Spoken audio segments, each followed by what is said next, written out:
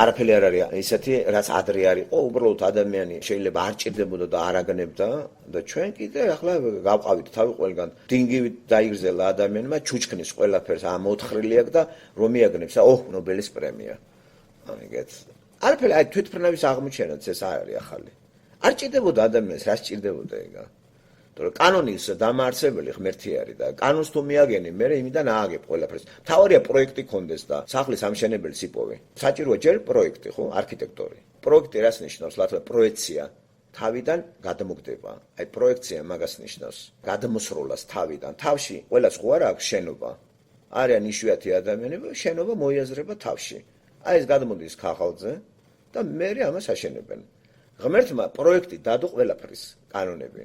ეხლა შენ უნდა მიაგანო ამას და იმ პროექტზე რას ააშენებ, შენზეა დამოკიდებული. ხო, კანონის შემქმნელი კიდევ მეორე ადამიანი არ არის. კანონის დამახინჯების უნარები ადამიანს შესწევს. აი, სექსუალური კანონები დაამახინჯა. დაამახინჯა ეკო-კანონები. აკრძალულში შევიდა. იმან არ გითხრა რომ რაკეტებით ავაფრინდეთ ზემოთ და ვიფშიტინოთ მთვარეზე. არც უთქვია რომ თვითმფრინავი შექმნით და იფშიტინეთ. აეროდინამიკის კანონები და რამე ღმერთია შემოქმნილი. მას არ უთქვია რომ ეს ტრანსპორტის ეს სახეობა გაგვეკეთებინა. არც უთქვია რომ გემი ავაკეთოთ, ეს კანონებიც მისია. აი რისი მომცემია, თქვათ ახლა თვითმფრინავი თუ გამოვიგონეთ და შევქმნით და დავაპროექტეთ, რაში გჭირდება რომ? აი რისი მომცემია ესა? და ჩვენ ამას ყველაფერს პროგრესი დავარქვით, გახარებულები ვართ, თითქოს გამოქვაბულში ცხოვრობდა ხალხი და ჩვენ კიდე ახლა ვართ განვითარებული. ამ დროს ადამიანი ინტელექტუალურად ძალიან დაპატარავდა, ძალიან ღარიბი და მწირი არის. და კანდიდებული ისე არის თითქოს ყველაფრის მწოდნე არის. სოკრატეს ეპოქას რო გადახედავთ 2500 წლის უკანდელი ეპოქა არის ეგა. ვერ ნახავთ ეგეთ ადამიანს დღეს საქართველოში. კი არა, სოფლიოშიც კი მოაზროვნეები ჭირს. ინფორმატიული ცოდნა არის დღეს. მიუხედავად იმისა, რომ ყველგან სკოლები არის, სასწავლებლებია, უმაღლეს სასწავლებელი, ერთი სასწავლებლიდან მეორეში გადადიან, ერთი ქალაქიდან მეორეში, ერთი სახელმწიფოდან მეორეში. რატო ასე მასობრივი და გამოდებილებული საზოგადოება? და აბა გადახედეთ ძველი გრეწოდებული გამოქვაბულის პერიოდს, თუნდაც მაგალითად ბაბილონის პერიოდი ვნახოთ და ჰამურაბის კანონები ნახეთ. დღეს პარლამენტი საქართველოში ესეთ კანონებს ვერავინ ვერ შექმნის. ჰამურაბის კანონი აღარაფერს აღარ ვიძახი. 10 ცნებაზე, რომელიც ღმერთიდან არის მოწოდებული. ამათ ხო არაფერი არ აწამთ. თუ მოსეს მივაკუთვნებთ ამას, მოსე ესე იგი უნიჭერესი კაცი ყოფილა, თუ ღმერთი არა, მოსე. დავტოვოთ მოსე, ღმერთი არა, ხო? აი მოსეს და ნახეთ რა 10 ცნება თავში რა მოუვიდა, ხო? ადამიანურ დონეზეც კი. აი ესე ვისმეს მოუვა კონსტიტუციების წერაშია, აბა უირგული დაამთავრე, მაინც ვერაფერს ვერ აკეთებენ. ზრ პროგრესი არ არის სახეზე. აი ეს არის სიყალბე, პროგრესი კი არა სახეზე, არის რეგრესი. თანდათანობითი რეგრესი არის და თუ ღმერთს დაშორდება კაცობრიობას, ეს სწორედ სამყაროს კატასტროფულ შედეგამდე მიიყვანს და ეს აღწერილიც არის ბიბლიაში. თანდათანობით ჩვენ უახლოვდებთ იმას, რომ ურნად ქცეული პლანეტა უნდა დაიწვას. როცა ძალიან ბევრი ნაგავია დაგროли, იმას წვავენ. ცეცხლი ისეთი რამეა, ყველაფერს სპობს. და ესეთი ენერგიაც არის. უცებ აიმთება მთელი პლანეტა და აორთქლდება და გაქრება. თავის შენობებით და ყველაფერით. ეს ელოდება პლანეტას და ახალიცად ახალი დედამიწა იქნება. ასე რომ ადამიანი არსება უკვდავი, სიცოცხლე უკვდავება არის. სიცოცხლე არ არის ერთჯერადი ოცემულება, მოვიდა სიცოცხლე და გაქრა. უბრალოდ სიცოცხლე არის ობიექტივირებული მატერიაში, გასაგნებული. და როცა ენტროპია ამუშავდა, შეეხო ამ მატერიას და ეს უნდა დაიშალოს. სული და სულიერი დარჩება და ის სულიერი თუ ღმერთთან ჩართული არ იქნა, ჩვენ დავშორდებით ღმერთს. ასე რომ მარადისობაში ადამიანი ყველა გადავა. სხეული კიდე ეს იმის გამო რომ უვარგისია გამოიცვლება და აღდგომა როგორც რეალობა 100%-იანი იქნება. ამიტომ ეს ყველაფერი გადაჭრილია და არც არაფერი არ უნდა აწუხებდეს ადამიანს. ეს სილამაზე თუ ჩვენ გვატკბობს და არანაკლები არ გველოდება წინ, უფრო უკეთესი, უფრო ლამაზი. და აბსოლუტურად სხვა რაღაცები გველოდება წინ. არ იქნება ესეთი ტანჯვა, წამება, სასწავლებლები, სკოლები, დიპლომები, სოციალური ჩაგვრა. აი ეგეთ რამე არ იქნება. სულ სხვანაირი სხეული გვექნება. სულ სხვანაირად იქნება კვების, სულ სხვა რამე. ეს არ არის აღწერილი, მაგრამ აბსოლუტურად რაც მიწიერია იქ არაფერი არ იქნება. მაგრამ რეალობა იქ იქნება უფრო ძლიერი. დაველოდოთ და ყველაფერს გავიგებთ რა უნდა მაგას ახლა და აქედან ახლა ტვინის ჭყლეტოს აზრი არა აქვს. მე მგონი ავტორიტეტი არის, მოცემულია. მით უმეტეს ყველა რელიგია სწორედ იმიტომ არის დედამიწაზე, რომ აქვთ იმედი იქითა ცხოვრების. აბა რელიგიის დანიშნულება რა არის? ამ ცხოვრების უარყოფა და იქით გადასკუპება. ეგ არ არის ყველა რელიგიის აბსოლუტურად. ესე კავშირი არის მატერიალური სამყაროსა, რელიგია სიტყვა ლათინური არის და კავშირს ნიშნავს ეგ. თაყვანისემას კავშირს პირდაპირ გაგებით. რასთან კავშირს? ხილულისა უხილავთან. და კავშირი შეიძლება იყოს სწორი და არასწორი. აი ქრისტიანობა, რელიგია იმიტომ არ არის, რომ ეს კავშირი კი არ არის, ეს სიცოცხლეა, ეს პირდაპირ მსოფლმხედველობაა. ეს არის ახალი ადამიანის ჭვრეტა, ახალი სამყაროს მიმართ, რომელიც აგერ ბიბლიაში კარგად არის მოცემული და მით უმეტეს ახალ აღთქმაში. სხვა რელიგიებს აქვთ ადამიანური წარმოდგენა იქითა ცხოვრებაზე და მითოლოგიით არის სავსე. და ყველას თავის ღმერთები ყავს. პოლითეიზმი იყო მსოფლიოში მაღალ დონეზე და დღესაც პოლითეისტურია პლანეტა. ხომ არ გონიათ ერთიანი შეხედულება უშვებენ იმ გაგებას, რომ ყველა ადამიანის რწმენა თავისუფალია და შეუწყოთ ხელი მუსულმანს, ინდუისტს, ქრისტიანს, არ არის ეს სწორი, ეს პოლითეიზმია. ჰუმანიტარულ ქვეყანაში როცა რელიგიას კულტურად მიიჩნევენ და ეს ადამიანის ახირება არის. თამაში ხომ არ არის, ჩვენ რა ბავშვები ვართ, ვითამაშოთ რელიგიურ უპანა? არ შეიძლება იყოს ბევრი ღმერთი, არის ერთი. და ამიტომ ეს მუსულმანური სამყაროც ბუდისტური როცა ერთიან ღმერთს აღიარებს და ეს ერთიანი ღმერთის ცნობა ღმერთიდან მოვიდა ბიბლიის მეშვეობით და ეს გაუმჟღავნა ერთ ოჯახის წარმომადგენელს მეორე სახელმწიფოდ იქცა აი ამას ჰქონდა დავალებული რომ სოფლიოსთვის ეცნო ეგ ამბავი ამან არ გააკეთა ეს შემოკარგებო და რო არ გააკეთა ისეთი პერიოდში ვართ ახლა რომ საღვთო წერილი ყველა ენაზე ყველა ადამიანთან მივიდა ასე რომ ერთია ღმერთი და არა მასი არც ინდუიზმია სწორი ურთიერთობა, არც ისლამი, მუსულმანობა და არანაირი რელიგიები უამრავ ხალხს რელიგიური წარმოდგენები აქვს. ერთადერთი სწორი ქრისტიანობა, მაგრამ აქაც ქრისტე როგორც ასეთი ადამიანური ფორმითაა შემოსული. წაართვეს მას ღვთაებრივი ბუნება და როგორც ადამიანი ისე დატოვეს. და აქაც დაიწყო განხეთქილება, ხო, აი ცნობილია მონოფიზიტობა და დიოფიზიტობა. ეგ არის ხო ეკლესიის ისტორიაში. ერთი აღიარებენ, თქვათ, ღმერთის ორ ბუნებნობას, ღმერთი და ადამიანი, მეორენი მარტო ადამიანი იყო, ან მარტო ღმერთი იყო, ადამიანი არ იყო. კარგად უნდა ვიცოდეთ ჩვენებად და მეტად კარგად დავტყვეთ ამ ხილული სამყაროითა, რომელიც ჩვენ წინ არის. და აქედან მარადისობაში გასასვლელად. ასე რომ სიცოცხლე მარადიულია. რუსულ მართლმადიდებლურ ეკლესიას თუ ხართ დაკვირვებული თქვენ ტაძრებს არის ერთგუმბათიანი, სამგუმბათიანი, ხუთიანი, შვიდიანი და 13-იანი. გიფიქრეთ რატოა? ნახეთ სიმბოლური ეს ხო სახარებიდან არის ბიბლიიდან. სხვადასხვა იმებს ტაძრების თავისებური წარმოდგენა. ერთი გუმბათი რისი სიმბოლოა, იცით? ცისა და მიწის კავშირი არის გუმბათი. თაღისის აქვს სფერო. ერთი, როცა ტაძარი რუსეთში თუ ხართ ნამყოფი ან გინახიათ ან სურათებში ან სადმე, არის რუსეთში ტაძრები, რომ ერთი გუმბათი არის. ერთგუმბათიანი ტაძარი მიანიჭნებს სიმბოლოზე ერთი უფლისა, ერთი ღმერთის, რომ ერთი არის ღმერთი. ეს ასეთი იყო მაცხოვარი და ერთი ღმერთის იმას განასახიერებს, ხომ? სამი სამსახოვნებას, ხუთი უпроსტად ქრისტე და 4 მახარებელი, გუმბათი რო აქვს. 7 მოიხსენება 7. რა არის 7? სრულყოფილების სიმბოლო არის. მე-7 დღე განსრულება მოხდა საქმის ღმერთისა და 13 კი 12 მოციქული და იესო ქრისტე. სამგუმბათოვანი გითხარით ეს სამების ჰიპოსტაზი არის სიმბოლო. ქართულ ტაძრებში არ არის ეგ, ერთი არის ჯვარ-გუმბათოვანი არის ბიზანტიური იმიდან შემოვიდა ეგ არქიტექტურულისა და შენობას აქვს სიმბოლური მნიშვნელობა. გეგმაში ქართულ იმაში რო დავხედავთ საქართველოში ბიზანტიური არის ეგ, გეგმაში არის ჯვარი ზემოდან. გუმბათი და ჯვრის ფორმა აქვს. რუსებს სხვანაირად აქვს ეგ თელის აქვს ხო წარმოდგენილი მოსკოვში არის. ტაძრები უამრავი გუმბათი რო აქვს, მაგრამ 13-ზე მეტი არ შეგხვდებათ. 13 გუმბათი ნიშნავს ქრისტე და 12 მოციქული. 7 კიდე გითხარით, როგორც სრულყოფილზე, ასევე ზიარება 7 საიდუმლოების არის, ხო? მართლმადიდებლური მიდან მიზახი ამას. ეს იმიტომ გამახსენდა, რომ ეს ქვეყანა რაღაცნაირად წარმოდგენას გვაძლევს იქითა ქვეყანაზე და მატერიალურ საგნებში არის სახე და სიმბოლო იმ მარადიულისა, რომელიც წინადდება ადამიანს. ჯვარიც ახლა ჯვარი როგორც ასეთი ქრისტიანული კი არ არის.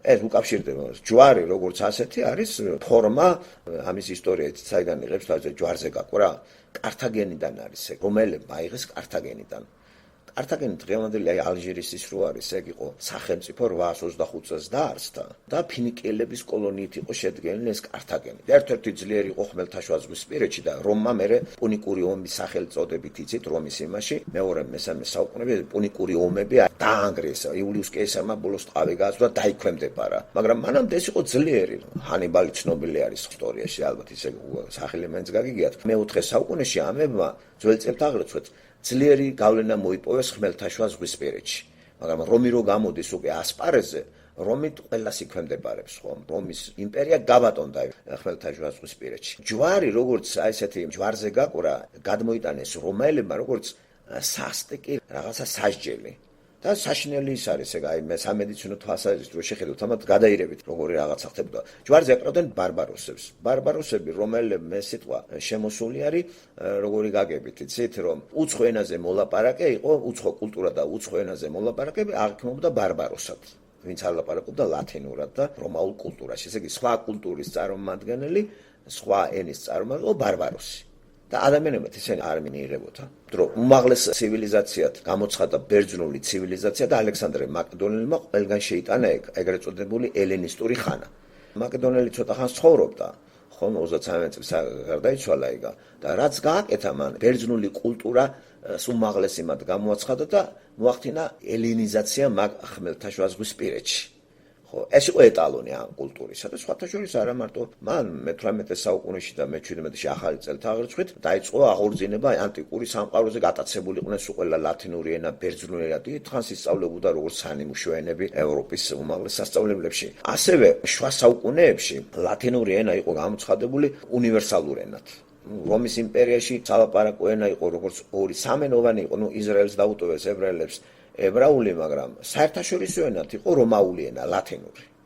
და პარალელზე ბერძნული. ბერძნული, იმიტომ რომ მჭიდრო კავშირში იყო და მითოლოგია, ბერძნული და რომაული ფაქტურად სახელებია სხვადასხვა ერთ და იგივეა, შინაარსით ერთ და იგივეა.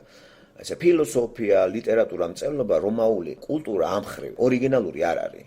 რომი გამოირჩევა სამხედრო თვალსაზრისით და გამოირჩევა სახელმწიფო მოწყობის თვალსაზრისით. რომის სამართლით დღეს ამერიკის შეერთებულ შტატებში ბევრი რამეა, ტერმინები, სენატი და ასე შემდეგ, კონგრესი, კონსულები და სულ რომაული არის ეს. აი ამით არის რომის სამართალი. დანარჩენი კულტურა, ლიტერატურა, ხელოვნება, რომაული, ორიგინალური არაფერი არ არის. სულ ყველაფერი არის ერთგვარად გადამომღერება ანტიკური სამყაროისა, რომ ანტიკური ბერძნული, ესე იგი, განსაკუთრებით ბერძნული ძალიან დიდი გავლენაა მაგ დროს რომში და ბაძავენ მაგას სტოიციზმი ფილოსოფიაში, ეპიკურეიზმი, ეს გნოსტიციზმი, სულ ყველაფერი ნეოპლატონიზმი და პლატონიზმი მანამდე ძალიან დიდ გავლენას განიცდის. და აი ესეთი გაგებით, როცა ანტიკური კულტურას სწავლობს ადამიანი, სპეციფიურად ვერ ვიტყვით, რომ აი რომაელები ამით გამოირჩეოდნენ. სამაგროდ ნიჭიერები იყვნენ სამხედრო სტრატეგიული თვალსაზრისით. ხო, ყველას რაღაცა თავის აიპყრეს მთელი მსოფლიო, მოუმზადეს ნიადაგი ქრისტიანობის გავრცელებას და სწორედ რომის იმპერიის საზღვრებში მოხდა ევანგელიზაცია. შემთხვევით ღმერთი არაფერს არ აკეთებს. და ჯვრის ეს სასჯელი რომაელებმა გადმოიტანეს, ესე იგი, კართაგენიდან და ჯერ კიდევ სად იყო რომში და ისაია როდის წინასწარმეტყველებს მაგას ქრისტემდე 700 წლით ადრე, თავის ცნობილ 53 თავში. ჯვარზე გაკვეთ. მაშინ რომაელები სად იყო რომი? არც რომი არაფერი და მით უმეტეს სიკვდილით დასჯა როგორც საშინელი ფორმა ჯვარზე გაკვრისა. ხო, ძელზე გააკრავდნენ და რამოდენიმე ფორმა იყო ამისი. ერთი ძელიც იყო ესე გადაკიდებული იქიდან-აქედანაც, ეს იყო ხელების გაკვრა, ან ჰორიზონტალურად გაგეშალა, ან კიდე ხელების ზემოთ ორივე შეგეტყვევენ და ერთ ბოძზე გაეკვრებოდი. მერე მიიღო ამან ჯვრის ფორმა, იესო ქრისტე ჯვრის ფორმით გაეკვრა. გვაწვდეს სახარება ამაზე და ბევრი ძახის ვითომ ესეთი იყო და ამაზეც დაუბენ. ესე იგი, ჯვარი იყო სამარცხვინო რამ. ხედავთ, ავაზაკებში რატო ჩაირიცხა ეს? წინასწარმეტყველება შესრულდა. მერე სანამ ჯვარზე გააკრავდნენ დამნაშავეს, იჯებოდა ამით ყველაზე დეკლასირებული იმის წარმომადგენელი. გაამათრახებდნენ. მათრახი რომაელების როგორი ქონდათ, იცით, ხელში გიჭირავს ტყავის ის არის და შოლ ქონდა ეკლიანი რაღაც რკინები. როგორც კი ზურგზე დაარტყავდნენ ამას, სკადებოდა ისა და სისხლი მოდიოდა მდინარეები და ჭრილობაზე უფრო იხლიჩებოდა. ეს იყო აუტანელი ტანჯვა. აი ამას უყურებდა ხალხი. 40-ზე ნაკლებით დარტყმა გახსოვთ, რანბირჯენ გაამათრახეს პავლეც. მათრახი იმ გაგებით კი არა, რომ აი ქამარი რო გახსევა. არა, ესენი ქონდა ეკლიანი რაღაცეები, ქონდა ნახატი მაქრანახი, თან სახარებაში ხო არის აღწერილი ეს. ბევრი კვდებოდა გამათრახების დროს, ძალიან ბევრი, ვერ უძლებდნენ. ესე იგი, ჯვარზე გაკვრამდე წინ ეს უსწრებდა, მერე დასუსტებული აკიდებდნენ ამ ძელს და შეუნდა გეთრია იმ გარეთ გოლგოთის იმაზე, ხომ, თხემის ადგილზე, გარეთ უნდა გაგეტანა ეგ. ხშირად აი ეს ტანჯული ნაცემი, სიკვდილმისჯილი ადამიანი ჯვარზე უნდა გაეკრათ, ამას ვერ ათრევდა და გვერდზე იყო ტიპი, თუ წაიქცეოდ უნდა აიღო ჯვარი და თვითონ ეს ხე, უпростоრად ხე, ჯვრის ფორმისა, თვითონ და ეთრია იქამდე. გახსოვთ ალბათ, სიმონ კვირინელი შეეშველა მაცხოვარს, როცა დაუძლებული გაშოლტეს 40 ჯერ. მერე ეკლიანი გვერგვენით დაადგეს, წარმოგიდგენთ რა წამებაა ესა. ამ სურათებს რო წარმოიდგენს, ადამიანი გაგაბიჟინებს რა. ეს რა კითხულობს, ადამიანი თითქოს არაფერი არ არის, ხო? თვითონ ეს ჯვარზე გაყვრა იყო სამარცხვინო, მორალური თვალსაზრისით. ესე იგი, იმდენად გადაგვარებული იყავი შენ, რომ არ ემსახურებდი სხვა სიკვდილს. და სიკვდილის დაჯის სხვა ფორმებიც იყო. პატრიციები მაგალითად ჯვარზე არავის არ გააკრავდნენ. სხვადასხვა ცნობებით ფლავიუსის, სვიტონიუსის, პლუტარქეს, ციცერონის და იმის რაც ანტიკურმა სამყარომ შემოგვინახა. ესე იგი ისჯებოდა ადამიანები ყოველდღიურად 500-1000, როდესაც რომი იპყრობდა რომაელები მთელი რიგი მე ავაზაკებს და ემებს რომ დაიჭედნენ. როგორ იყო ეს მთელი გზები, აი ტყე იყო ამების, ხეების, ჯვრისა და ადამიანები გაკრული იყო. ძალიან დიდხანს წვალობდა ადამიანი, ჩამოკიდებული სხეულით და წარმოიდგინეთ რა ხდებოდა. ნელ-ნელა კვდები სკდება ყველაფერი, წყურვილი კლავს და შეიძლება გაგრძელდეს ერთი კვირა, ორი კვირა, ერთი თვეც. ამიტომ გონებას კარგავ სიცხეში. აი ესეთ იმაში ჩაირიცხა იესო ქრისტე. ჯვარს უატარებს ადამიანი, მე რა მიკვირს, აი პროტესტანტების რა არის საინტერესო, ჯვარს არ ატარებს პროტესტანტის. თვითონ არის რა ჯვარზე გაკრული. და საქართველოში ეს არის როგორც ლამაზი რაღაცა ნივთი. აი ამის ფილოსოფია რო წაიკითხოთ, ისტორია ამისი, შეიძლება შეგრცხვეთ და აღარ ატარო ჯვარი. პატრიარქებს და მღვდლებს ვაქვთ ოქროთ მოჭიდილი. იცი ეს რა არის? საიდან შემოვიდა ეს რომაელებმა საიდან ისეს ხეს? სიკვდილის დაჯის მოეწონათ ეგ მეთოდი და კართაგენელებიდან აიღეს. კართაგენი გითხათ სახელმწიფო იყო შექმნილი 825 წელს ძველი წელთაღრიცხვით დაარსდა ეგ სახელმწიფო და რომმა ბოლო მოუღო ცნობილი კიდევ იმ პუნიკური ომის სახელით. ხო, სულ ბოლო დარტყმა იულიუს კეისარმა აგემა მათ და თლიანად დაიქვემდებარა. დღევანდელი ჩრდილო აფრიკის ალჟირის ტერიტორია. დღევანდელი ტუნისი რო არის. ეგ იყო კართაგენი. გახსოვთ ესეთი გამო კართაგენი უნდა დაემხოს. ხო, ჰანიბალი იყო მაგათი ძლიერი მხედართმთავარი, მაგრამ რომას ძლია მას და დაიქვემდებარა. ასე შეწყვიტა მან არსებობა. და მისი ისტორია მოიცავდა 7-8 საუკუნეს. 825 წლიდან ფინიკელების კოლონია იყო ეგა, მაგებმა დაარსეს. როგორც ბერძნები აარსებდნენ თავიანთ კოლონიებს და მოგეხსენებათ საქართველოში შემოვიდნენ ეგენი მე-7-6 საუკუნის ძველი წელთაღრიცხვით და აიოხი კოლხა ეგენი შავი ზღვის იმებში რომ განსახლდნენ და ვიცით ბიბლიიდან რომ ერთი ოჯახიდან გამრავლდა დედამიწა, ესე იგი ეს არის ნოეს ოჯახი, სემი, ქამი, იაფეთი და ხელი უნდა ავიღოთ რასობრივ ნიშნით რაღაცა მოგებაზე, ჩვენ ქართველები ვართ, ის რუსები არიან, ყველას ავიწყდება ბიბლია, ვინც კარგად იცის და ღმერთის მორწმუნე ადამიანი, ის უკვე რასობრივ ნიშნით აღარ გალაპარაკობს. ყველამ ვიცით რომ კიდობაინიდან გადმოსული ხალხიდან ვართ ჩვენ. კიდობაინიდან გადმოვიდა ნოე თავის სამი შვილით, სემი, ქამი და იაფეთით და ამ სამმა ვაჟიშვილმა დედამიწაზე დღეს 8 მილიარდია, აი ეს არის ჩვენი წინაპრები. და ახლა ქართული ენა არ არის საჭირო. თუ გწამს ღმერთი, თუ გწამს ბიბლია, თუ გწამს ბიბლიას ჩაწელი, მაშინ ხელი აიღე რა ქართველობაზე, სომეხმა სომხობაზე. ინგლისელებს აღებული აქვთ ხელი რომ იცოდე. აი ხალხი სხვანაირად აზროვნებს, ვინც ქრისტე მიიღო.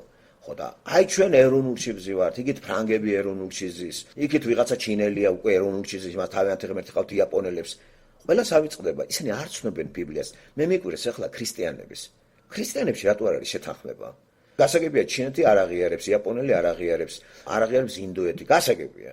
მაგრამ ქრისტიანები, მისი განშტოება, მართლმადიდებლობა, პროტესტანტიზმი, კათოლიციზმი, ამათან ჭუბი რატოა? ესენი ხო ერთი წიგნით სარგებლობენ. იმ წიგნში ხომ პირდაპირ წერია რომ ჩვენ ყველა გამოვედით ერთი კიდობნიდან. სემი, ქამი, იაფეთი. ეგ რო იცოდეს არაბმა და ისრაელმა ერთმანეთს რატო ეჩხუბებიან? ეგენი საერთოდ ყველაზე ახლოს არიან, სემიტური მოდგმა არის. ეს ორი პიროვნება პირდაპირ გაგებით არიან ძმები.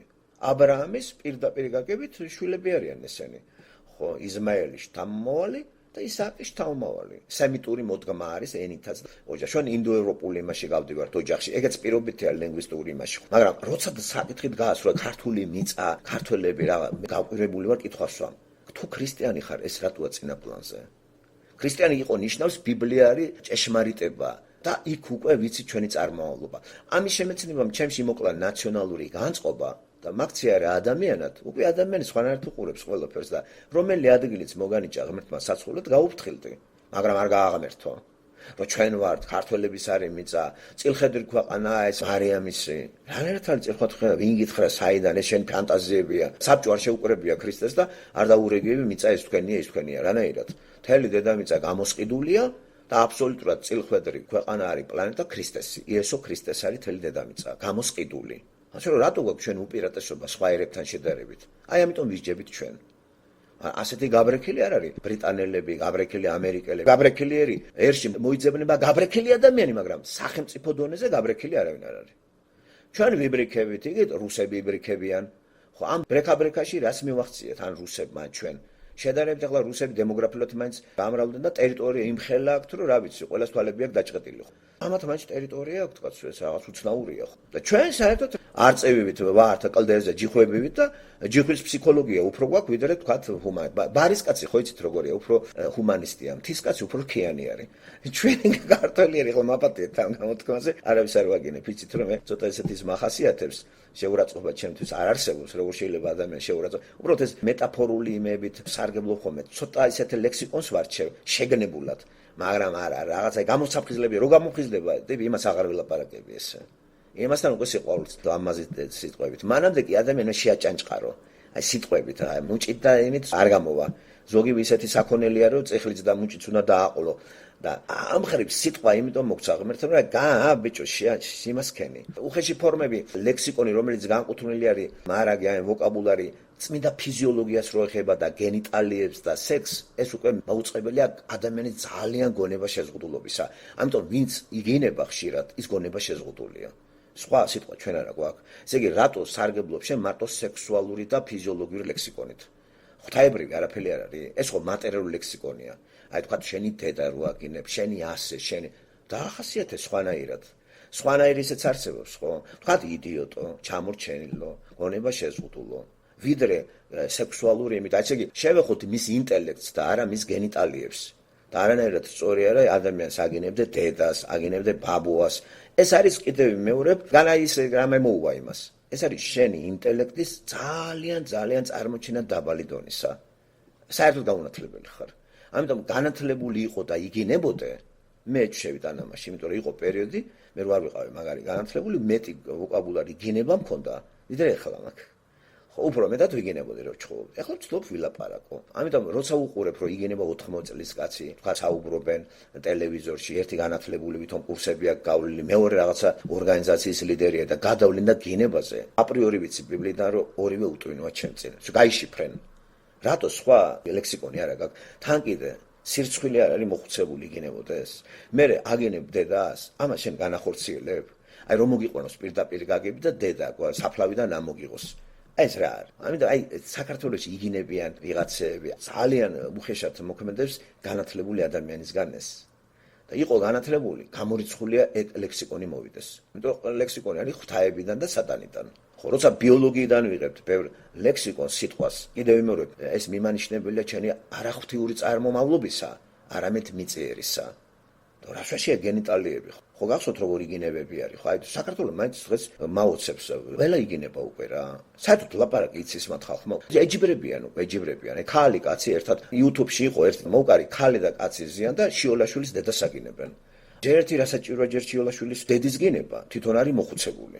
და აი რა არის ვერ გავიგე გააბრაზო ადამიანი მოდი გაანალიზე ხო მეტაფორა იხმარია თქვა რაღაც ისეთი ცოტა მოიყვანე იმაში მაგრამ დედას აგინებს შიოლაშვილს ეს სწორია და თან ამას ერთდროულად აკეთებს კაციც და ქალიც ზიან YouTube-ში და შიოლაშვილო შენი დედა და წერენ ამას და ამით თავს იქებ ეხოს რიცხვილია და შეგიძლია თქვა რომ შენ განათლებული ხარ სხვანაირად არ შეიძლება ეს რაღაცა სხვა სიტყვა იხმარე რა ამიტომ მიზახი სახარებაში როა რომ ბილწ სიტყვაობა არ არის სწორი ვერც ბილწის სიტყვიერი ადამიანი ვერ დაიმკვიდრებს როცა დასასრულს ამანაც დამაფიქრა და ჩამაფიქრა ჩემ თავზე როგორ მაგ დაყვანილი მე ჩემ ცხოვრებაში აი არ მოკვდა ისე რომ ჩემი ვოკაბულარი ამით შემოიფარგლებოდეს და საერთოდ არ არის სწორი რა მოდი ვთქვათ ესე არ შეიძლება გინება ხო არ შეიძლება აკრძალის თვალსაზრისით კი არა და იგინები ჯერ კიდე შენში ღვთაებრივი აღარაფერი არ არის არა ნაპერწკალიც არ არის და თუ არის იმ წუთში უნდა მოინანიო იმიტომ კი შიშებია სირცხვილია რა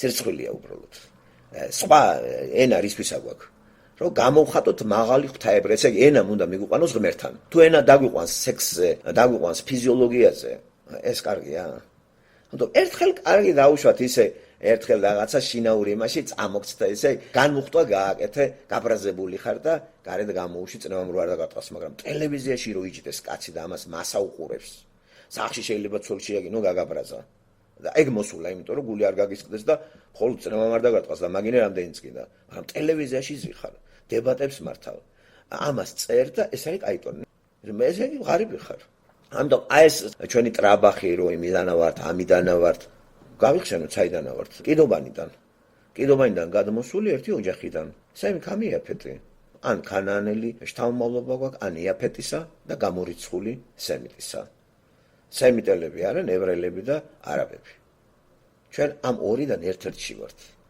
ეხლა გაწყობთ რომ ქანაანელი იყოთ? არა.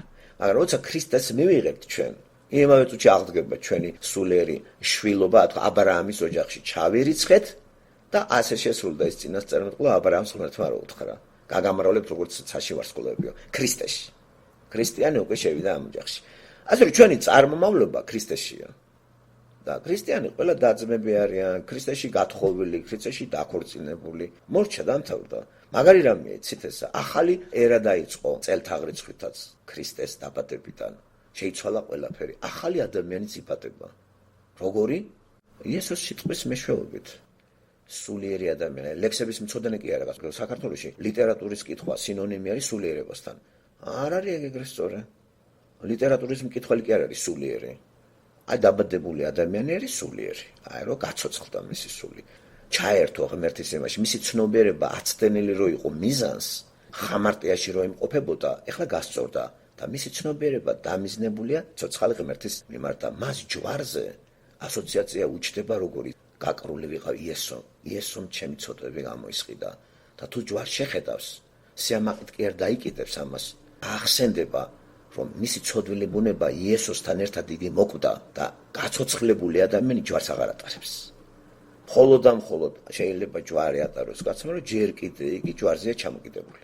აი რატომ არის რომ პროტესტანტული სივრცეში ჯვარს არ ატარებენ? განა სიმბოლო. შეიძლება ამით კი არაფერი არ მოგივა. უბრალოდ შინაარსიდან. ეხლა ვატარებ, არ ვატარებ, ეს არაფერს არ ნიშნავს უკვე ჩემთვის. შინაარსი რა არის ამისი? ჩვენთან კიდე მოდაში არის მაგის თარება, ხო, მოინათლება ჯვარს აკიდებენ. ამ დროს არის საქონელი ადამიანი, ხო. როცა ხმარობს საქონელს ჩემ ლექსიკონში იგულისხმება ადამიანი, რომელსაც ინტელექტუალური მარაგი აღარ გააჩნია და დავიდა უტყვით ცხოველის დონეზე. განსხვავება ისე რომ ბლუკუნებს. აი ეს ლექსიკონი, როცა მე ვიძახი საქონელს, შეურაცხყოფას არ ვაყენებ არავის. ესე იგი, ხარ დაბალი დონის არსება, ქმნილება და არცხვენ. შენში აღარ არის ხატი ღმერთისა და მსგავსებისა. რომ ის ხატი და მსგავსება, რომელიც ადამიანს ჰქონდა, რომ გამრავლებულიყავით, ვიქნებოდით. რაკიღა ის დაეცა ცოდვად, კანი და აბელი იბადებიან არა მსგავსნი ღმერთისა და ხატისა. ისინი მსგავსნი არიან ცოდვად დაცემული ადამისა და ევისა. ჩვენს ქრისტემდე ვიყავით ადამიანში დაბადებული და ჩვენში ხატი არ იყო ღმერთისა, როცა იესო გავიცანეთ, ეს ხატი მოვიდა. ახლა კი ჩვენ შეგვიძლია ქრისტიანებმა ჩვენ თავს უწოდეთ, ჩვენ მსგავსნი ვართ ღმერთისა. მასში არის ჩვენი ხატი. როცა ეს იცი შენ, ეს გაკავებს შენ სულიწმინდის დაბადებად, მეგობრებო, ეს არის.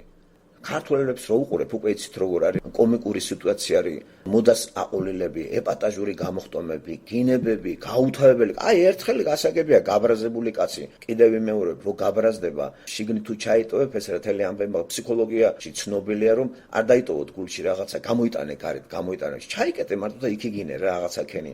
ბოლო-ბოლო ცოლი აგიტანს ამას, მაგრამ უცხო ადამიანს რო აგინებ, ეგ სწორი არ არის. გამიგეთ და გამოიტანე გარეთ და ისე დონეზე გატი, რომ სიბრაზე გინებით კი არ ჩააცხოვრო, არამედ ღმერთის სიყვარულით მონანიებით. პირველ ეტაპზე კაცი ეპატიება, გავბრაზდი, მეც გავბრაზებული და შემიგინე რო იცოდეთ. ეს კი არა ანგელოზი. შემიგინე, მაგრამ ტელევიზიიდან არ შევიგინებ მე არასოდეს. გამორიცხული აუდიტორიაში შინაურე შეიძლება მეტაფორულად ვახსენო, გავაცინო. ესე იგი, გინება ჩემში არა დადასტურება არის იმისა, რომ გაბრაზებული ვარ. არამედ რაღაცა ცოტა უფრო ცინიკური და კომიკური კერპის მსხრევის რაღაც იმაში შემოვიტან. მაგრამ აი ესე გავბრაზე და ვერ დაგაგაი შენი ასე და შეურაცხყოფა მოგაყენო მხოლოდ იმიტომ, რომ სუბლიმაციაში გავიდე, ეგ არ არის სწორი. არანაირად. ამიტომ წერი ახალ აღთქმაში, რომ ნუ ბილდს იტყვაობთ.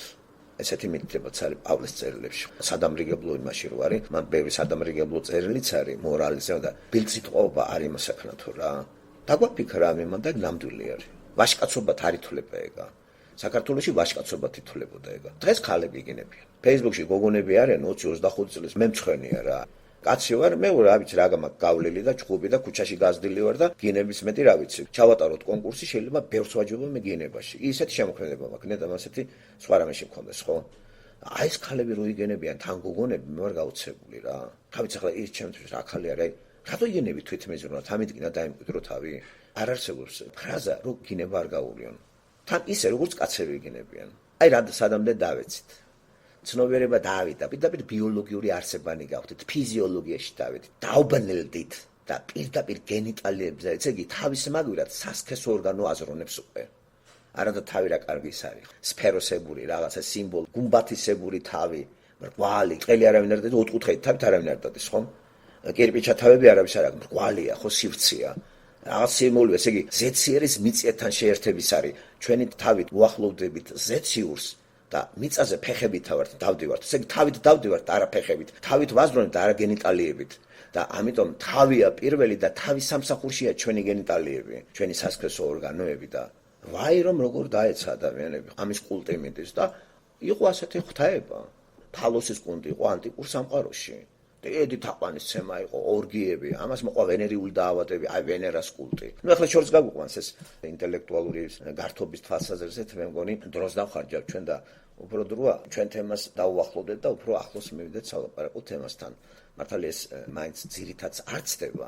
ყოველთვის მივდივართ იქ შენაკადით ვიწყებ და შევდივართ იმ ქრისტიანულ ოკეანეში. ევანგელია რო ქვია ამას, რომ ჩვენც რაღაცნაირად იქ განვიპანოთ გამიგე და ვენერასავით დავიბადოთ რა იქიდან. ბოტჩელმა რო დაინახა ზღვიდან, ქაფიდან რო გამოდის ეს ჩვენს სულიწმიდან ქრისტედან დაბადების შემოვიდეს ჩვენს ცნობიერებაში ეს უკეთესი იქნება.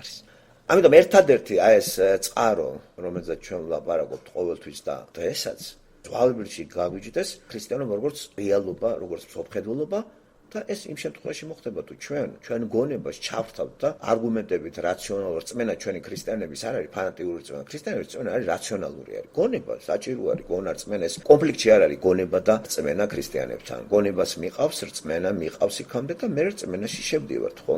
ასე რომ ქრისტიანები ძალიან გონიერი ხალხი არიან და მე ბევრი ვიცი ქრისტიანები ძალიან განათლებული და მსჯელობის ისეთი კულტურა აქვს და გაუცდებით, ნუ რა თქმა უნდა, ბევრი გარდაცვლილია, ბევრი ახლა ცოცხალია და მათი წიგნებს რო წაიკითხოთ, მიხვდებით რა განსხვავებაა ქრისტიანი მოაზროვნესა და არაქრისტიან შორის. ქრისტიანის წიგნი უნდა ნახოთ ნებისმიერ თემაზე, გემრიელად როგორ წერს და გაგაოცებთ ისეთი ისენი აქვს და არაქრისტიანი თაბრუს დაგახვევთ, იმიტომ რომ მის ნაწერებში თავისთავია წარმოჩენილი და აბდაუბდათი, ხო ვიცი, ვერაფერს ვერ გააკვირვებ ახლა.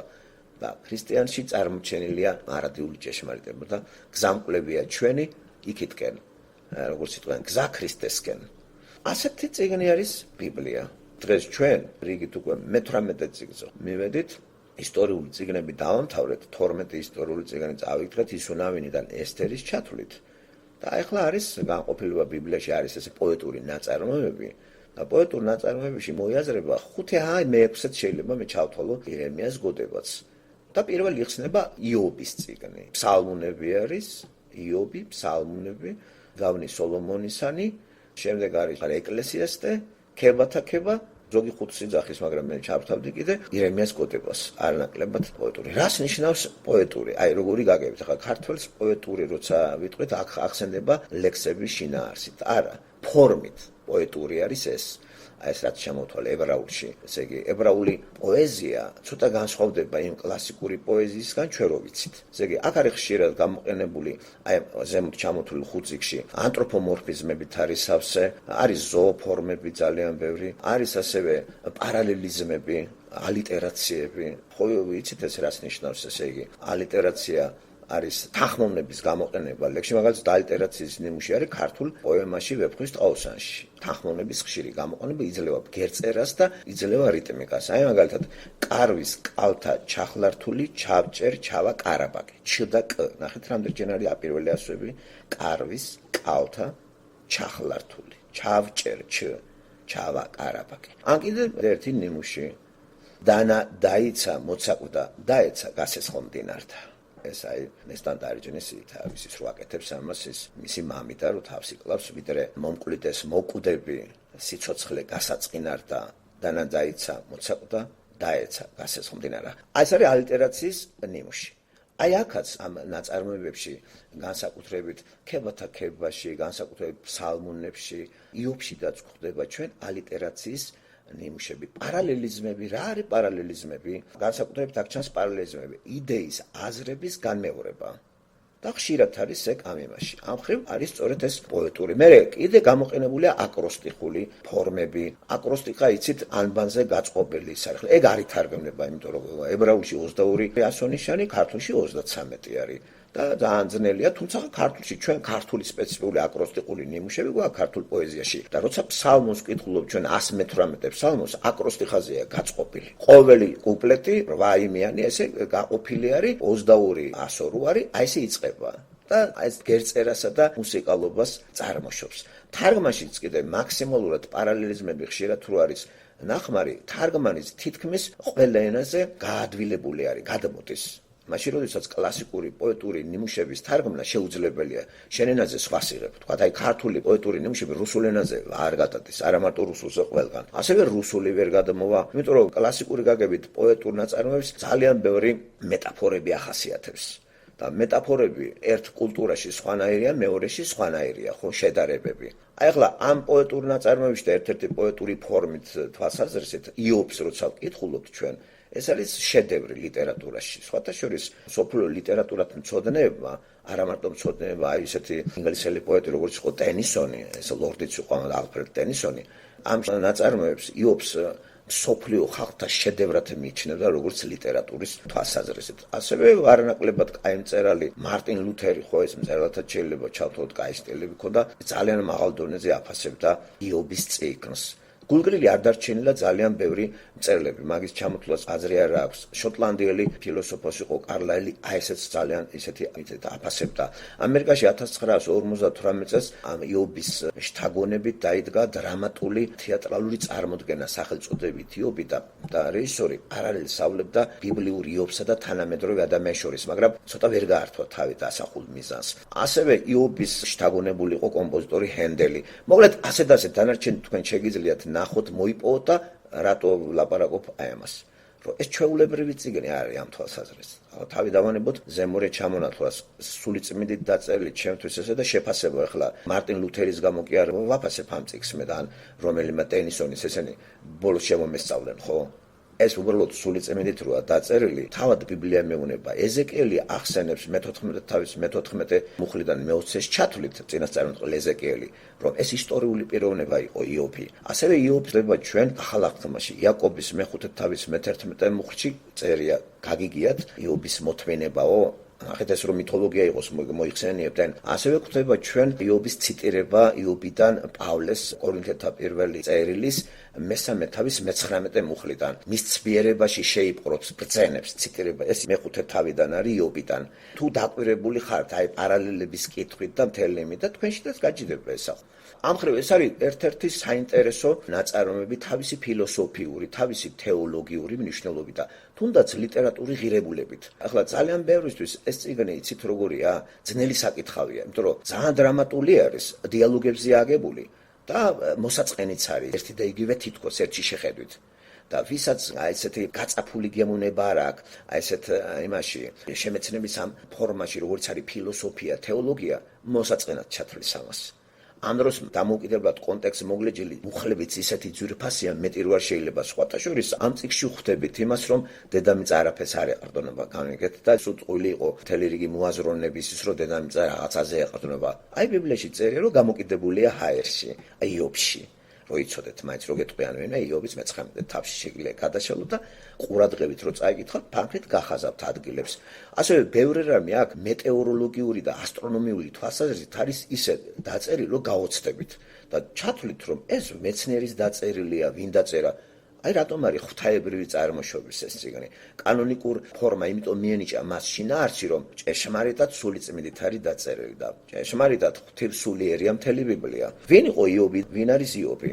ისტორიული პიროვნება არის იობი. მისი სახელის ეტიმოლოგია იშიფრება სხვადასხვანაირად და რო არა ავერიოს ტვინი დავიტოვოთ, აი ესეთი გაგებაც სემიტურ წარმოშობის არის აქადურიც. დავით 1000 ახლა არ მინდა ისტორიებში გავყო თავი, დაგაბნევენ რა ვიღაცები ამდენიმეებით. უბრალოდ არის ესეთი გაგება აქ ამ სიტყვას, როგორც აი პრესლედუემი, დევნელი, ესედაც შეიძლება ითარგმნოს ეს სიტყვა, მაგრამ ეტიმოლოგიას იმიტომ აქვს მნიშვნელობა, რომ შინაარსს გვაგებინებს ეს. იყო თუ არა ეს კონკრეტული ისტორიული პიროვნება და რომელიც საუკუნეში ცხოვრობდა ეს ტიპი. ასთა სხვადასხვაობაა და რა თქმა უნდა ლიბერალებს არ შევეხები, ყოველთვის გზასაცდენილი ხალხი ეგენი. მეორე საუკუნეში რო იძახენ და მეუხვდა ტყუილი. მე ადრეც გითხარით ეს ესე არ არის.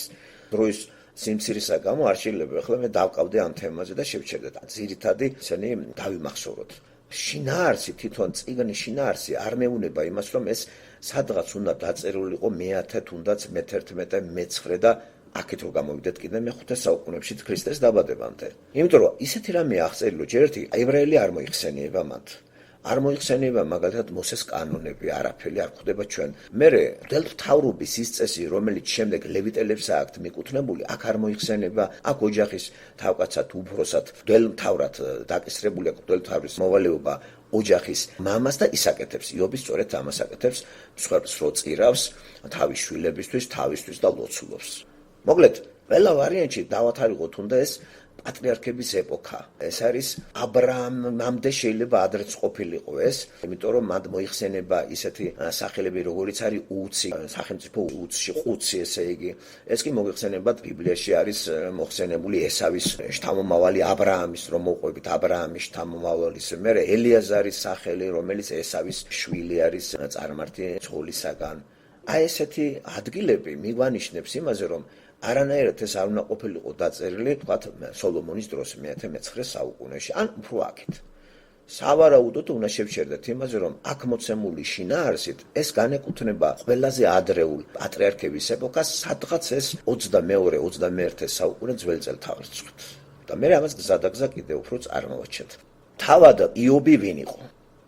ეხლა ავტორზედაც შეიძლება შევჩერდეთ, უშუალოდ ტექსტი არ გვეუბნება, ძალიან ბევრი ტექსტი გვეუბნება მიწიერი ავტორი ვინ არის. ამ ტექსტში ესე აშკარად არ აჩანს, მაგრამ მინიშნებები შეიძლება ზოგს მიაჩნდა, რომ ავტორი იყო ეზრა, სოლომონი. მე ამას არ ვიზიარებ, ეზრა, სოლომონი და ეს არა ჩემთვის. ორ სავარაუდო ის შემეძლია დავტოვო აქვე მოხსენებული ამ წიგნში ელიუი და იობი. ჩემთვის ის იხრება უფრო იობისაკენ. იობი იყო მომწრე, რომელსაც 140 წელი იცხოვრა ამ ამბების მერე და დაახლოებით 210 წლის გარდაიცვალა და ვინც ამ ამბების მომწრეა უშუალოდ ვისაც გადახდა, სავარაუდოდ ამას უნდა ჩაეწერა.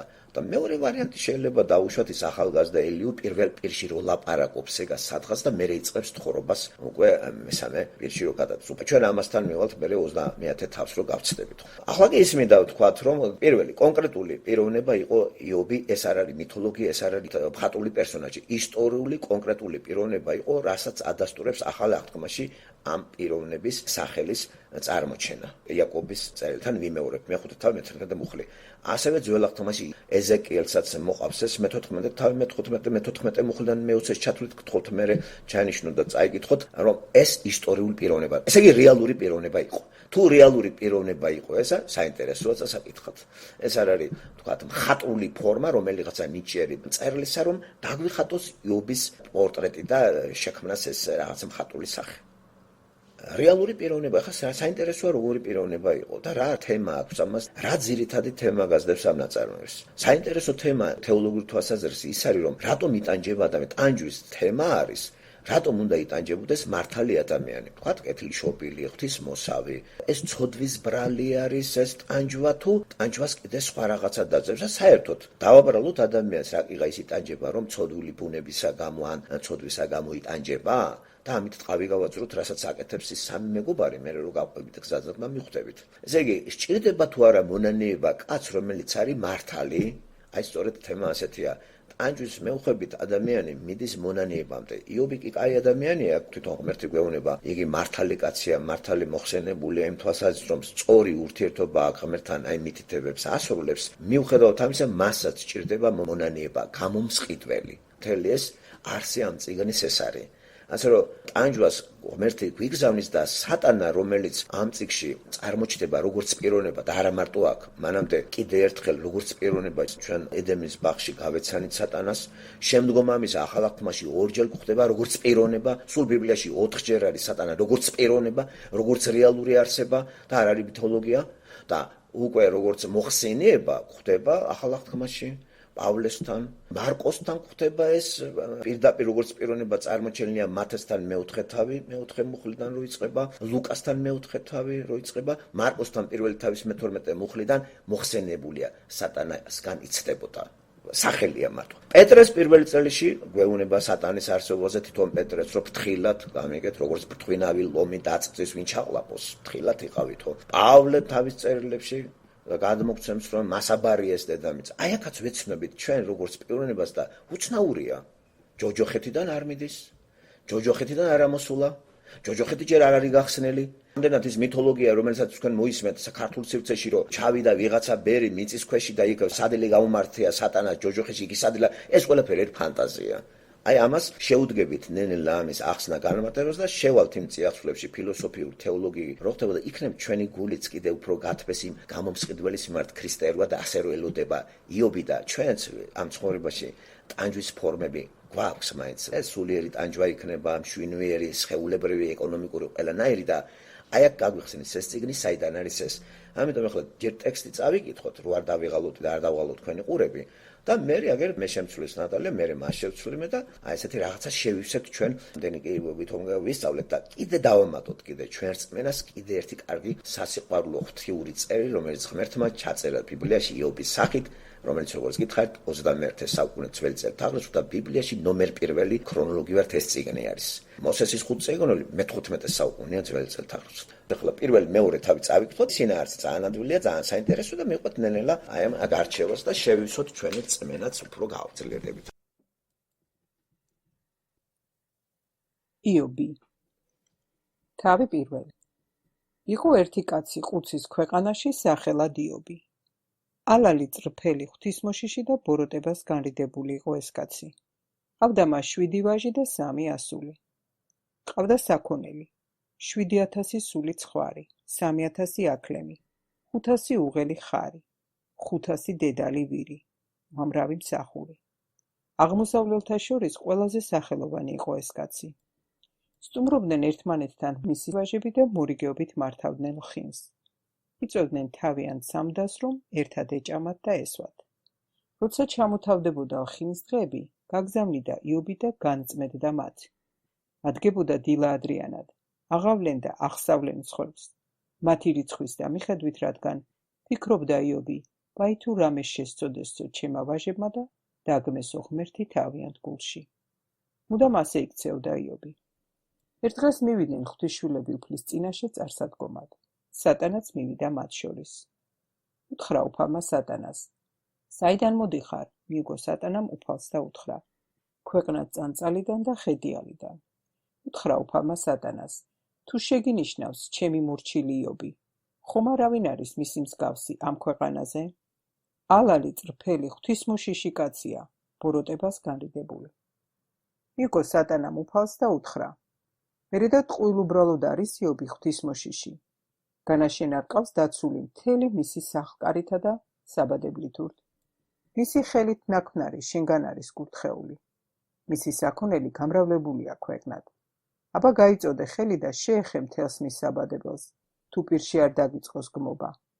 უთხრა უფალმა სატანას.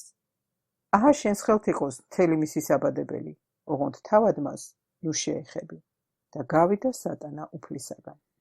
ერთ დღეს როცა მისი ვაჟები და ასულები ჭამდნენ და ღვინოსვამდნენ უფროსი ძმის სახლში, მოვიდა მაცნე იობთან და უთხრა. ხარები ხნავდნენ, სახედრები კი ძოვდნენ მის გვერდით. დაეცნენ შებაელები და გაირეგეს, სახური ბიჭები კი მახვილით ამოხოცეს. მე ერთი გადავრჩი ამბის მომდანი. ამის ლაპარაკში იყო, რომ მოვიდა სხვა და ამბობს. ღვთის ცეცხლი ჩამოვარდა ციდან, გადაწვა ცხვარი და მსახური ბიჭები. შთანთქა ისინი. მე ერთი გადავრჩი ამბის მომდანი. ამის ლაპარაკში იყო, რომ მოვიდა სხვა და ამბობს. ქალდეველები დაეწყნენ სამრაზმად, დაეცნენ აქლემებს და წაასხეს და მახვილით ამოხოცეს. მე ერთი გადავრჩი ამბის მომდანი. ამის ლაპარაკში იყო, რომ მოვიდა სხვა და ამბობს. შენი ვაჟები და ასულები ჭამდნენ და ღვინოსვამდნენ უფროსი ძმის სახლში. ამ დროს დაბერა უდაბნოდან დიდმა ქარმა. ეძგერა სახლის 4-სავე კუთხეს. ჭერი თავზე დაემხო ყმაწვილებს და დაიხოცნენ. მე ერთი გადავრჩი ამბის მომდანი. ადგა იობი, შემოიხია მოსასხამი. გადაიპარსა თავი, დაეცა მიწაზე და თაღვანისცა, თქვა. შიშველი გამოვედი დედის მუცლიდან და შიშველი დავბრუნდები იქ. უფალმა მომცა, უფალმა წაიღო. ურთხეულ იყოს უფლის სახელი. მაინც არ შეუცოდავს იობს და ღვთისაუგი არ დასცდენია. თავი მეორე. ერთ დღეს მივიდნენ ღვთისმშობლები უფლის წინაშე წარსადგომად. სატანაც მივიდა მათ შორის უფლის წინაშე წარსადგომად. უთხრა უფალმა სატანას, საიდან მოდიხარ? მიუგო სატანამ უფალს და უთხრა. ქვეყნად წანწალიდან და ხედიალიდან. უთხრა უფალმა სატანას, არ შეგინიშნავს ჩემი მორჩილი იობი, ხომ არავინ არის მისი მსგავსი ამ ქვეყანაზე? ალალი წრფელი ღვთისმოშიში კაცია, ბოროტებას განრიდებული. დღემდე სიალალით ინახავს თავს. შენ კი მაქეზებდი, უმიზეზოდ დამეღუპა იგი. იგო სატანამ უფალს და უთხრა. ტყავს ტყავისწილ, მაგრამ სიცოცხლისწილ ყველაფერს გაიღებს კაცი. აჰა გაიწოდე ხელი და შეეხე თავად მას, მის ძვალსა და ხორცს, თუ პირში არ დაგიწყოს გმობა. უთხრა უფალმა სატანას. აჰა შენს ხელთ იყოს, ოღონდ მის სიცოცხლეს გაუფრთხილდი. გავიდა სატანა უფლისაგან და შეყარა იობს საშინელი ქეცი ფეხის ტერფიდან თხემამდე. აიღო იობმა კეცის ნატეხი მოსაქავებლად და ნაცარში ჩაჯდა.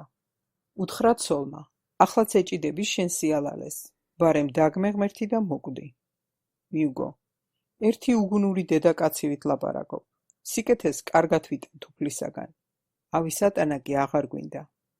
არც ახლასწოდა იობმა თავისი ბაგეებით. შეიტყო იობის სამა მეგობარმა ყველა ეს უბედურება, რაც თავს დაატყდა იობს და მივიდნენ თავთავიანთი ადგილებიდან ელიფას თემანელი, ბილდად შუხელი და ცოფარ ნაყამათელი. შეეყარნენ ერთად, რომ მისულიყვნენ მისასამძიმრებლად და სანუგეშებლად. შორიდან გახედეს და ვერ იცნეს, ხმა იმაღლეს და ატირდნენ. შემოიხია თითოეულმა თავისი მოსასხამი და თავზემოთ ცისკენ აპნევდნენ მტვერს. ისხდნენ მის წინ მიწაზე 7 დღე და 7 ღამე. არავის არაფერი უთქვამს მისთვის, რადგან ხედავდნენ, რომ მეტისმეტი იყო მისი სადანჯველი. გამარჯობათ. ძვირფასო ადამიანებო, ჩვენ კვლავ ერთად ვართ ამ კვირა დღეს. თითოეული ჩვენგანი მოსულია თავისი ტვირთით. ზოგის ტვირთი მძიმეა, ზოგისა შედარებით მსუბუქი, ზოგიც ფიქრობს, რომ უფრო იღბლიანი აღმოჩნდა და მას უფრო იული ცხოვრება არ გუნა უფალმა. მაგრამ ჩემო კეთილო მეგობრებო, ერთ დღესაც ყველა ჩვენგანს მოგვიწევს ძალიან მნიშვნელოვან წუთებთა შეხვედრა, რომლის აცილებაც არც ერთ ხორციელს არ შეუძლია. თითოეული ჩვენგანი ერთხელაც საკუთარ თავზე გამოვცდით იმ პროცესს, რომელსაც სულ ხორცის გაყრა გვია და ნეტავ უფალმა მოგცეს წყალობა, რომ მზად ვიყოთ ამ წუთებისათვის. წმნაში მტკიცენი და სიყვარულით გამთბარნი. ამიტომ მოდით გულისწყურით შევისწავლოთ იობის ისტორია, რომელიც რწმენის გამარჯვებით მთავრდება და მაგალითია ყველა მორწმუნისათვის, ვინც ბოლომდე იმედით და წმენით დაელოდება მოსიყვარული უფლისაგან ხსნას. 33 ფსალმუნის მერვე მუხლში ვკითხულობთ. დაიბარაკებს ანგელოზი უფლისა, მის მოშიშთა ირგვლივ და გადაარჩენს მას. უფალო იესო, შენი სიტყვები არასოდეს გაცუდებულა დღიდან სამყაროს შექმნისა. გვწამს უფალო, რომ შეხარ ჩვენი ხსნელი, უშვერე ჩვენს ურწმუნოებას. დაემოდე იდიდოს შენმა წმინდა სახელმა უფალო, მამაში, ძეში და სული წმინდაში. ამინ. გმადლობთ. მოგესალმებით. მივედიქით იობის წიგნს. საოცარი წიგნია ეს. ძალიან ლამაზი და ძალიან ღრმა აზრის მატარებელი. სიტყვა იობი ნიშნავს დევნილს, მოძულებულს, ტრადმოკიდებულს. ერთ-ერთი მნიშვნელობა არის კიდევ კვნესარე, ტანჯული. ერთმა ვებსაიტმა სხვანაირ თარგმანით შემომთავაზა. იქ ეწერა სასურველი და საყვარელი. ალბათ იობი რომ დაიბადა, მშობლემ მასე უწოდეს. ის მათთვის სასურველი შვილი და საყვარელი ბავშვი იყო, მაგრამ მერე ჩვენ ნახავთ მესამე თავში იობი თავის დაბადებას დაგმობს, ისე შესწულდება საკუთარი სიცოცხლე. ყველაზე მეტად მიჩნეული არის იობის მნიშვნელობა როგორც დევნილი. იგი თითქოს ღმერთისგან იდევნებოდა, მაგრამ იცით რომ ამას სატანა აკეთებდა ღმერთის ნებართვით. მოძულებული და მტრადმოკიდებული გეგონებოდათ იგი, მაგრამ მან ტანჯვაში ღმერთის დახმარებით გაიმარჯვა და ღმერთმა კარგი ლამაზი საზღაური მისცა მას და ამას იობის წიგნის ბოლოს წავიკითხავთ. პირველ მოხში ნახსენებია სიტყვა ყუცი. ეს არის ქვეყნის სახელი. გადაითარგმნება როგორც რჩევა ან მრჩეველი. სიტყვა სატანა, იგივე ეშმაკი. მეექვსე მოხშია ნახსენები და ნიშნავს ცილის მწამებელს, მოწინააღმდეგეს, მატყუარას, შება. ეს ქვეყნის სახელია, შებაელები დაესხმებიან თავს. ნიშნავს პრალს, დალეულს. მეორე მნიშვნელობა არის ტყვეობა. ქალდეველებით დაესხმებიან თავს სიმდიდრეს იობისას, ნიშნავს როგორც დემონები. ქალდეველები იყო რაღაც ერთი დასახლება მესოპოტამიის სამხრეთ, მერე მათ განიცადეს აბსორბცია და ასიმილაცია და მათგან წარმოიქმნა ბაბილონია. შემდეგ მთელ იმპერიას ბაბილონის იმპერია ეწოდა. ამიტომ ბიბლიაში სიტყვა ქალდეველები და ბაბილონელები როგორც სინონიმები ისე არის მოხსენებული. ქალდეველები მე-17 მოხში გვხვდება. ეს რაც შეეხება საკუთარ სახელებს ამ წიგნში. აქ უკვე იყო ნათქვამი, რომ ახალ აღთქმაში ნახსენები არის იობი. ეს არის იაკობის წერილში, მეხუთე თავში. ამოკვირდე ამ თავიდან რამდენიმე მუხლი და წაგიკითხავთ. იმიტომ რომ შესავალში სანამ იობს ვახსენებდეთ, იაკობს ნახსენები აქვს ძალიან კარგი სიტყვები, რომლებიც თითოეულ ჩვენთაგვანს უნდა გვეხებოდეს. და ეს მართლაც მოწოდებაა ქრისტიანებისთვის. მრავლის მომთმენი იყავით უფლის მოსვლამდე. აჰა, მიწის მუშაკიელოდება მიწის ძვირფას ნაყოფს. მუთმინებით ელის საადრეო და საგვიანო წვიმის მოსვლას. თქვენს მრავლის მომთმენი იყავით და გაიმაგრეთ გული, რადგან მოახლოებულია უფლის მოსვლა. ნუ ჩივით ერთმანეთზე. ნახეთ რა აქტუალურია. იგი ერთმანეთს კი უნდა გადავაბრალოთ, თქვენზე კი უნდა რჩიოდეთ ღმერთის წინაშე და ეს გრძელდება მერე. აჰა, ჩვენ შევნატრით მათ, რომლებმაც დაითმინეს. იობის მოთმინება გაგიგონიათ და უფლისმიერი ბოლო გინახავთ. რადგან შემბრალე, მრავალმოწყალე, მლმობელი და თანამგრძნობია უფალი. უფლისმიერი ბოლო გინახავთ, რომ წერია. იგულისხმება, თუ როგორ მთავრდება იობის წიგნი და როგორ მიეძღვება სამართლიანი და ღვთისმოსიყვარული ღვთისმოშიში იობს ყველა ამ ტანჯვის შემდეგ. ეს ყველაფერი, როგორც უორნ-უორისპი ამბობს, დაწერილი არის ჩვენთვის. ამას მარტო უორნ-უორისპი არ ამბობს, ეს აშკარა, იმიტომ ტიმოთეს წერილში ხომ წერია მეორე ტიმოთეს 1:16, რომ მთელი წერილი ღვთისმსულიერია და სასარგებლოა სასწავლებლად, სამხილებლად, გამოსასწორებლად და დასარიგებლად. ეს წიგნი ჩვენ ღმერთმა გვაჩვგა, რათა იობის მაგალითზე ღმერთის ადამიანებმა ისწავლონ მოთმინება ტანჯვაში, შეჭირვებაში და ბოლომდე შეინარჩუნონ უფლისერთგულება, მიუხედავად იმისა, თუ რა დაატყდებათ მათ თავს.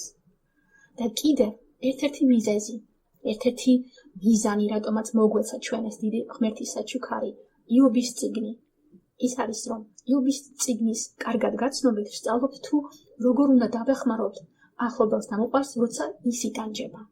ესე იგი, არა მარტო ჩვენს ტანჯვაში გვეხმარება, რომ სწორი შეფასება მიცეთ ამას, არამედ თუ ვხედავთ, რომ ახლობელი იტანჯება, როგორ უნდა მივუდგეთ ამ საკითხს და არ უნდა მივახტეთ მაშინვე იმ ადამიანის გასამართლებას და ეს იმიტომ მოგივიდა რომ ესე და ესეო.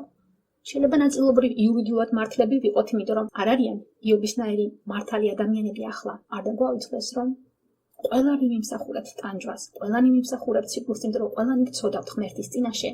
ეხლა უკვე განსხვავებაა ქრისტიანი ადამიანი როგორ უყურებს ამას, როგორ ღებულობს ის თავის თავზე და შემდეგ როგორ ეხმარება, როგორ უნდა დაეხმაროს თავის მოყვანს, რომელსაც ხედავს, რომ ტანჯვაშია. საბოლოო ჯამში იობმა დაადასტურა და ესეც არის, რომ ჩვენ უნდა გვწამდეს ღმერთს რაღაცა აქვს ჩაფიქრებული, თუნდაც ამ ტანჯვით, ამ ტკივილით, შეჭირვებით, უბედურებით.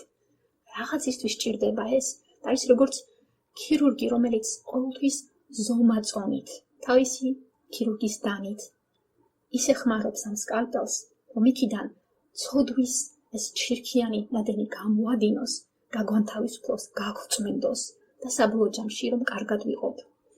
იერემიასთან წერია 29:11. ასე ამბობს საბაუთო ქალი, მე ვიცი ზრახვანი, რაც თქვენზე გამიზრახე, სასიკეთო და არა საბოროტო ზრახვანი, რომ მომავალი და იმედი მოგცეთო. იობს არ ქონდა იერემიასთან წარსაკითხული ეს სიტყვები, მაგრამ მას რწმენაში ჰქონდა, რომ საბოლოო ჯამში რაღაცა ხდებოდა და მან ხომ თავისი საუბრისას მე ვნახავთ ერთ თავში თავის გამომსყიდვალს მიმართა და რწმენა გამოუშვა, რომ იგი თავისი თვალებით თავის გამომსყიდვალს იხილავდა. ეს ძალიან ძლიერი რწმენა. ძველ აღთქმაში ეზეკიელთან არის ეს ნახსენები, აქ იყო ამაზე ნათქვამი. ეს არის მე-14 თავში. მე-14 თავიდან 3 მუხლი ამოვკრიფე და მოგაწოდებთ. აქაც ძალიან ლამაზი წინა შესავალი აქვს და მერე იობი არის ნახსენები. ყველას გვეხება. ეს არის ფიქრობთ, რომ მარტო ებრაელებისთვის იყო დაწერილი მკაცრად ეზეკიელის მიერ, რათა ებრაელები შეიჯანჯღარებინა. ყველა ადამიანს ცოდვილებს ჩვენ გვჭირდება შეჯანჯღარება და შეხსენება, რომ არ ჩვენა ვართ დიდი ვაჟბატონები. მოინანიეთ და მობრუნდით თქვენი კერპებისაგან და ყველა თქვენი სისაძაგლისაგან მოაბრუნეთ თქვენი სახე.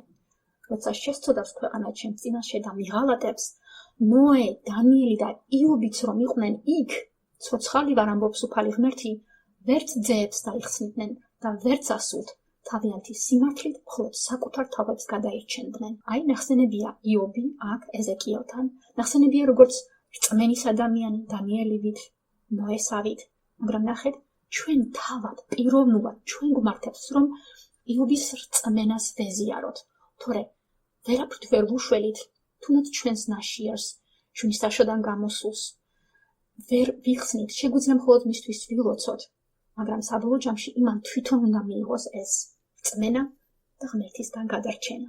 ეს დნკ-ი არ გადაეცემა. ესეც ნახეთ, იობი არის ნახსენები ეზეკიელთან მე-14 თავში, მაგრამ რა კარგი აზრია ჩადებული. სადაური იყო ეს იობი? პირველივე მოხში ვგებლობთ, რომ იყო ყუცის ქვეყანაში. და რამოდენიმე დღის წინ გავიგებო, თურმე ყუცის ქვეყანა ბიბლიაში სხვაგანაც არის ნახსენები. და ჩემთვის სულად მოულოდნელ ადგილას. გოდება იერემიასი, მე-4 თავის 21 მუხლი. აი გვხვდება ყუცის ქვეყანა. იქ ასე წერია: ედომის ასულო, მცხოვრებო ყუცის ქვეყანაში. შენთანაც გადმოვა რისხვის თასი, დათვრები და გაშიშვლდებიო. რადგან წერია, რომ იქ ყუცის ქვეყანა იყო ედომთან ახლოს, ფიქრობენ, რომ ის ტერიტორია, სადაც იობი სახლობდა თავისი საქონლით, ოჯახობით, შვილებით, ეს იყო ედომის სამფლობელოსთან ახლოს. ერთ სახად ვერ ვიტყვით, რომ ეს აუცილებლად ედომის დაბადების მერე მოხდაო. შეიძლება ეს მანამდეც იყო, უბრალოდ იმ ტერიტორიას მერე ეს სახელი შეარქვეს და ესე დაიწერა, იმიტომ რომ არსებობს ესეთი აზრი, რომ შესავალი იობის წიგნს, ეს პირველი 2 თავი, რომ ჩვენ მკითხველები აზრზე მოვეყვანეთ, დაწერილია ცოტა მოგვიანებითო, მაგრამ მთელი ეს ლამაზად გაითქმული ამ მეგობრებისა და იობის საუბარი უფრო ადრე დაიწერაო. ამაში ჩვენ დოგმატურები ვერანაირად ვერ ვიქნებით. მე პირადად ვხებულობ ისეთ აზრს, რომ ეს ყველაფერი დაიწერა გაცილებით ადრე, დიდი ხნით ადრე, პატრიარქების დროს. ეს გეოგრაფიული სახელი, ახლა ყუცის ქვეყანაში ცხოვრობდა იობი და შემდეგ არის მოხსენებული ედომის იმ ადგილას დასახლდას ახლო-ახლო. ედომის შთამომავალი შესაძლებელია იყოსო ელიფაზიო ამბობენ. ერთ-ერთი მეგობარი, ელიფაზ თემანელი. ეს მეორე თავის მე-11 მუხლში რო გვხვდება. და თემანი იყო ედომის ძის შთამომავალი. ჩამოთვლილი არის დაბადების წიგნში 36:11. ედომის ძის ელიფაზის შვილები იყვნენ თემანი, ომარი, ცეფო, გაფთანი, კენაზი. ესე იგი, თუ მეგობარი იობის იყო ეს არის შთამომავალი, თითქოს იობი მერე დაიწერაო. ამასაც ცალსახად ვერ ვიტყვით, იმიტომ რომ სახელი თემანი თავის მნიშვნელობას ატარებს, ნიშნავს სამხრეთს და სეხნიებიც არსებობდნენ. ასე რომ, აქაც დოგმატურები ვერ იქნებთ, ამას დიდი მნიშვნელობა არ უნდა ჰქონდეს. დიდი მნიშვნელობა უნდა მივანიჭოთ თვითონ იმას, თუ როგორ პიროვნებად წარმოგვიდგება ამ თავში იობი. და ეს დახასიათება ციტვის მიერ არის მოწოდებული, თვითონ ღმერთი ამბობს, როგორი იყო იობი. ალალი, წრფელი, ღვთისმოშიში და ბოროტებას განრიდებული. ალალი და წრფელი. აქ იგულისხმება ის, რომ მას გულწრფელად, ყველანაირი პირმოთნიობის გარეშე უყვარდა ღმერთი და ჰქონდა წრფელი რწმენა. ღვთისმოშიშობა კი არის დიდი სიბრძნე. თვითონ ამ იობის წიგნში მე ვნახავთ 28. იქ წერია, რომ უფლის შიშია სიბრძნე და ბოროტისაგან განდგომა გონიერებაო. ესე იგი, იობს დიდი სიბრძნე ჰქონდა, იმიტომ რომ მას ღვთის შიში ამოძრავებდა. და ეს არ იყო რაღაცა მონური დაქვემდებარების შიში. ეს იყო უფრო შვილის პატივისცემა და რიდი მამის მიმართ, მოსიყვარული მამის მიმართ და დაქვემდებარება. და ამიტომ უკვე ადამიანს რო ეტყვიან შე ღვთის მონაო, ეს უკვე არ არის შეურაცხყოფა, რომ შენ მონახარო, არამედ ეს არის ძალიან კარგი ეპითეტი, ეს უნდა გაგიხადეს ვიღაცამ რო გითხრას, რომ უფლის მონად და მონასავით იქცევიო. მართლაც კარგია. ღვთისმსახურები და ღვთის მონები რო ვიქნებით, ნამდვილად ჭეშმარიტად თავისუფლები ვიქნებით. ბოროტებას განრიდება, ეს არის გონიერება. ხომ წერია ასე იობში 28. და ისეთი კარგი დამარიგებელი პატარა წინადადებაა, რომელიც ახალგაზრდებს უნდა ჩაუნერგოთ. ძალიან ბევრს უნდა ხოლმე რომ თავი რაღაცით გამოიჩინოს, რაღაცა ადრენალინი აასკდეს თავში და რაღაც ხიფათებში გაყოს თავი. არა, ეს არ არის გონებულობა. გონებულობა არის ბოროტებას განრიდება. იმიტომ რომ შეგნებული გაქვს, გააზრებული გაქვს, რომ დედამიწაზე ბოგინობს ბოროტი და მას ყავს თავისი წარმომადგენლები. ასე რომ ჩვენ ერთ-ერთი წარმომადგენელი არ უნდა გავხდეთ და წარმომადგენლებსაც უნდა მოვერიდოთ. ბოროტებას უნდა განვერიდოთ. ღვთის შიში მართლაც კარგი რამ არის და ამის შესახებ ოსვალდ ჩემბერსის სიტყვები აქვს მოყოლილი უორენ უისპის, შოტლანდიელი ქრისტიანი იყო, ბიბლიის მასწავლებელი. მან ესე ლამაზად დაწერა, რომ თუ ღმერთის შიში არ გაქვს, მაშინ ხოი საბრალო ადამიანო, შენ ყველაფერი შეგაშინებს ამ ცოდვილ დედამიწაზეო. მართლაც უცნო და ათეისტი ადამიანი, რომელსაც ღმერთის შიში არ ამოძრავებს და მისთვის ეს ყველაფერი უცხოა, ძალიან შიშარა პიროვნებაა. ათეისტს ყველას ძალიან ბაქტერიების, ავადმყოფობის ეშინია, რაღაცა საშინელებების, მას კოშმარები აწუხებს. მაგრამ ეს კოშმარები მის ურწმუნოებაზე არის დამყარებული და მის აპირისპიროდ, როცა გაქვს ღვთის შიში და ბოროტებას განერიდები, უკვე არაფერი არ გაშინებს და მშვიდად ახარ ცხოვრებაში, იმიტომ რომ ესიც არის დროებით მდგმურობა აქ და წინ უფრო კარგი რამ გელოდება.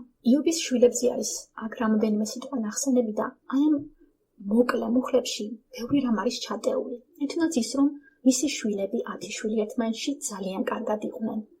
მოზრდილები იყვნენ. ისინი არ ცხოვრობდნენ იობის სახლში. აქ გარკვევით წერია, რომ მათ თავიანთი სახლები ჰქონდათ და თავის დღეს ისინი ერთმანეთს მიიწვევდნენ ხოლმე. ისე მათ შორის არ იყო განხეთქილება, რომ თქვათ ერთ ძმას მეორე დაეწუნებინა.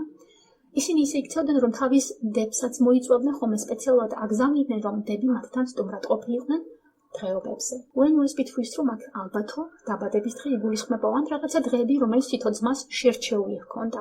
რადგან მათ თავიანთი ცალსაკისახლები ჰქონდათ, თვლიდნენ, რომ შესაძლებელია მათ ცოლშვილიც ჰყავდნათ. მამას იობს მათ წვეულებებზე არსად არ ხვდებით. არ უნდა ვიფიქროთ, რომ მამას არ პატიჟებდნენ დაბადების დღეზე ან წვეულებაზე. შეიძლება ძალიანაც უნდოდათ შვილებს, რომ მათ დღეობაზე მამაც ყოფილიყო, მაგრამ მამა ღვთის ადამიანი, რწმენის ადამიანი არ თვლიდა საჭიროდ, რომ იქ ახალგაზრდებთან მხიარულებას ყოფილიყო დამსწრე. შეიძლება ამ მხიარულებაში რაღაცა სერდაც ყოფილიყო და ეკიქსირებინა, თუმცა იგი ფიზიკურად იქ შვილებთან წვეულებაზე არ იყო, მაგრამ თითოეული წვეულების შემდეგ გულმოდგინედ იობი ხინის დღეები რო ჩამთავრდებოდა, მათ განწმენდაზე ზრუნავდა. აქამდე მეგონა, რომ იობი, როდესაც ამ სრულ დასაწყოს შესწირავდა ხოლმე, ფიქრობდი, რომ მარტო იყო იქ.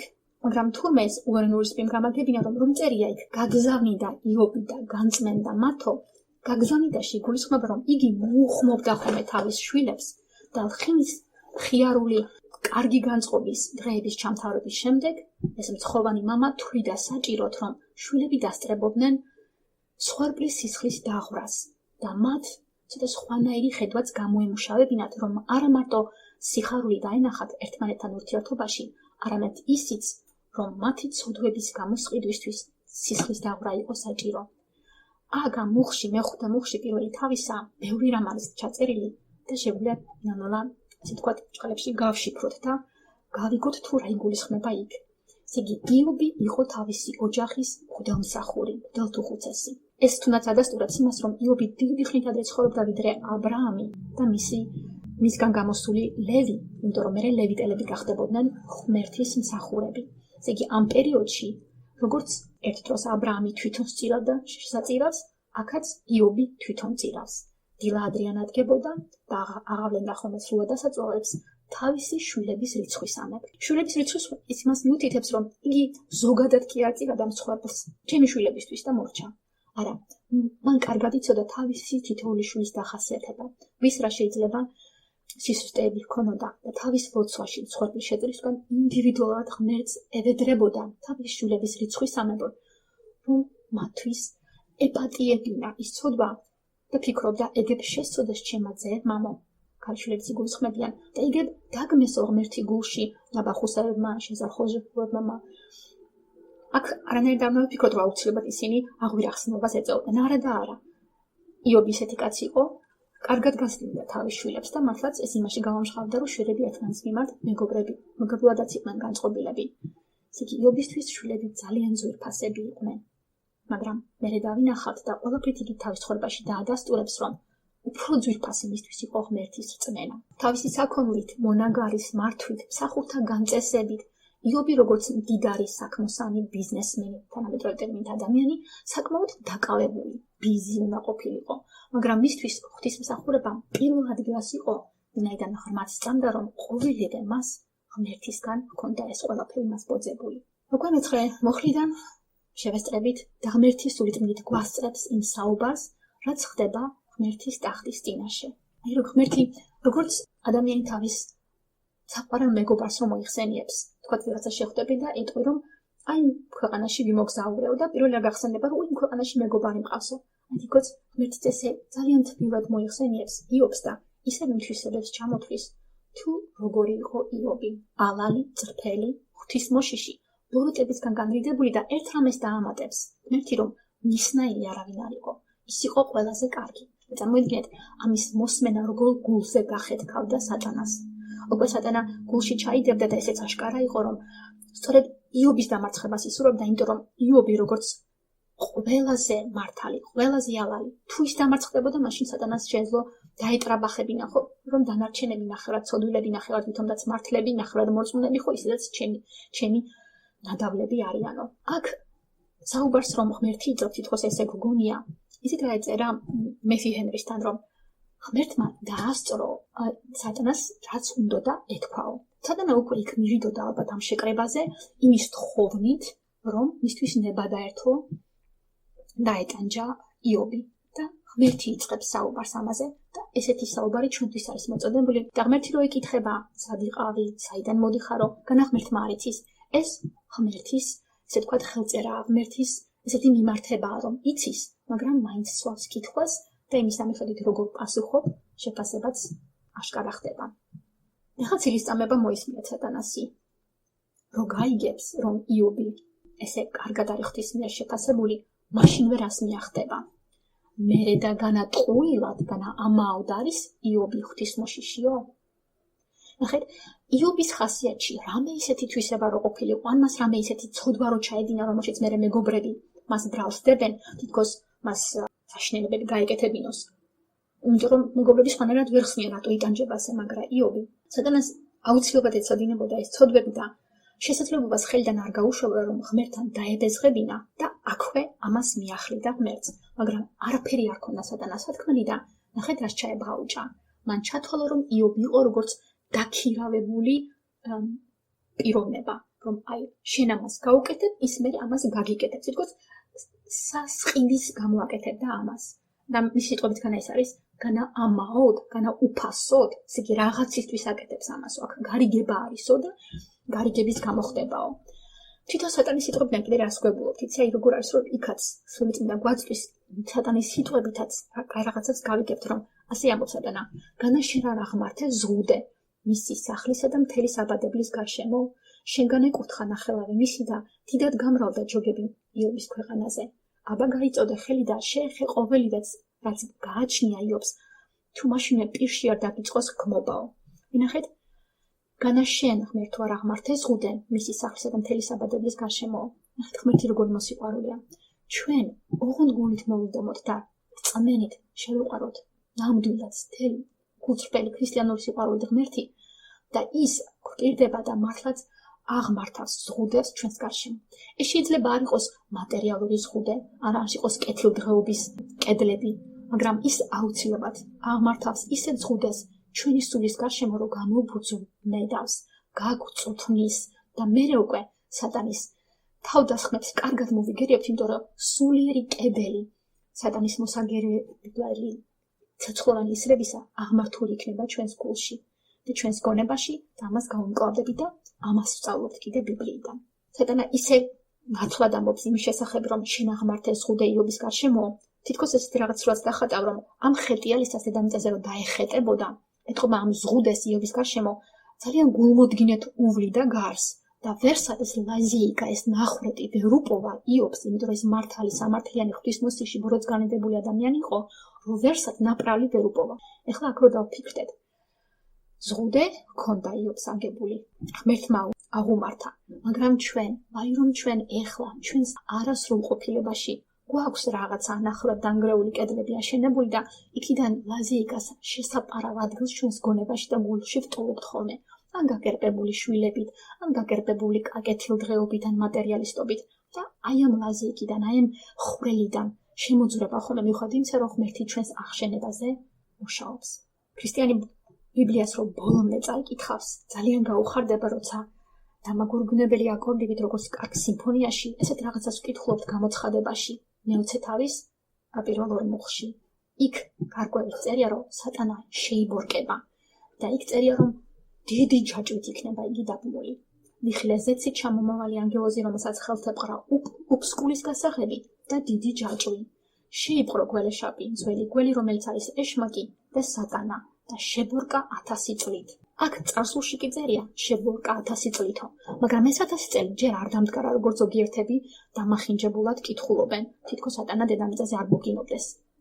მოგინობს, ჯერ არ შებორკილა. აქ არის დანაპირები დაწერილი გამოცხადების წიგნში, რომ ეს დღე დადგება იესო იმეთებს დედამიწაზე და აი იმ პერიოდში 1000 წლით დიდი ჯაჭვით იქნება დაბორკილი სატანა. მანამდე კი ის დაეხეტება, დაბორიალობს, როგორც ბრძღუნავი ლომი ვინ გადასანსლოს. ამიტომ ფრთხილად ვიყოთ და ცდარი თეორიებით თავს ნუ დავიიმედებთ, ტყუილად ეს სატანას გაუხარდება, თითქოს იგი უკვე დაბორკილი იყოს, არაც და არაც.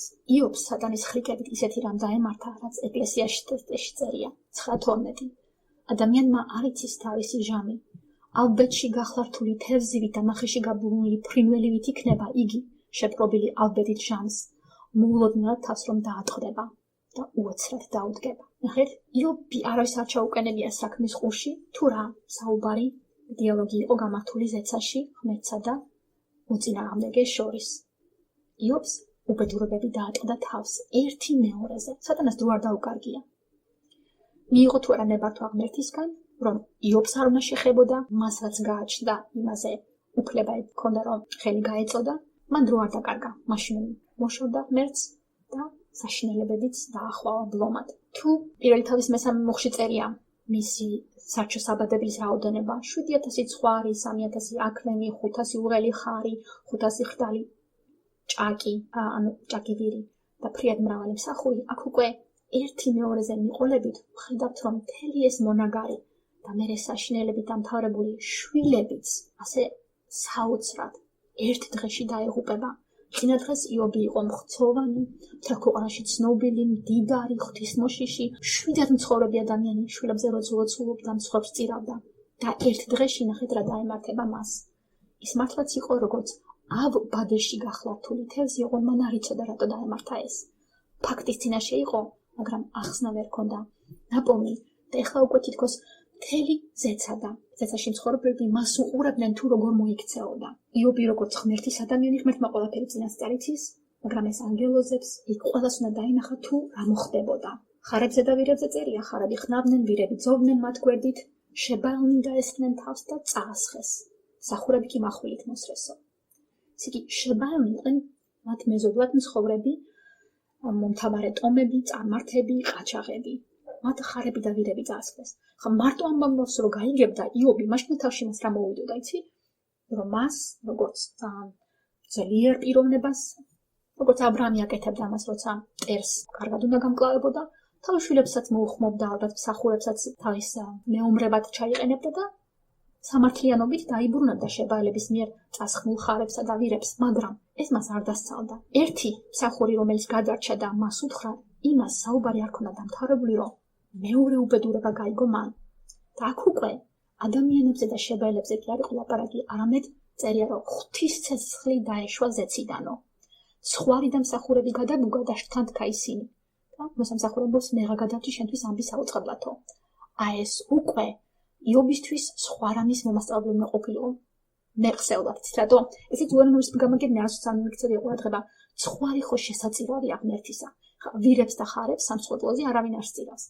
მაგრამ ცხვარს ღვთისმორწმუნე ძველი აღთქმის პიროვნებები აღუვლებდნენ სულადასაწურად უფალს.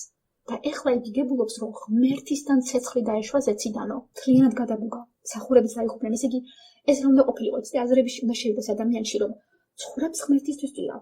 ღმერთი ახლა ისე განმირისხდა, რომ ჩემი შესაწირავი სამსხვერპლოზე არ უნდა მომიკლა ესენიო. ესე იგი, რაღაცაში ხდება.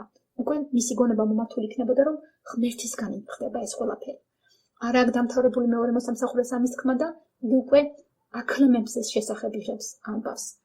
და აქ უკვე ისევ ადამიანები, ქალდეველები არიან ჩართულები. აკლამები წაასხესო, სახუნი კი מחვილით მოსრესო. იობი ისეთი ადამიანი იყო, რომ მას შვილები ხო ჰქონდა, მაგრამ მოსამსახურების მიმართაც ძალიან კარგი განცდები და გრძნობები ექნებოდა. კი, ძალიან ეთკინებოდა მას შვილების სიკვდილი, მაგრამ შვილები თუ გამოზრდიდა და მსახურების მისი ერთგულები ვინც იყვნენ, იმათაც ალბათ თავის ოჯახის წევრებად მოკიდებულებს მათ ნამაგარივით შესყიდულებს ესე უყურებდა და მათთვისაც გული შესწიოდა ამ ამბავს რომ გაიგებდა და უკვე ისე ქალდეველებზე გებულობს. და მესამეს არა აქ დავთავრებული ლაპარაკი, რომ უფრო საშინელ დარტყმას იღებს იგი სატანისაგან. ძლიერმა ქარიშხალმა დაბერა უდაბნოდან, წარხოცა სახლის 4 კუთხე, ნანგრევების ზედ დაემხოთ ჭაბუკებს და მოკვდნენ. ვიცით რომ ჭაბუკებთან დებიც იყვნენ მიპატიჟებულები. წარმოიდგინეთ, ყველანი ამოიხოცნენ. თუ იმ ჭაბუკებს თავიანთი ცოლ-შვილებიც იყავდნენ, გეუბნებთ, რომ უსამსახურებიდან ერთი გადარჩა, რამხელა უბედურება და თან მათ ქალდეველები ან შებაილები კი არ დასცნენ თავს, არამედ ძლიერი ქარიშხალი ჩვენ ვიცით. წინ შესავლიდან რომ სატანამ წარმოშქნა, იმიტომ რომ ღმერთმა მისცა ამის ნებართვა.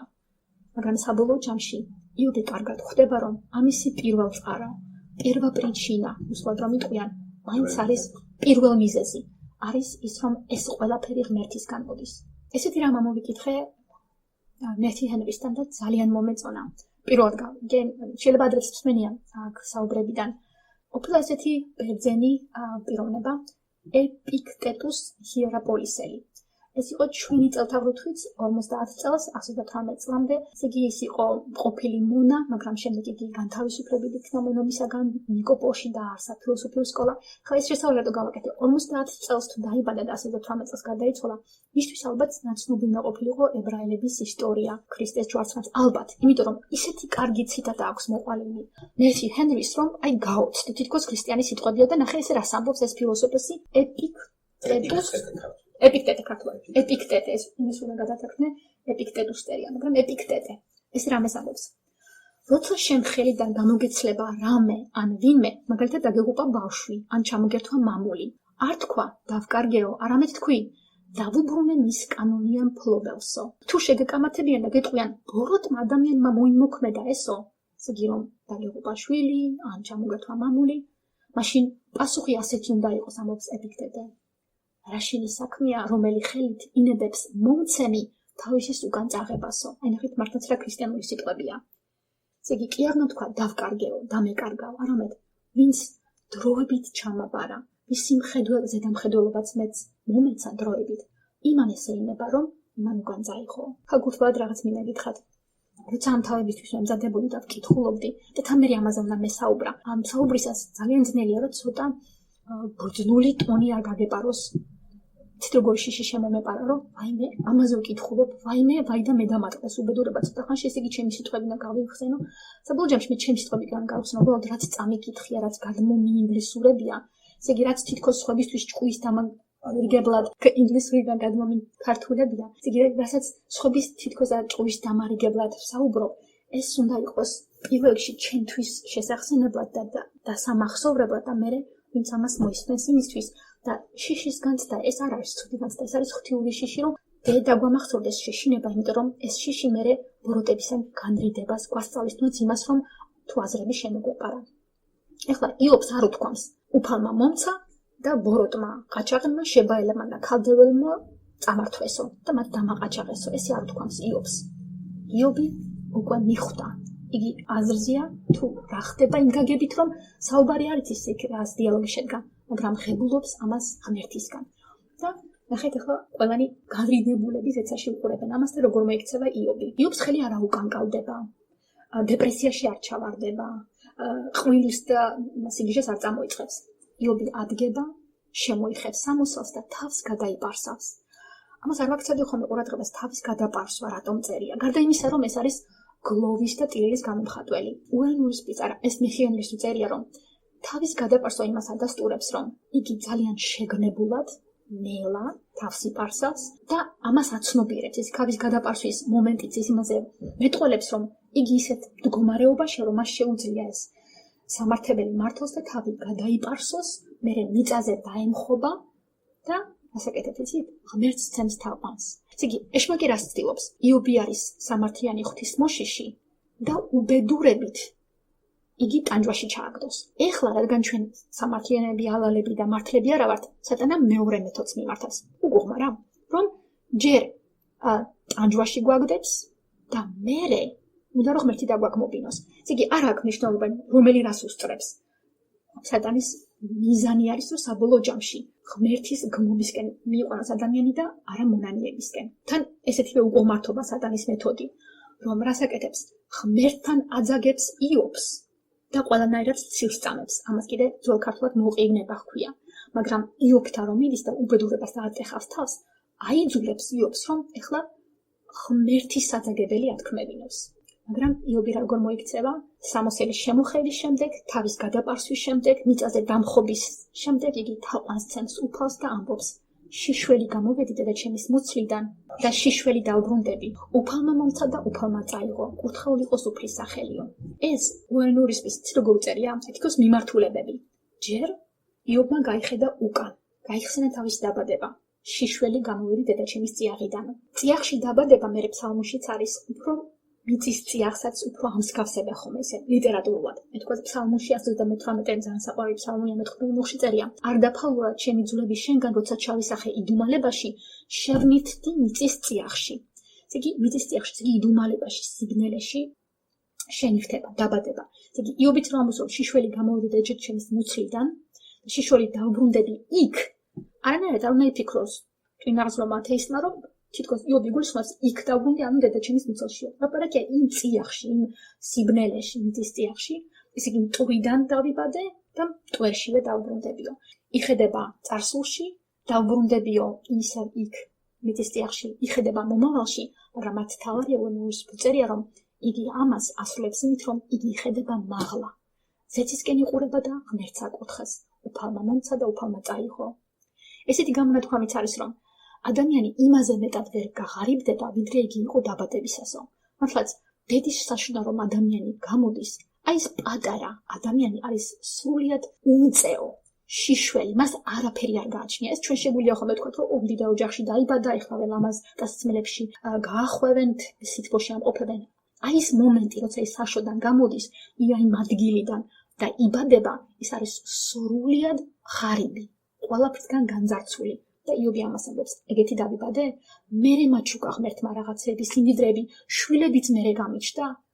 აი ეგრევე, როგორც ღარიბი დავიბადე, ისე ღარიბი დავბრუნდები, ისე ვიქო მტვერში. საინტერესოა ის მომენტი, რომ მთელი ამ საუბრების, მეგობრებთან ლაპარაკის დროს ნახსენები არის 31 ჯერო, რაღაცამ დაითვალა, სიტყვა ელ-შადაი, რომელიც ნიშნავს ვსედიჟრიწილ, ყოვლის მყრობელი, უფალი ყოვლის მყრობელი.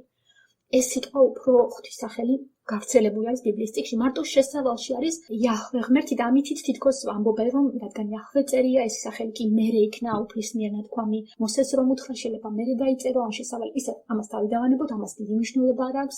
ღმერთის სახელი, რატომ არ შეიძლება აქ იობისთვის ეთქვა წინასწარმეტყველებით ღმერთს, რომ აი აქ პირველ თავში ან ელიხუს ან ვინც იქნებოდა ავტორი, იქ ესე გამონაკლისად იქაც იაჰვე, ესე იგი ღმერთი არსებული მოხსენიებულიყო.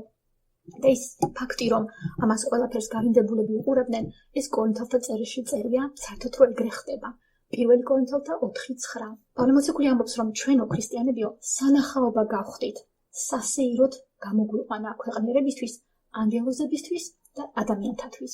ესე იგი, ქრისტიანი რომ იტანჯებან, ქრისტიანი ღვთის სიტყვას რომ ავრცელებს, მე ქრისტიანს რომ თავს ესხმიან, ეს ყველაფერი თითქოს აი ამ მარადისობის სცენაზე მიმდინარეობს და ანგელოზებიც უყურებენ, იმიტომ რომ ანგელოზებმა არიციან ბევრი ისეთი რამე, რაც ღმერთმა იცის, ან რაც თუნდაც ღმერთმა ჩვენ ბიბლიიდან წინასწარ გაგვაგებინა და რაც წინასწარმეტყველებაში დაიწერა, ანგელოზებსაც უნდათ რომ ჩაეხედათ და გაეგოთ. ესე იგი, ქრისტიანების ცხოვრება ეს გაშლილია ამ ასპარეზზე, ზეცის წინაშე და ადამიანთა თვალწინაც. ქრისტიანები ხომ ამოწმებენ ღმერთზე.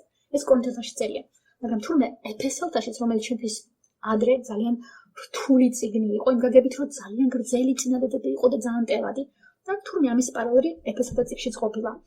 მესამე თავში მერვე მეცხრე და მეათე მუხლებს ამოკვება. იქ ლაპარაკია ეკლესიაზე. ესე იგი, მოწოდებულ ადამიანთა გაერთიანებაზე, ქრისტიანებზე. იქ წერია, რომ რათა ეკლესიის მეშვეობით ეუწყოს მმართველობებს და ხელისუფლებებს ზეცაში ღვთის მრავალმხრივი სიბრძნეო. ეს ჩემთვის ცოტა რთული და მძიმე წინადადება იყო, მაგრამ ახლა უენურის მიმართ დამაფიქრა და ვნახეთ, თურმე ზეცაში არის ხელისუფლებანი, მმართველობანი ღვთის მრავალმხრივი სიბრძნე ეკლესიის დამოწმებით უნდა დადასტურდეს. აი ეს ის დამადასტურებელი, როგორც პავლე მოციქულს აქვს კორინთელთა წერილში და ეფესელთა წერილშიც, რომ ეს ყველაფერი აი ესე ხდება და ამას უმზერენ.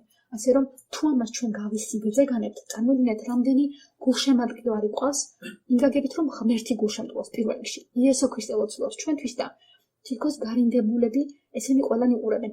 ეხლა ჩვენ ვინა ვართ, რას წარმოადგენთ, ისა დაუბრუნდეთ იობის თემას. იობს უცხრებდნენ და ყველაზე ჩასაფრებულად ბოღმიანად იქ იყო სატანა, რომელიც უყურებდა და გულზე სკდებოდა, რომ ამდენი უბედურებები თავს დაატეხა. 4 მარამსპოველი ერთი მეორეზე მიყოლებით, ერთი მოზე ამოსუნთქვის საშუალებას ადამიანს არ აძლევენ და იობმა რა გააკეთა? თაყვანისცა. ერთი კიდე ძალიან საინტერესო მომენტი ტანსაცმლის შემოხევაზე. არასოდეს არ დავფიქრებულა ამ მომენტში. ტანსაცმლის შემოხევა არის სიმბოლო ებრაელები ამას აკეთებდნენ რაღაცა საშინელ ღმერთის მგმობელ რაღაცას გაიგებდნენ. მე ზოგი ამბობს რომ უბედურებების დროს, მაგრამ პირველ რიგში ახალ არხმაში არის ეს ნახსენები, ტანსაცმლის შემოხევა არის როგორც დასტური რომ რაღაცა გაბრაზებული ვარ ღმერთზე ეს როგორ თქვი, ეს როგორ გაბედე. იობმა ეს გააკეთა და რითი შეიძლება ყოფილიყო ახსნა, გარდა იმისა რომ იგი გლოვობდა და საშინელ ტრაგედიაში იყო. ეს რაღაცა ახსნა წავიკითხე რომ სატანა იობს გონებაში სტენიდა ღვთისაწინააღმდეგო აზრებს ამ უბედურებებს რომ თავს ატეხდა და ეს ადამიანის იობი გებულობდა ინფორმაციას ერთი, მეორე, მესამე, მეოთხე საშინელება შვილებს რაც შეეხო და ამ დროს ხო აზრი გაუველებს ადამიანს თავში რომ რატო ამისთვის, რატო და სატანა ხო არის სული, საშმაკი, რომ ქტენის ბოროტულ აზრებს. ინტელექტში უწევდა საშინლად ამ ადამიანს რომ ყოვლის მიმართ მიამბოხე გმობელი სიტყვები წარმოეთქვა. ესე იგი ბაგეებიდან მას ღმერთის გმობა უნდა დასცნენოდა და ბაგეებიდან გამოდის ისაც გულში გაქვს. და გონებაში გააზრებული ეს აზრები იმდენად ამაზრზენი იყო იობისთვის, რომ აი ეს ღვთისგმობელი აზრების წინააღმდეგ შესაწინააღმდეგები ძალიან წმინდა ღვთისმოსიყვარულე ქმედება იყო, რომ მან თითქოს თავის თავს დაუპირისპირდა ამაზე გამწარებულმა შემოიხია ტანსაცმელი, რომ არანაირად დაპირისპირებოდა ამ აზრებს და არანაირად ღმერთი არ დაეგნოდა, იგი ამ გამოცდას საოცრად კარგად დაასრულებს. ძალიან დაიტანჯება, ძალიან ცუდად იქნება და შეგვიძლია დავსვათ ესეთი კითხვა. პირველ რიგში ცოლი არ არის ნახსენები. რატო არ მოინდომა იობმა რომ ცოლი მოეკლა? რა, იობს ცოლი არ უყვარდა? ძალიან ეყარებოდა. აქ არ არის თქ ნახსენები, რომ 10 შვილი სხვადასხვა ცოლების გაყავდა. იქ ყოველთვის სადაც კი არის ცოლი ნახსენები, მე მოგვიანებით თავებშიც გვაქვს ნახსენებია ყოველთვის მხოლობითში ერთი ცოლი. და წარმოიდგინეთ ისეთი უბედურება ქალისა, რომელსაც 10 შვილი მოუკვდა. და სატანამ არ ჩათვალა საჭიროდ, რომ ეს ქალიც მოეკლა როგორც შვილები, ყველანი დაეხოცა ერთ დღეს. რატომ იცით? ყველაზე საყვარელი ადამიანი კაცისთვის წმენიდან გამომდინარე მონაგებიდან გასაგებია შვილებია, მაგრამ ახლობელი, ყველაზე ახლოს არის მაინც ცოლი. და უკვე სატანამ ცოლი მიდომ და როგორ სატანა უნდა რომ ცოლი ყოფილიყო გამოყენებული ისე დასაპირისპებლად და ამას ჩვენ მეორე თავში ვიხილავთ. იგი მეორე თავში საკუთარი სახელები არის იობის მეგობრების სახელები, ელიფაზი ნიშნავს ღმერთი არის სუფთა ოქრო, თემანელი იყო სამხრეთი, სამხრეთში ცხოვრობდნენ ალბათ თემანელები და ამიტომაც ვერ ვიტყვით რომ რადგან თემანი იყო და ეს ედომის შთამომავალი აუცილებლად მე იქნებოდა დაწერილი. არანაირად სახელი თემანი ნიშნავს სამხრეთს. ბილდადი მეორე მეგობარი ნიშნავს ძველი მეგობრობა, ესე გადაითარგმნება. იგი იყო შუხელი.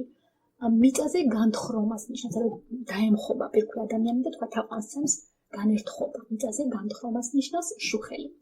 სოფარი მესამე მეგობარი ნიშნავს ადრეადგომას. მონაყაბეს ისიც აქვს ნიკნეიმი, ზედმეტი სახელი ამას, ცოფარი, ნაყამათელი იყო.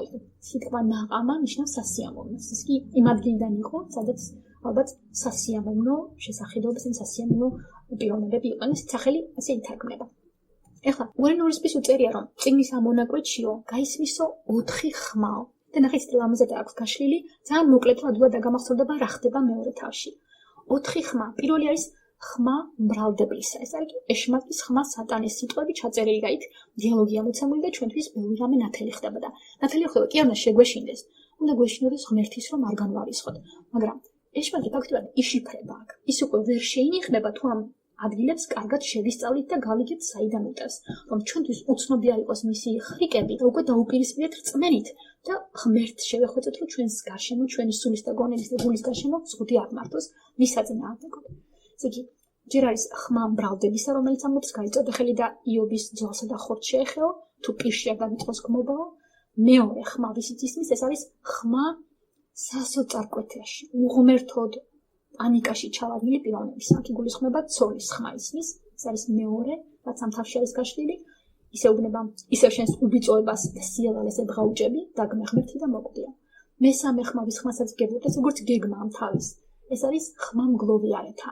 ისინი არიან მეგობრები იობისა, ხმა ღიმაღლეს და ტირილი მორთეს ელიფაზ თემანელმა, ბილდად შუხალმა და ცოფარ ნაყამათელმა რო დაინახეს, რა სავალალო მდგომარეობაში იყო მათი მეგობარი. ჯერ ვერც კი იცნეს, ისეთ საშინელ მდგომარეობაში დაინახეს. ეს კი იმდენად სხვანაირ ადამიანად გარეგნობით იცნობდნენ იობს, რომ დაინახეს, ეს ის არის, რომ პირველი ეს მოვიდა თავში. ეს შეძრწუნებულები იყვნენ და ტირილი მოწარმოებდნენ მამაკაცი ეს საკმაოდ ხანდაზმულები ყოფილი იყვნენ ისინი ალბათ იობის ასაკისანი იყვნენ დაახლოებით ამაზე მე ელიხუც იტყვის რომ ისინი ხანმოყრილები იყვნენ და ესეთი ადამიანები ალბათ ბევრის მნახველები მე ბიბლიაში იობის წიგნში ასაწავით ისინი ალაგ-ალაგ ძალიან სწორ კარგ რაღაცებს ლაპარაკობენ მათ იდეაში ეშლებათ იობს რომ ასე თქვათ აგინებენ და ბრალსდებენ ეს ეშლებათ თორემ მასაც მათ სულიწმინდა ათქმენებს და ჩაწერილია ჩვენს აღსაშენებლად და რომ ეს კარგ სარქმიანებს მათ ღმერთი ისინი ხმას რომ აღიმაღლებენ და აწირდებიან იმიტომ რომ გაუგნდებიან იობის ასეთ მდგომარეობით და ამ მონაკვეთში კიდე შემდეგი თავიდან მომაკვეთას ნახავთ ხმა ტანჯულისა უკვე იობის ხმას გავიგებთ რომ ბაგე გახსნა და თქვა დაიქცეს ის დღე მე რომ გავჩდიო და რატომ არ მოკვდი გაჩენისთანავე მიხვდით იმისა რომ მას სასურველი დაარქვეს მშობლებმა როგორც ერთ-ერთი თარგმანი გვთავაზობს წარმოგიდგენთ სატან რომ მეორეჯერ მიდის ღმერთთან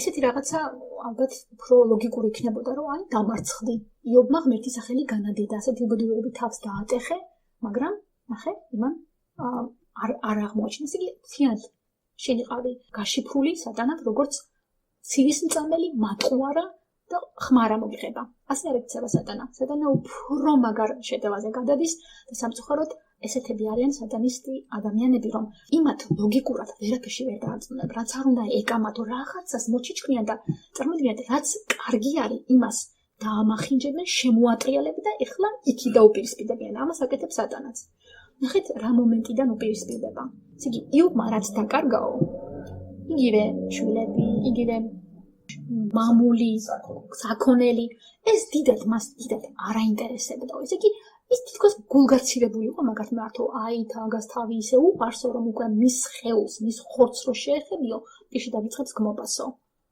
და უკვე აი ამ კუთხიდან უყვებს და თვითონ ის მომენტი რომ იობი ცოტა გულგრილად იყო მათთან განწყობილი გულობასაც ბჭყალებში გაგებით რომ იმაცი არ იყო დაბმული არ ყავდა გაკრეპებული შვილებს ის ლოცულობდა მათის ხორცს შეწირავდა მაგრამ ის იქცეოდა როგორც მე კონითელთაში წერია რომ უნდა იყო თითქოს არც ყავსო ისე როგორც თოლიანები როგორც უცოლოები ესე იქცეოდა ესე სულით ესე ამართლებდა მაგრამ ეს გამოიყენა უკვე სატანამ იობის საწინააღმდეგოდ და კიდე რომ ამბობს რომ ქვეყანაზე აღმა ხეტიალიდან მოვდივარო ისე ჩაარაკრაკებს ისე ლამაზად მეორეჯერ მისვლას თითქოს ესეთი უბედურებები არ გააკეთებინოს და უბრალოდ სეირნობდეს იგი დედამიწაზე მერტი კეუნება შენ კი მაქეზებდი იობის წინააღმდეგ რომ უმიზოსოდ დამეღუპა იგიო წარმოგიდგენთ იობს ადვოკატი ყავს ღმერთის სახით იქ ღვთის ტახტრევანზე და ეს იობმა არ იცის ყველანაირად ღმერთი რა თქმა უნდა გულში მათგურებს თან ღმერთთან წინასწარ იცის და ამას დაუშვებს ღმერთი რომ მე ეს ჩვენ წავიკითხოთ იობის წიგნში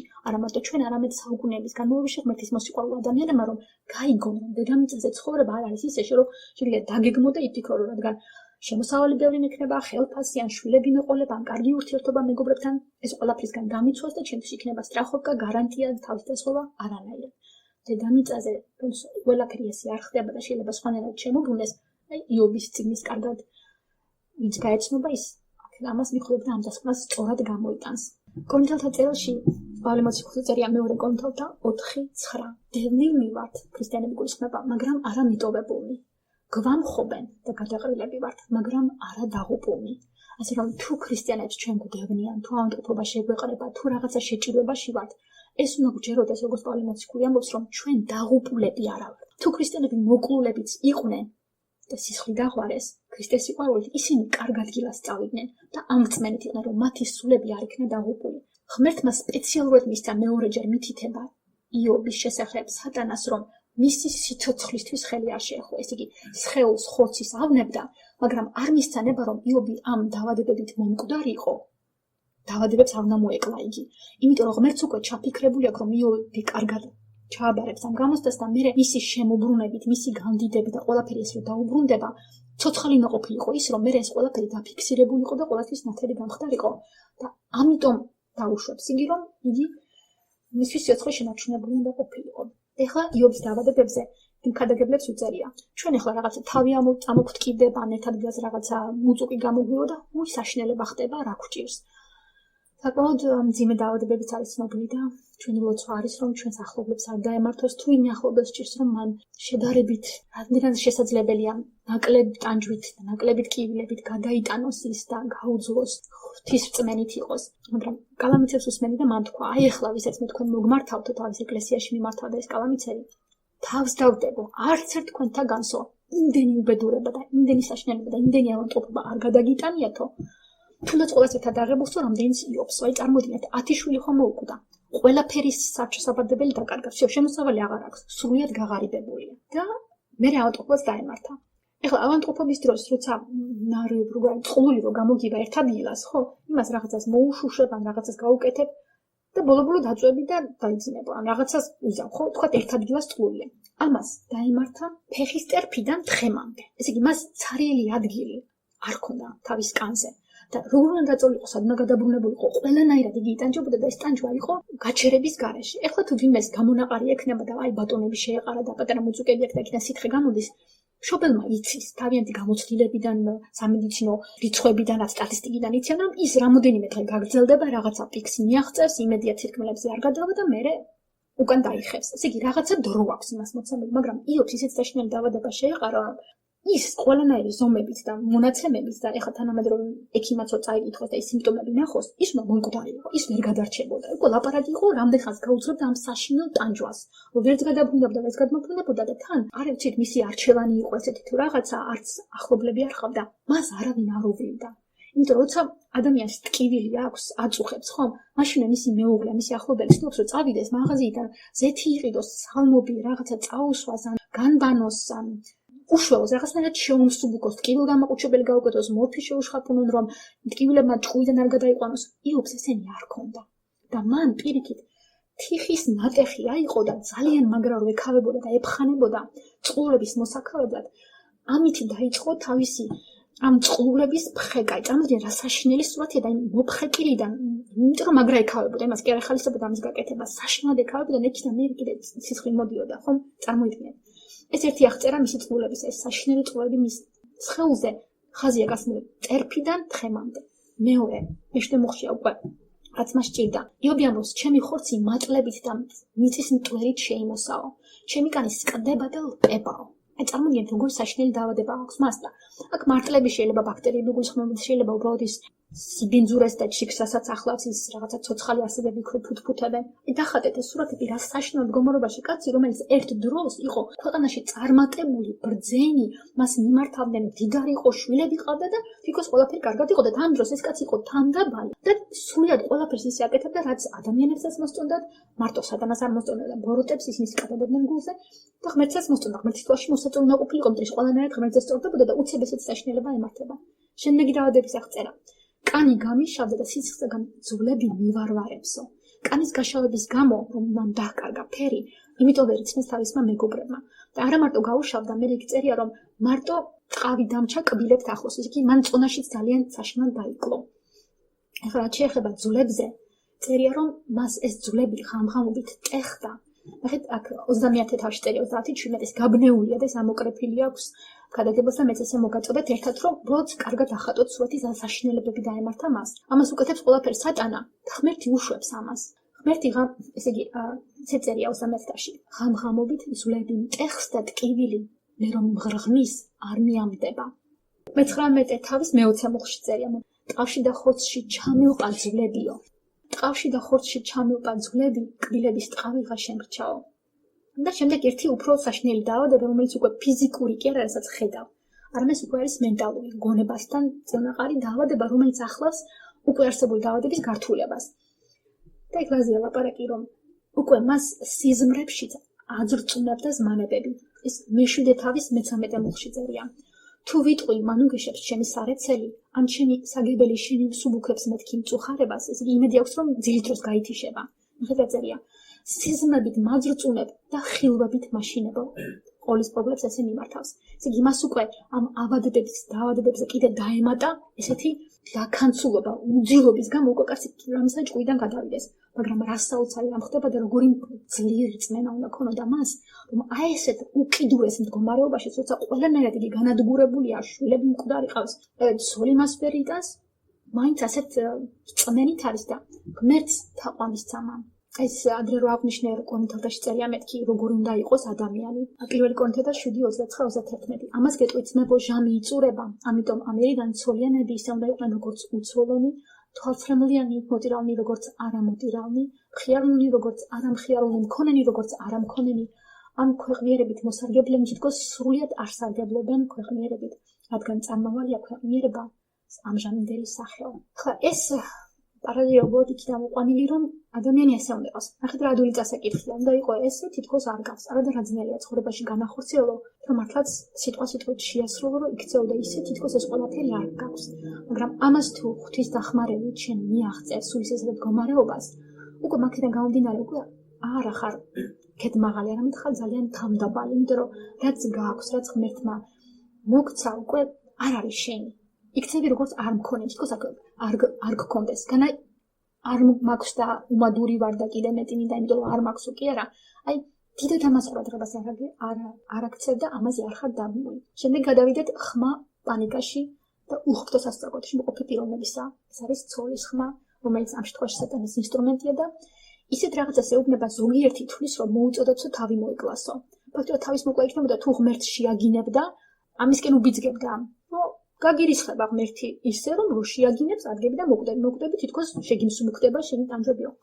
ეს არის სიცრუე, რომელიც სამწუხაროდ ძალიან გავრცელებულია აქ ჩვენს საუკუნეშიც და ამას იყენებს სატანა, რომ ეუბნება ხალხს, აი რადგან რო იტანჯები, თავი მოკლე კარგად იქნები. არანაირად ხალხო, თავის მოკლით გადადიხარ იქ, სადაც სულ ცუდად იქნები და გაცილებით უფრო ცუდად ვედა დედამიწაზე შეიძლება შენ გეგონოს, რომ ცუდად ახარ. და როგორი გაღიზიანებული უნდა ყოფილიყო ეს 10 შვილის გლოვიარე ქალი, უამბობდა, ისევ შენს უბიწოებას და სიავალეს ებღაუჭები, ეს მას ქმარი აღიზიანებდა. იმიტომ რომ ქმარმა აღიარა, რომ ღმერთის გამხებულება ამასობა ღმერთსა თაყვანი. და უკვე გაბრაზებულია ცოლი ღმერთზე, რომ ღმერთმა დაუშვა ჩვენი შვილების მოკლავ და ისე არის გამწარებული, რომ ასეთ სატანურ რაღაცას თავაზობს იობს. მეც დამასვენე შენს დაისვენებო. ეს არ არის დასვენება. მაგრამ იობი როგორ პასუხობს, მას მართლაც ძალიან მოყვარებოდა თავის ცოლი, იმიტომ რომ იობმა ცოლს კი არ დაუწყო გინება, შეასეთო და შეისეთო, არამედ იობი ეუბნება, უქონური დედაკაცივით ლაპარაკობო, შედარება მოიყვანა. პირადად ცოლი კი არა გინა, აი ის რო იქნება ვიღაცა უგუნური დედაკაცი, იმისნაირად ლაპარაკობო და ისევ პატარა ერთნაირად ქადაგება უქადაგა ცოლს რო იქნება აზრზე მოიყვანა და უთხრა, სიკეთის მიღება ვიცით ღვთის ხელიდან, სიავე და განსაცდელი აღარ უნდა მივიღოთ, ეს არის კითხვა-დასმული ქადაგება. თუ იმას ხვებულობ განა ეს არ უნდა მივიღო და ეს იყო ლახვარის ჩაცემა სატანისთვის, იმიტომ რომ სატანა ამას ამტკიცებდა. თქვენ გაქვთ გარიგება ღმერთს რო ეუბნებოდა. შენ იმას ზღუდე შემოავლე, კარგად აყოფებ, ის კიდე შესაწირავებს გწირავს და ვიშთომ შენი მოწმენი არისო. აი ნახე, იობმა როგორ გამოუთხარა ძირი სატანის თეორიას, ამ სიყალბეს. მე როგორც სიკეთეს ვობლობდი აქამდე. განა სიავე არ უნდა მივიღო და მან ეს სიავე თავისი სხეულის, ხორცის, აი ესეთი საშინელი მდგომარეობის შემდეგაც ასეთი რამ თავის ცოლს უქადაგა, რომ განსაცდელიც უნდა მიიღო მას. იობისთვის მაცნუნებელი იყო თავის ცოლი. იობმა კარგად ჩააბარა გამოსდა. პირველმა ადამიანმა ეს გამოსდა საშინაო ჩააბარა და მათ სამოთხე დაკარგეს. ევა იყო ადამიანისთვის მაცნუნებელი და ევა იყო ყველაზე ახლობელი ადამიანისთვის. მაშინ არავინ არ იყვნენ ადამიანსა და ევას გარდა. იობისთვის ყველაზე ახლობელი იყო ცოლსლა დარჩენილი მის საწამებლად და სატანაზრევი შესატენად მისი ცოლი იესო ქრისტესთვის, იმიტომ რომ იობი არის იესო ქრისტეს წინასახე აი ამ მიმართებაში. იესოთვის ყველაზე უახლოესი იყო მისი მოწაფეებში უფროსობდა პეტრე. ნახეთ, პეტრედან შევიდა ცდუნება, ცდელობა იყო, რომ იესოსი შესულიყო ეს ცდუნება და იესო როგორ იტყვის, გვერდზე გასწევს და იტყვის შენ სატანა არის და გამე ჩემგან სატანაო. აი ნახეთ, იობმა ხომ კარგად ჩააბარა გამოსდა, რა თქმა უნდა იესომ ძებთვის ამ საუკეთესოდ ჩააბარა ეს გამოსდა თავის საყვარელ მოწაფესთან მიმართებაში და ჩვენ ეს უნდა ვისწავლოთ. ადამიანს კი უნდა დავემსგავსოთ, რომელსაც მე ცოდვა შემოვიდა და ის დნკ-ს რაღაცა დნმ-ის ჯაჭვში დაირღვა და ავანტყოფობა, ცოდვა, სიკვდილი ჩაისახა, რაღაცა დაზიანდა და გაფუჭდა ჩვენში, რომელიც გადმოგვეცევა ადამიანისგან, რომელიც ჩვენი უშუალო წინაპარია. ადამიანს კი უნდა დავემსგავსოთ არამოდ სულში განმაახლებას, ამ დნკ-ის შემაერთებას, უფრო კარგად გამაცოცხლებას. მე სხვანაირად სათესასწოროში დნკ იქნება ალბათ რწმენითგებულობთ ამას გასხივოსნებული სხეული, რომელშიც უკვე ყოველს თავისი პიროვნება შენარჩუნებული იქნება და აი მას უნდა დავემსგავსოთ, იმიტომ რომ სულით ხდება განკურნება. ცოლზე რაც შეეხება აქ, რადგან ეს ამ გეგმაში, მე თავის გეგმაში არის ხმა სასწრაფოდაში მოყოფი პიროვნებისაო, ცოლზე კიდე მე-19 თავში გვაქვს ერთი მოკლე წინადადება და იქაც უარყოფით და ნეგატიური სამწუხაროდ. იქ ჯერ ზოგადად საუბრობს იობი და ესე გვეუბნება, რომ მე-19 თავი ჩემი მცნობელნი გამივიცხობდნენ, ახლობელნი განმიდგნენ და მეგობრებმა დამივიწყეს, მე ამბობს იობი. ჩემი სახლის დგმურები და მხევლები უცხოდ მიყურებენ, უცხოდ თესლი შევიქენი მათ თვალში. მსახურს ვეძახი და მსახური ხმას არ სცემს, ბაგით ვევედრები. ჩემი სუნთქვა შესწაგდა ჩემს ცოლს და ჩემი სუნი ჩემს ნაშიად. მომიძურეს ჩემმა გულთადმა მეგობრებმა და ვინც კი მიყვარდა, მტრად გამიხვდნენო. ნახეთ, იქ ცოლზე რო არის ნათქვამი, რომ ცოლს შესწაგდა ჩემი სუნი, ესე იგი წარმოგიდგენთ, ადამიანს ჩირქებისთვის ცუდად არის, რა თქმა უნდა, ავანტყოფობას ცუდი სუნი ახლავს, რომელსაც მithumetes არ მოუვლი, არ დაბან, არ ზეც არ წაუსმებ, ხომ? ეტყობა ამას, ანუ არ უვლიდან, ან კიდე თვითონ ამბობდა ამაზე უარს და ნაცარში შეგნებით ჩაშდა, რომ უკვე იგი ინანიებდა და მონანიებაში ღვთის წინაშე იყო, ხომ? და რა თქმა უნდა, იქიდან ახლა საშინელი სუნი წამოვიდნენ, რომ ადამიანი არის წნადი პიროვნება, რაც უფრო ასაკში შესდის, მისი ენტროპიას ხომ ისე განიცდის, რომ თუ არ მოუარათ, საშინელი სუნი დადგება. ავტობუსში თუ ვინმე შეხვედრი ხართ ან ქუჩაში, რომ ვიღაცა გაუბედურებელი საწყალი მათხოვარი ექნა სუნი მოდის, იმიტომ რომ იმ ადამიანში ჩადებული არის ხრწნა, იმან თავს არ მოუარა. ჭკუიდან გადადის და საკმარისი ადამიანი 1-2-3 დღე არ დაიბანოს და საშინელი პობის სუნი მისდის, ხომ ისგან და წარმოიდგინეთ, ხა იობი რა მდგომარეობაში იქნებოდა და მისმა ყველაზე ახლობელმა ადამიანმა ცოლმაც კი შეიძაგა იგი. და შემდეგი ამ თავში გეგმით ესეთი რომ დავასათაურეთ, ეს არის ხმა მგლოვიარეთა. და პირველად ვეცნობით იობის მეგობრებს. ახლა ეს მეგობრები, ელიფაზი, ბილდადი და ცოფარი მაინც მეგობრები იყვნენ, იმიტომ რომ სხვებმა თუ მოიძულეს, ესამი მეგობარი ფორმალურად მაინც დარჩა, რომ ისინი ჩავიდნენ, შეიკრიბნენ, მოილაპარაკეს, მივიდნენ იობთან, რო დაინახეს, გულთან მიიტანეს. როცა ადამიანი არ გენაღვლება, არ ატირდები და ხმას არ აიმაღლეთ. ამათ მაინც თვითონ როგორც შეეძლოთ, როგორც წარმოედგინათ, მე რა აზრების თავში ქონდათ, ისინი აფრქვიეს, მაგრამ თავიდან ხო გულწრფელად მივიდნენ თავიანთ მეგობრებთან და მაინც მეგობრები ჰქვიათ. გებულობ ბიბლიის იობის წიგნის ბოლოში, რომ ღმერთი ეტყვის იობს მეგობრებისთვის მსხვერპლი შეეწერა, იობი შესწირა სხვებს და მხოლოდ სხვებშეწურის შემდეგ განიკურნება იობი. ესეც საოცარი ქრონოლოგია, რომელსაც უნდა მივაქციოთ ყოველდღეს მერე ბოლო თავებში იქნება. იგი ეს მეგობრები მაინც მეგობრები არიან, თუმცა ბევრ რამეში ძალიან გაუცნობიერებები და კოჭლები თავიანთ წმენაში და ამიტომაც ღმერთი არ მოიწონებს მათ საუბარს. ისე კარგად და ისე რწმენით და ისეთი სამართლიანად არ ელაპარაკობდნენ, როგორც იობი. იგი მეგობრების შესახებ უგრანურისთვის მოყვანილი აქვს ციტატა ჰენრი ფორდის. ჰენრი ფორდი იყო ამერიკის ინდუსტრიის კაპიტანი, საქმოსანი მაგნატი, ფორდ მოტორ კომპანიის დამაარსებელი. ამას ესეთი ფრაზა აქვს ნათქვამი ჰენრი ფორდს, რომ ჩემი საუკეთესო მეგობარი ისაა, ვინც ჩემში საუკეთესო თვისებებს აღვიძებსო. ნახე რა კაი ფრაზა არის. არ მგონი ეს ქრისტიანი ყოფილიყო მიცილება, ეს ნომინალურად ყოფილიყო. მაგრამ ჰენრი ფორდმა თქვა, ჩემი საუკეთესო მეგობარი ისაა, ვინც ჩემში საუკეთესო თვისებებს აღვიძებსო. მაგრამ სამწუხაროდ იობის მეგობრები არ იყვნენ ისეთი საუკეთესო მეგობრები. მათ იობში ყველაზე არასასურველი განწყობა წარმოაჩინეს და იობს ჭირდებოდა იმის მტკიცება, რომ არა კაცო, ეგრე არ არის თქვენ რო ამბობთო. იგი ეს არასასურველი განწყობა მაინც ხო წარმოაჩინეს, ამ მეგობრებმა საუკეთესოები არ იყვნენ. და ეს თემა მე შეგვიძლია გავშალოთ ძალიან მოკლედ, გვამთავრებს საუბარს, არის რომ ჩვენი ღმერთში გაცოცხლებული სულის უახლოესი მეგობარი, ჩვენთვის თავდადებული და საკუთარი სიცოცხლის გამწირავი ჩვენი ცოდვებისთვის არის ჩვენი გამომსყიდველი, ჩვენთვის ჯვარზე ჩანაცვლებული, რათა ჩვენი სულები ჯოჯოხეთისას ეხსნა. ეს არის უფალი იესო ქრისტე, ჩვენი სულის მეგობარი. იესო წარმოაჩენს ჩვენში საუკეთესო თვისებებს, იმიტომ რომ თავად გვანიჭებს სული წმინდით იმის უნარს, რომ კეთილი თვისებები ამუშავდეს ჩვენში. აი ნახეთ რა ლამაზი შედარება მოდის იმასთან, რომ უკვე თუ შენ ახლოს ახარ იმ ოჯახთან, რომელშიც ღმერთი ღებულობს, მომაღალით გეუბნება, რომ ეს არის ჩემი პირმშო, შენ ჩემი ოჯახის წევრი იქნები, ოჯახის წევრი ანუ მეგობარი, რომლისთვისაც იესომ თავი დადო. უკვე აი ესეთი პიროვნების ახლობლება რო გაქვს, გამომსყიდველი რომ არის შენ, უკვე ის შენში აღძრავს კათვისებებს და იგი არის ნამდვილი სულის მეგობარი. თუმცა ეს მეგობრობა თავში არ უნდა აგვივარდეს და არ უნდა გახდეს ჩვენთვის რაღაცა გაცვეთილი რამეა. ქრისტე არის ჩემი მეგობარი, არანაირად. ეს უნდა იყოს შენი უფალი. და იმას დაქვემდებარებული იმისი მოთაყვანე ის არის ჩემი სათაყვანებელი საგანი ღმერთი არის იესო და მას უნდა ვეთაყვანოთ. და ბოლოს შემდეგ გადავდივართ ხმა ტანჯულისა.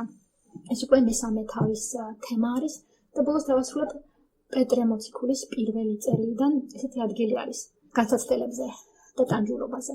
იგი პირველი თავის მე-6-მე-9 მუხლებს ამოვკრიფავ პეტრე პირველი წერილიდან. გაიხარეთ, თუმცა ამჟამად თუ საჭიროა სხვადასხვა განსაცდელით მცირედ გატანჯულნო, რათა თქვენი გამოწვრთობილი რწმენა ცეცხლში გამობრძმედილად ხრწნად ოქროზე ძვირფასი აღმოჩნდეს. თების პატივისა და დიდებისათვის იესო ქრისტეს გამოჩენისას, ვინც არ გინახავთ, მაგრამ გიყვართ, თუმცა ვერ ხედავთ, მაგრამ გწამთ და ხარობთ გამოუთქმელი დიდი სიხარული, რადგან იმკვიდრეთ თქვენ რწმენის მიზანს. ნახე რა კაი გაგრძელება აქ. თქვენი რწმენის მიზანი არის თქვენი სულის ხსნაო. აი ნახე რა კაი სიტყვებია. რამოდენიმე დაკავშირებული წინადადება, გრძელი წინადადება იწყება იმით, რატომაც არის ეს ადგილი პარალელი ამისთვის, რომ სხვადასხვა განსაცდელში თუ მცირედ გატანჯულებით ნებით, იობის ანიშნულში შედარებით ჩვენი ტკივილი, ჩვენი დაავადება, რაც არ უნდა განუკურნებელი იყოს, მაინც სამართლიანად თუ ვიტყვით იობთან შედარებით, არის მცირედ გატანჯულობა. ამისი ყველაფერი საბოლოო მიზეზი მაინც არის, რომ რწმენის საბოლოო მიზანი თქვენი სულის ხსნა. ძალიან ლამაზი სიტყვებია, პატრესთან ბოლომდე ჩაუკვირდეთ ამ ადგილს და კიდევ წაიკითხოთ, რომ გაჩნდეს. იერემიას გოდებაში წერია მსგავსი აზრი. არ მიატოვებს უფალი საუკუნოდ. თუ დაამწუხრებს, შეიბრალებს კიდეც თავისი დიდი მოწყალებით, რადგან გულით როდის ტანჯავს უფალი და ამწუხრებს ადამიანთა შვილებს. განა უზენაესის პირიდან არ გამოდის უბედურება და სიკეთე. ეს არის გოდება იერემიას მთავარი თემა. შეწირება, შეწუხება, რატო ხდება იგი და ყველაფერი ღმერთისგან მივიღეთ და ბოლოს ესეთი გამამხნევებელი, რაც კონტელტაში წერია, პირველი კონტელტა 10:13, რომ არ შეგთხოვიათ განსაცდელი გარდა ადამიანურისა, ხოლო სარწმუნოა ღმერთი, რომელიც არ დაუშვებს, რომ თქვენ შესაძლებლობაზე მეტად გამოიცადოთ, რაც რამეს თქვენს ძალღონეს აღემატებოდესო, რადგან განსაცდელში გამოსავალსაც გაპოვნინებთ, რათა შეიძლოთ ატანა და აფერომ იობს, როგორი წმენაში ძლიერი ადამიანი ყოფილა, იმიტომ რომ ღმერთმა დაუშვა ისეთი სატანჯველი და იმაზე მეტი არ დაუშვა, რომ მას ვერ გადაიტანდა, ესე იგი ღმერთმა იცოდა, რომ აი ეს, რაც ცოტანამ ძალიან მოინდომა, რომ იგი გაეუბედურებინა თავის ხურცის ჩათვლით, ღმერთმა იცოდა, რომ მას იგი გაუძლებს და რა თქმა უნდა ღმერთი შინაგანად ყველანაირად მას ეხმარებოდა და მე ეს ჩვენთვის დაიწერა. მაგრამ ჩვენ ინდივიდუალურად ღმერთი რასაც გვაძლევს, იმის რწმენით უნდა ვიყოთ, რომ ერთი პატარა გრამი, ერთი პატარა მისხალი არ აღემატება იმას, რაც ჩვენ უკვე შეგვიძლია რომ გადავიტანოთ. რომ ღმერთმა გვიშველოს და რა კარგია რომ კიდე 40 თავია წინ და რა კარგად შეიძლება მისი გაშლა, გაცობა, შესწავლა კიდე ამ ძირთადან დამბრუნება და ამითი ჩვენი ისე აღშენება. მადლობა.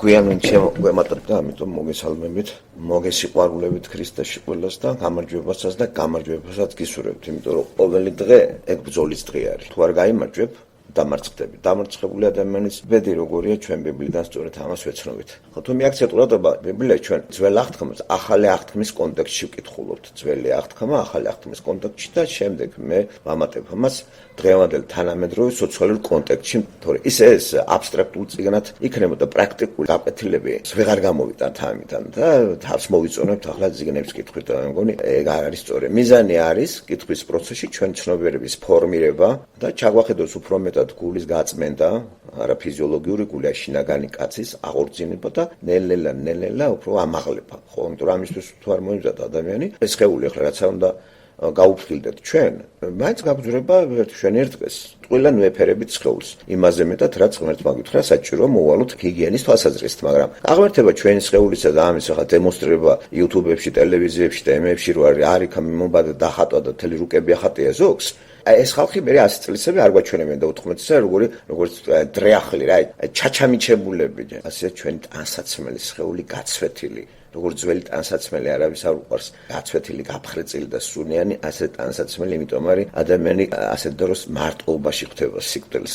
დიდი მასთან იყოს თავისი ახლო 1-2-3 კაცი. ისინიც კი გაურბიან. იობის მაგალითიც ეს არის. იობთან აღარავინ აღარ არის. ჯერ ერთი იმიტომ აღარავინ არ არის, რომ დაეხოცა სუყველა. და ვინც აყავს ის სამი მეგობარი, ისინი მოვიდნენ დებატების გასამართავად. ხო, მთელი ეს მესამე თავიდან მიდის დებატები უკვე სამსამრაუნდიანი და უნდა გასცეს პასუხი იობმა ამ ადამიანებს. ხომ მოგახსენეთ რომ ორიგინალურში ეს და ქართულშიც შეიმჩნევა, განსაკუთრებით ძველ ქართულში შენარჩუნებულია რიტმი და პოეტური ფორმა. პოეტური ფორმა აქ შინაარსი არა. პოეტური ფორმა გითხარით, პარალელიზმები არის სავსემად და პარალელიზმებს მიმართავ ახლა რომ მე გავიმეორებ იმას, პარალელები ეგ არის იდეის გამეორება. ნატალიას მე ასე რომ საუბარშიდაც პარალელიზმები არის ჩვენთან, ხომ? საინტერესო პიროვნება მე ჩემეული ემეებით ხედვით და წინასწარ შემუშავებული აზრის გარეშე და არც სხვა წიგნებიდან რაც ამოკითხული მაქვს, ვცდილობ რომ არ გავიმეორო სხვისი აზრები. საკუთარი დაკვირვება, გამოცდილება, დაყრდნობით აი საძირკველი რომ ბიბლია არის, რომ არ იყოს თქვა ეს მარტო დემონსტრირება შენი ინტელექტისა. და ზემოქმედება უნდა მოვახდინოთ, ხო, თან საუბრის პროცესში ჩემი ჩამოყალიბების მცდელობაც არის. სულიწმინდა მუშაობს ამ პროცესში და არ უნდა შეუშალო ხელი. თუ სულიწმინდას ხელი შეუშლი, მაშინ წიგნების უნდა ამოვეფარო მე და სხვისი წიგნები დავაკონსპექტო და წაგიკითხოთ. ეს არაეფექტური იქნება ჯერთი ჩემთვის და მე თქვენთვის. წიგნები სხვა დროს განათლების პერიოდშიც ბევრს ვლაპარაკობ მე წიგნებიდან, ეხლა მოამრავი მასალები მოგაწოდეთ შესავალში, რაც ამოკითხული მაქვს. სწრაფად მედის დრო და ყველაფერს თელ ბიბლიოთეკას ვერ მოვყვები. რით არის საინტერესო ახლა პირადად ჩემთვის ეს წიგნი? და უნდა გითხრათ რომ აი ამ წიგნთან, ეკლესიასთან ხანგრძლივი დროით ყოფილი ვარ. ეს ძალიან ორჯერეთი ფილოსოფია, ფილოსოფიური აზრები და თეოლოგია. ამ ხრივ ვისაც ეს მისწრაფება არ აქვს, რომ დავრჩეთ ლიტერატურის დონეზე, ფილოსოფიური ლიტერატურის დონეზე. ვისაც ეს მისწრაფება არ აქვს, ეს წიგნი დარწმუნებულად გაუჭირდება ამის კითხვა. ვისაც ქრისტე უყვარს, ის ამ წიგნს კითხულობს, იმიტომ რომ ერთ-ერთი წინასახე თუ შეიძლება ითქვას, იობიც არის ქრისტესი. ბევრი ამის იმას გავს გარდა იმისა, რომ იესო უბიწო არის, აბსოლუტურად უცოდველია. იობი ჩვენ წინაშე ცოდვილი კაცი არის, ცოდვილი ადამიანში დაბადებული ესეც. ადამიანში დაბადებული მაცხოვარი არ არის, სულიწმინდით არის დაბადებული ხომ. ამ ხრივ კი ეს ახლა ვერ შეედრება იობს ვერავინ. მთელი ბიბლიაში და კაცობრიობაში რატო არჩია ღმერთმა ეს? ნათელია რატომ? აი რომ აერჩია ისეთი პიროვნება, ვინც არის უვარგისი, გადასაგდები, თქვათ მებაჟე, რომელიმე ფულის ამკრეფი, თქვათ აჩაღი, ვიგინდა რა. იმ წუთში ვიტყოდით, რომ აი ამიტომ იტანჯება. პარადოქსი სწორედ ეს არის, რომ იწყება წიგნი პროლოგით. ჯერ დახასიათება გარკვეული ადგილი ყუცი, რომელიც თანამედროვე დღევანდელი წარმოდგენა რო შეგვექონას, ეს არის პალესტინის რუკას თუ დახვედათ ედომის სამხრეთ აღმოსავლეთი ნაწილი და დასავლეთიც კიდე არის სირიის უდაბნო, ხომ? აი ესეთი ყუცი. გარკვეული არავის არ აქვს არქეოლოგიური გათხრება და სად უნდა მდებარეობდეს ეგ ადგილი. ნუ პირობითად ვიცით ეს ყუცი ვინ დაარსა, ხომ? გენეალოგია როცა ვისწავლეთ ჩვენ შესაქმის პირველი წიგნიდან, ჩამონათვალში მე-11 თავიდან იწყება, ეგ განსახლება რო იწყება, იცით რომ შექმნათა ისტორია გრძელდება 1656 წელი და ამბოლოდ 2000 წლამდე. შემდეგ ამას მოყვება წარღვნის შემდეგ პერიოდი პატრიარქების ეპოქამდე 427 წლით განისაზღვრება. ახლა ჩვენ კიდე ვართ იმ პერიოდში, როდესაც გავლილი არის ეს წარღვნის შემდეგ 427 წელი და პატრიარქების ეპოქაში ვართ 215 წელი. პატრიარქების აბრაამი, ისააკი, იაკობი, იოსები. აი რან მაგის თანამედროვე უნდა ყოფილიყო იობი ან ცოტა ადრე. სავარაუდოდ აქ რომ მოხსენებულია ყუცი და ვიცით ყუცი გენეალოგიდან პიროვნება იყო აბრაამის და ნახორისა და იმას მას მოყვება ხას აბრაამის ძმას ჩვენ მე-11 თავიდან ეს ვიცით ჩამოვედით ევერამდე და ებრაელები არ მოიხსენიები აქ სავარაუდოდ ესე იგი ჯერ არის ჩამოყალიბებული როგორც ადრე აღნიშნე ისრაელიერი იმიტომ რომ ისრაელი იაკობიდან არის იაკობის ისააკია და ისააკის მამა აბრაამია ვარაუდით აი რაღაც უნდა იმკითხავთ მაგრამ ამას კი არ აქვს დიდი მნიშვნელობა აქვს ეს არ არის გადამწყვეტი. ეს ისე უბრალოდ კითხვას რო დაგისვამს მე და პასუხი გავცეთ და რაღაცნაირად ჩვენი წარმოსახვითი უნარებით ჩავრთოთ და წარმოვიდგინოთ რა ეპოქა. ტექსტი გვეუბნება ამას იცით, აი მთელი რიგი ჩამონათვალით წინა გამოსვლებმა აღნიშნა აქ რომ აი როგორ მსხვერპლსეწირვას აქვს ადგილი. ესეთი რამე არ შეიძლება როცა უკვე ყალიბდება ლევიტელების კანონი და უკვე ლევიტელებზეა დოლები არიან ლევიტელების ტომიდან განწესებული ამ საქმისათვის. აქ ხედავთ რომ ოჯახის თავკაცი შეთავსებული აქვს მდელთავრის მოვალეობა.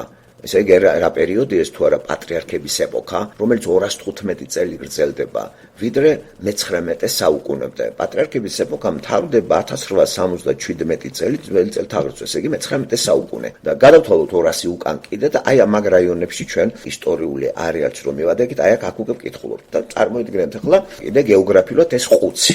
ყველა ძველი ბიბლიური ქალაქების დამაარსებლები იყვნენ პიროვნებებს უკავშირდებოდათ, ხომ?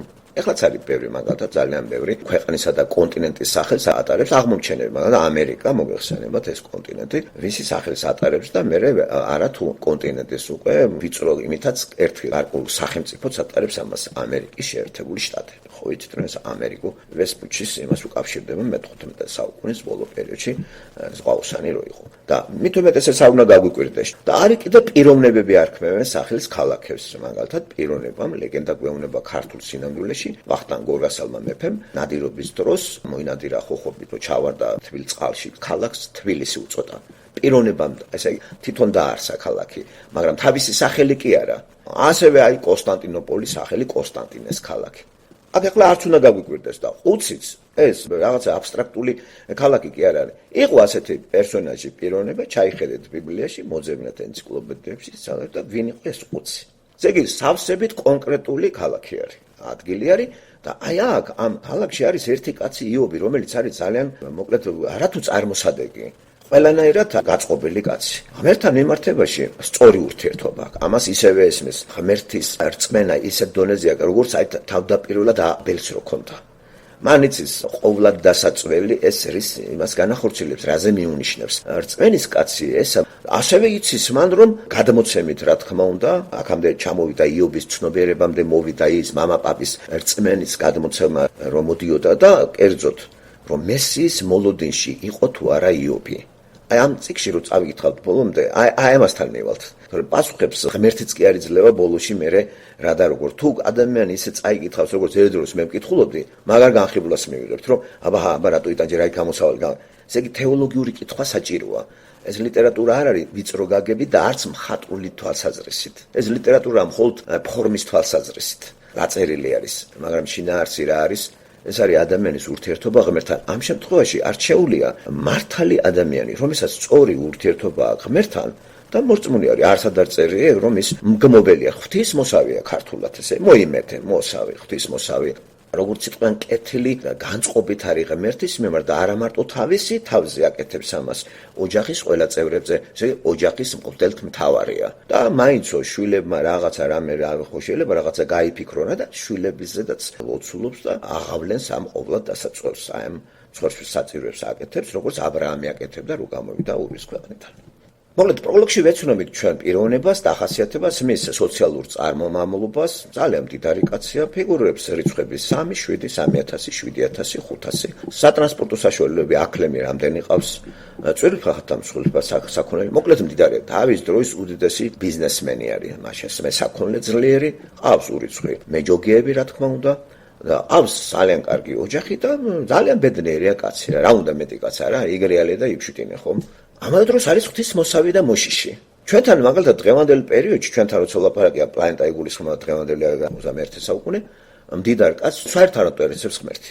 იმიტომ რომ სიმდიდრე მისე დაიპყრო ეს რომ ეს არის ამისი მამონა და ღმერთი თუ გაახსენდება ალბათ ასეთ მდიდრებს მხოლოდ ისე დროს როცა უკვე სულ ხორცის გაყრის პერიოდი მოდის. ისეც ყველას არა. ისეც ყველას არა. მანამდე კი დროს ატარებენ და გრიალებენ. ესეთი არ არის იობი. არ ავიწყდება არასოდეს. სიმდიდრეთ, კეთილდღეობა თუ ოჯახიც, ყველა კარგად არის. გადადიან შვილები ერთმანეთთან და აღნიშნავენ რაღაც შეხვედრებს და ამიმეებს და იობს ისაწუხებს. ვაიმე, ვინმე რამე სისულელი არ ჩაიდენო შვილებმა. ესე ძალიან უყვარს თავისი ოჯახი და მოწადენებულია რომ ოჯახის წევრი არც ერთი არ დაიკარგოს და ღმერთთან მიყვანოს. თავის დროის ევანგელისტიც გვევლინება ევანგელისტად იობი. მაშინ რა შეასაქმე, რა არის ეს? ჯერ ერთი ეს ნაწარმოები დაწერილია, იმიტომ რომ სატანა არის მხილებული აქ.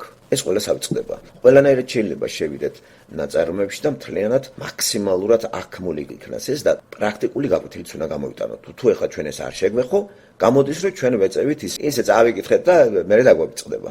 აი ამ პიროვნებას, რომელსაც მთავარი სახელი ქვია იობი, განიმარტა სახელი და სახელებში ძალიან სინონიმური მნიშვნელობებიც არის, რო იცოდეთ, აი როგორც აქ სამი მეგობრის სახელიც გაიშიფრა, სხვათა შორის ერთ-ერთი სახელი ცოფარის ბეღურაც არის, ჩიტი, ესე იგი ამხრივ მოჭიკჭიკე როგორ იცი, მობჟუტურე, ჩირიკაეთ რა რუსები რო ეტყვიან რა, ჭიკჭიკებ რა, ქართულ გამოთქმაში, აი რა ნუ ჭიკჭიკებ. ესე იგი ლაპარაკობ, მაგრამ შენ ლაპარაკს გულთან არაფერი კავშირი არ აქვს, ისე ჟღურტული. ბავშვი რო ჟღურტულებს დაუკავშირებს. აი სახელიც ამჟღავნებს და შინაარსით მართლა ეგეთია ცოფარი. სამივე რელიგიური პიროვნება არის. ტრადიციონალისტი გადმოცემას რო ეყრდნობა იქ რაღაც სიზმრებიდან, მე ამას ცალკე დავახასიათებთ მესამე თავიდან, რომ დავიწყებთ საუბარს. მანამდე კი, ახლა, როდესაც ასეთი არჩინებულ ადამიანს აარჩევს ღმერთი, მაგრამ არჩევა და დღევანდელი გაგებით არ გავიგოთ ესე, ჯერ დედამიწაზეა ამბავი, ვაცნობს და მერე ცაზე ხდება მოქმედება პროლოგის სახით. მე-6 მუხლიდან პირველი თავისა უკვე ჩვენ დედამიწიდან იქით გადავდივართ, ცის სფეროში შევდივართ და რას ვხედავთ? სატანას აქვს მისასვლელი ღმერთთან მოწინააღმდეგეს. ეს ანგელოზი, რომელიც ისაიას მე-14 თავში ვგებულობთ როგორ დაეცა ეს ანგელოზი. ხო გითხარით სატანა როგორც პიროვნება ბიბლიაში გვხვდება 4-ჯერ და აქაც კიდე მოიხსენება ისაიასთან აქაც მეხოს. რომ გავზარდო ეს 5-ჯერ მოიხსენება და როგორც პიროვნება და ამავე დროს ცნობა ამის შესახებ კიდე ერთი სუმცირე 4-ჯერ არის ახალ აღთქმაში. მთლიანობაში 9-ჯერ 1199 თავიან წიგნში 9-ჯერ არის სატანაზე. რატო ვიძახი ამას? ძალიან დიდია ესეთი ცთუნება იმისა, რომ ადამიანმა ისე წაიკითხოს წიგნი, კონცენტრაცია ამ პიროვნებაზე არ გააკეთოს. დამალულია. გამოჩენილი ღმერთია, იმიტომ რომ ეს წიგნი ღმერთზეა, მაგრამ მისი მოწინააღმდეგეც არის მან და როგორც ეპიზოდურ როლში. ზოგან კი ძალიან მთავარი როლი აქვს, რომ გამოხდა მათესთან და მათე მახარებელი გულისხმა მე-4 თავში. აი, ჩემი სამყაროა და თუ თაყვანცე მე შენ იქნება ყველაფერიო. ეუნება ღმერთს. და არც თუ უსაფუძვლოდ, მართლაც ჩაბარებული აქვს სატანას. კიდე ამ წიგნიდან ერთი საინტერესო თემა არის, როგორც ადრე აღნიშნე, გებულობთ, რომ სატანა ჯოჯოხეთიდან არ ამოსულა. ჯოჯოხეთში ჯერ არ არის. ეს მოხდება 1000 წლიანი ბატონობის მერე, აქაც ჩემამდე გამოსვლელმა ეკთვა. სატანა წუთის სოფლის თავადი არის. კნიაზ მიერესევო. ნახეთ, მოიარა თელი დედამიწა. ფლობელი არის ის იმ თვალსაზრისით, რომ დროებით ღმერთი გამკონტროლებელი რო არის, მისცა ეს უფლება. აი ეგ არის შემაპყოლებელი ძალიან ბევრი ხისტად რო კითხულობს ადამიანი. რა არის ღმერთი თუ არის, რა ზოგადად ჩვენზე რა შაყირებს. დაველოდოთ მეგობრებო გარკვეულ პერიოდს და ყველაფერი ნათელი იქნება. ყველაფერს გაიგებს დავაწყნაროთ ისა აღშფოთებული ღმერთზე ხალხი და მოჯაყეები, რომ ჩვენ ერთ დღეს რამე თუ არა არის არაფერი დამალული რომ არ განცხადდეს, განუცხადდება დაბნელებული ახლა გონებაში. მაგრამ გვიანი იქნება ძალიან ბევრისთვის. ხო, მოგლებ სატანასთან ერთად ანგელოზებიც მივიდა, ღვთისმშობლები, ანგელოზები იგულისხმება, ხო? მაგრამ დაცემული ანგელოზები კი არა. აქ კიდევ გებულობთ, რომ ყველა ანგარიში ვალდებულია, რაღაცა მისასვლელი აქვს. და პირველი რასაც სატანას ამ მოწინააღმდეგეს, ამ ბრალმდებელს, ცილისმწამებელს, ადამიანების ბრალდებას წარადგენს ღმერთთან და ღმერთიდან იობში შემოაქვს, რომ აუჯანყოს და იყენებს, როგორც აქეთქვა, მის ცოლსაც და ყველასაც. მეგობრებიც კი გამოიყენეს სხვათა შორის. ისინი არ ამყავდნენ ახლა ანგელოზები, სამივე მეგობარი. ხო, ესეთი გაუთავებელი დახვეწილი საუბარით შეიძლება გზაზე აგაცნონ. ფაქტურად ისე გაერთო იობი ამ დიალოგში, რომ კინახავ გზებსაცთა რა, რომ არა ის რაღაც ფარველობა ღმერთისა. კიდე აქ 31-ჯერ და მეჯერ არის კიდე მოხსენებული სახელი აბრაული ელ შადაი, რომელიც ნიშნავს ყოვლის მყრობელს. ვსე ძერჟიწელ. всё, ყველაფერი მას აი სიტყვით უჭირავს. ესეც იმედის მომცემია. მას ყველაფერი უჭირავს, აბსოლუტურად. სეძერჯა შადაი შემთხვევითი არა, ელ შადაი. ქართულში ელ შადაი არ ითარგმნება. სულ ღმერთი, ამიტომ არის საჭირო ლექსიკონებთან მისვლა და განიმარტოს ეგა, რომ უფრო გაფართოვდეს ჩვენი რწმენა და არ იყოს დაკონსერვებული და ხისტი და პროგრამირებული. რატო ყოვლის მყრობელია ღმერთი? მაშინ სატანას რა როლი აქვს? რა როლი აქვს ისეთი, როგორ იმაშვება, სიამაყით იყოს მოცული. თუ რომ ამაყია სატანა და სიამაყი შემოაქვს ადამიანებში. იობი არ არის ასეთი პიროვნება, უბრალოდ მე ბოლო თავებში რო წავიკითხავთ, იქ თავის ბიოგრაფიას ისე წარმოაჩენს, რომ ქებასა აქვს ადგილი და აქ შემოდის მე ღმერთი ამასთან უკვე კითხვების დასმით. მანამდე კი ჩვენ ახლა ხასიათს გავეცანეთ, და ხასიათებას გავეცანეთ. ვინ არის ეს პიროვნება, რომელი ეპოქა არის, რა ვითარება არის ეგ, რატომ არის ეგ მე ჩაწერილი ამ წიგნში. არაფერი ტყუილი არ არის ბიბლიაში. კანონიკური არის წიგნი, კანონიკური ნიშნავს აბსოლუტურად ყველაფერი სული წმინდით არის გაჟღენთილი და ღმერთის მითითებით არის ეს დაწერილი. ესე იგი პირდაპირ იმით რო ვთქვათ კარნახით. ესე იგი რაღაცა ჩვენ გვეუბნება. ეხლა ჩვენ თავს ვიქებთ ჩვენი რწმენით. კაი ადამიანობით, ძვირფასი ადამიანობით, ავდივართ ვთქვათ ტაძრებში, სანთლებში, ხატებში და ვართ ერთ ალიაკოთში. დააკვირდეთ, აი მართალი კაცი რატომ იტანჯება? თუ მართალია კაცი. სხვათა შორის ახალი აღთქმის ეპოქაში ქრისტესთან იგივე მდგომარეობაშია ფარისევლებიც. იმათ სხვა წარმოდგენა, არ ვიცი რას კითხულობდნენ ისინი, მე არ ვიცი. ალბათ იესოც არანაკლებად და გაუცებული იყო იმ წრეზე, რომელშიც მას უხდებოდა გადაადგილება და საუბარი. ფარისევლების შეხედულებითაც ადამიანი მდიდარი როა, წარმატებული რო, ეს არის კურთხევა ღმერთიდან და კაცი თუ არის სოციალურად განადგურებული, არაფერი მას არ აქვს, გაუბედურებულია, ეს არის ცოდვის ნიშანი. კიდევ როგორ არის გამომწყვეტელი რა შეჭირდებოდათ დავაკავშიროთ იობი ფარისევლებთან და იესო ქრისტე ფარისევლებთან მიმართებაში. ბრუნდებით იობთან, აი რატომ არის ძველ აღთქმაში, როგორ არის ახალი აღთქმა განცხადებული, ხოლო ამოკითხვა უნდა და ახალ აღთქმაში ძველი აღთქმის აღსრულება არის. პერსონაჟებიც უნდა დავაკავშიროთ და მთავარი მოქმედი გმირი სადაც იობთან არის, ახლა ახალ აღთქმაში გვხვდება განსხვავებული. ასე რომ ეს წიგნი ერთიანი ორგანიზმი არის და ამის დანაწევრება დენომინაციებმა რომ გააკეთეს არანაირად სწორი არ არის ჩემო კარგებო. ძალიან მძიმე სიტუაცია, როცა ისეთი რამე მოადგება ადამიანს, რომ არათუ თავის საყვარელ ადამიანებს კარგავს, ბიზნესაც კარგავს. მე ეს იმდენად არაფერი თავად მეორედ რო ადის სატანა უკვე ღმერთთან, ეს არაფერი არ არის რა, მართალი არ დაუგვიმია იობს ღმერთი, მაგრამ ეხლა სხეული ეს არაფერი არ არის ნათესავები, ოჯახი, დაკარგვა ეს არაფერი არ არის. ეხლა მომენტში უფლება შევეხო მას რა. ღმერთი აძლევს უფლებას, რომ მის ფიზიკას სხეულს შეეხოს, მხოლოდ სულს ვერ მიეკარება. ეს დაბლოკილი არის.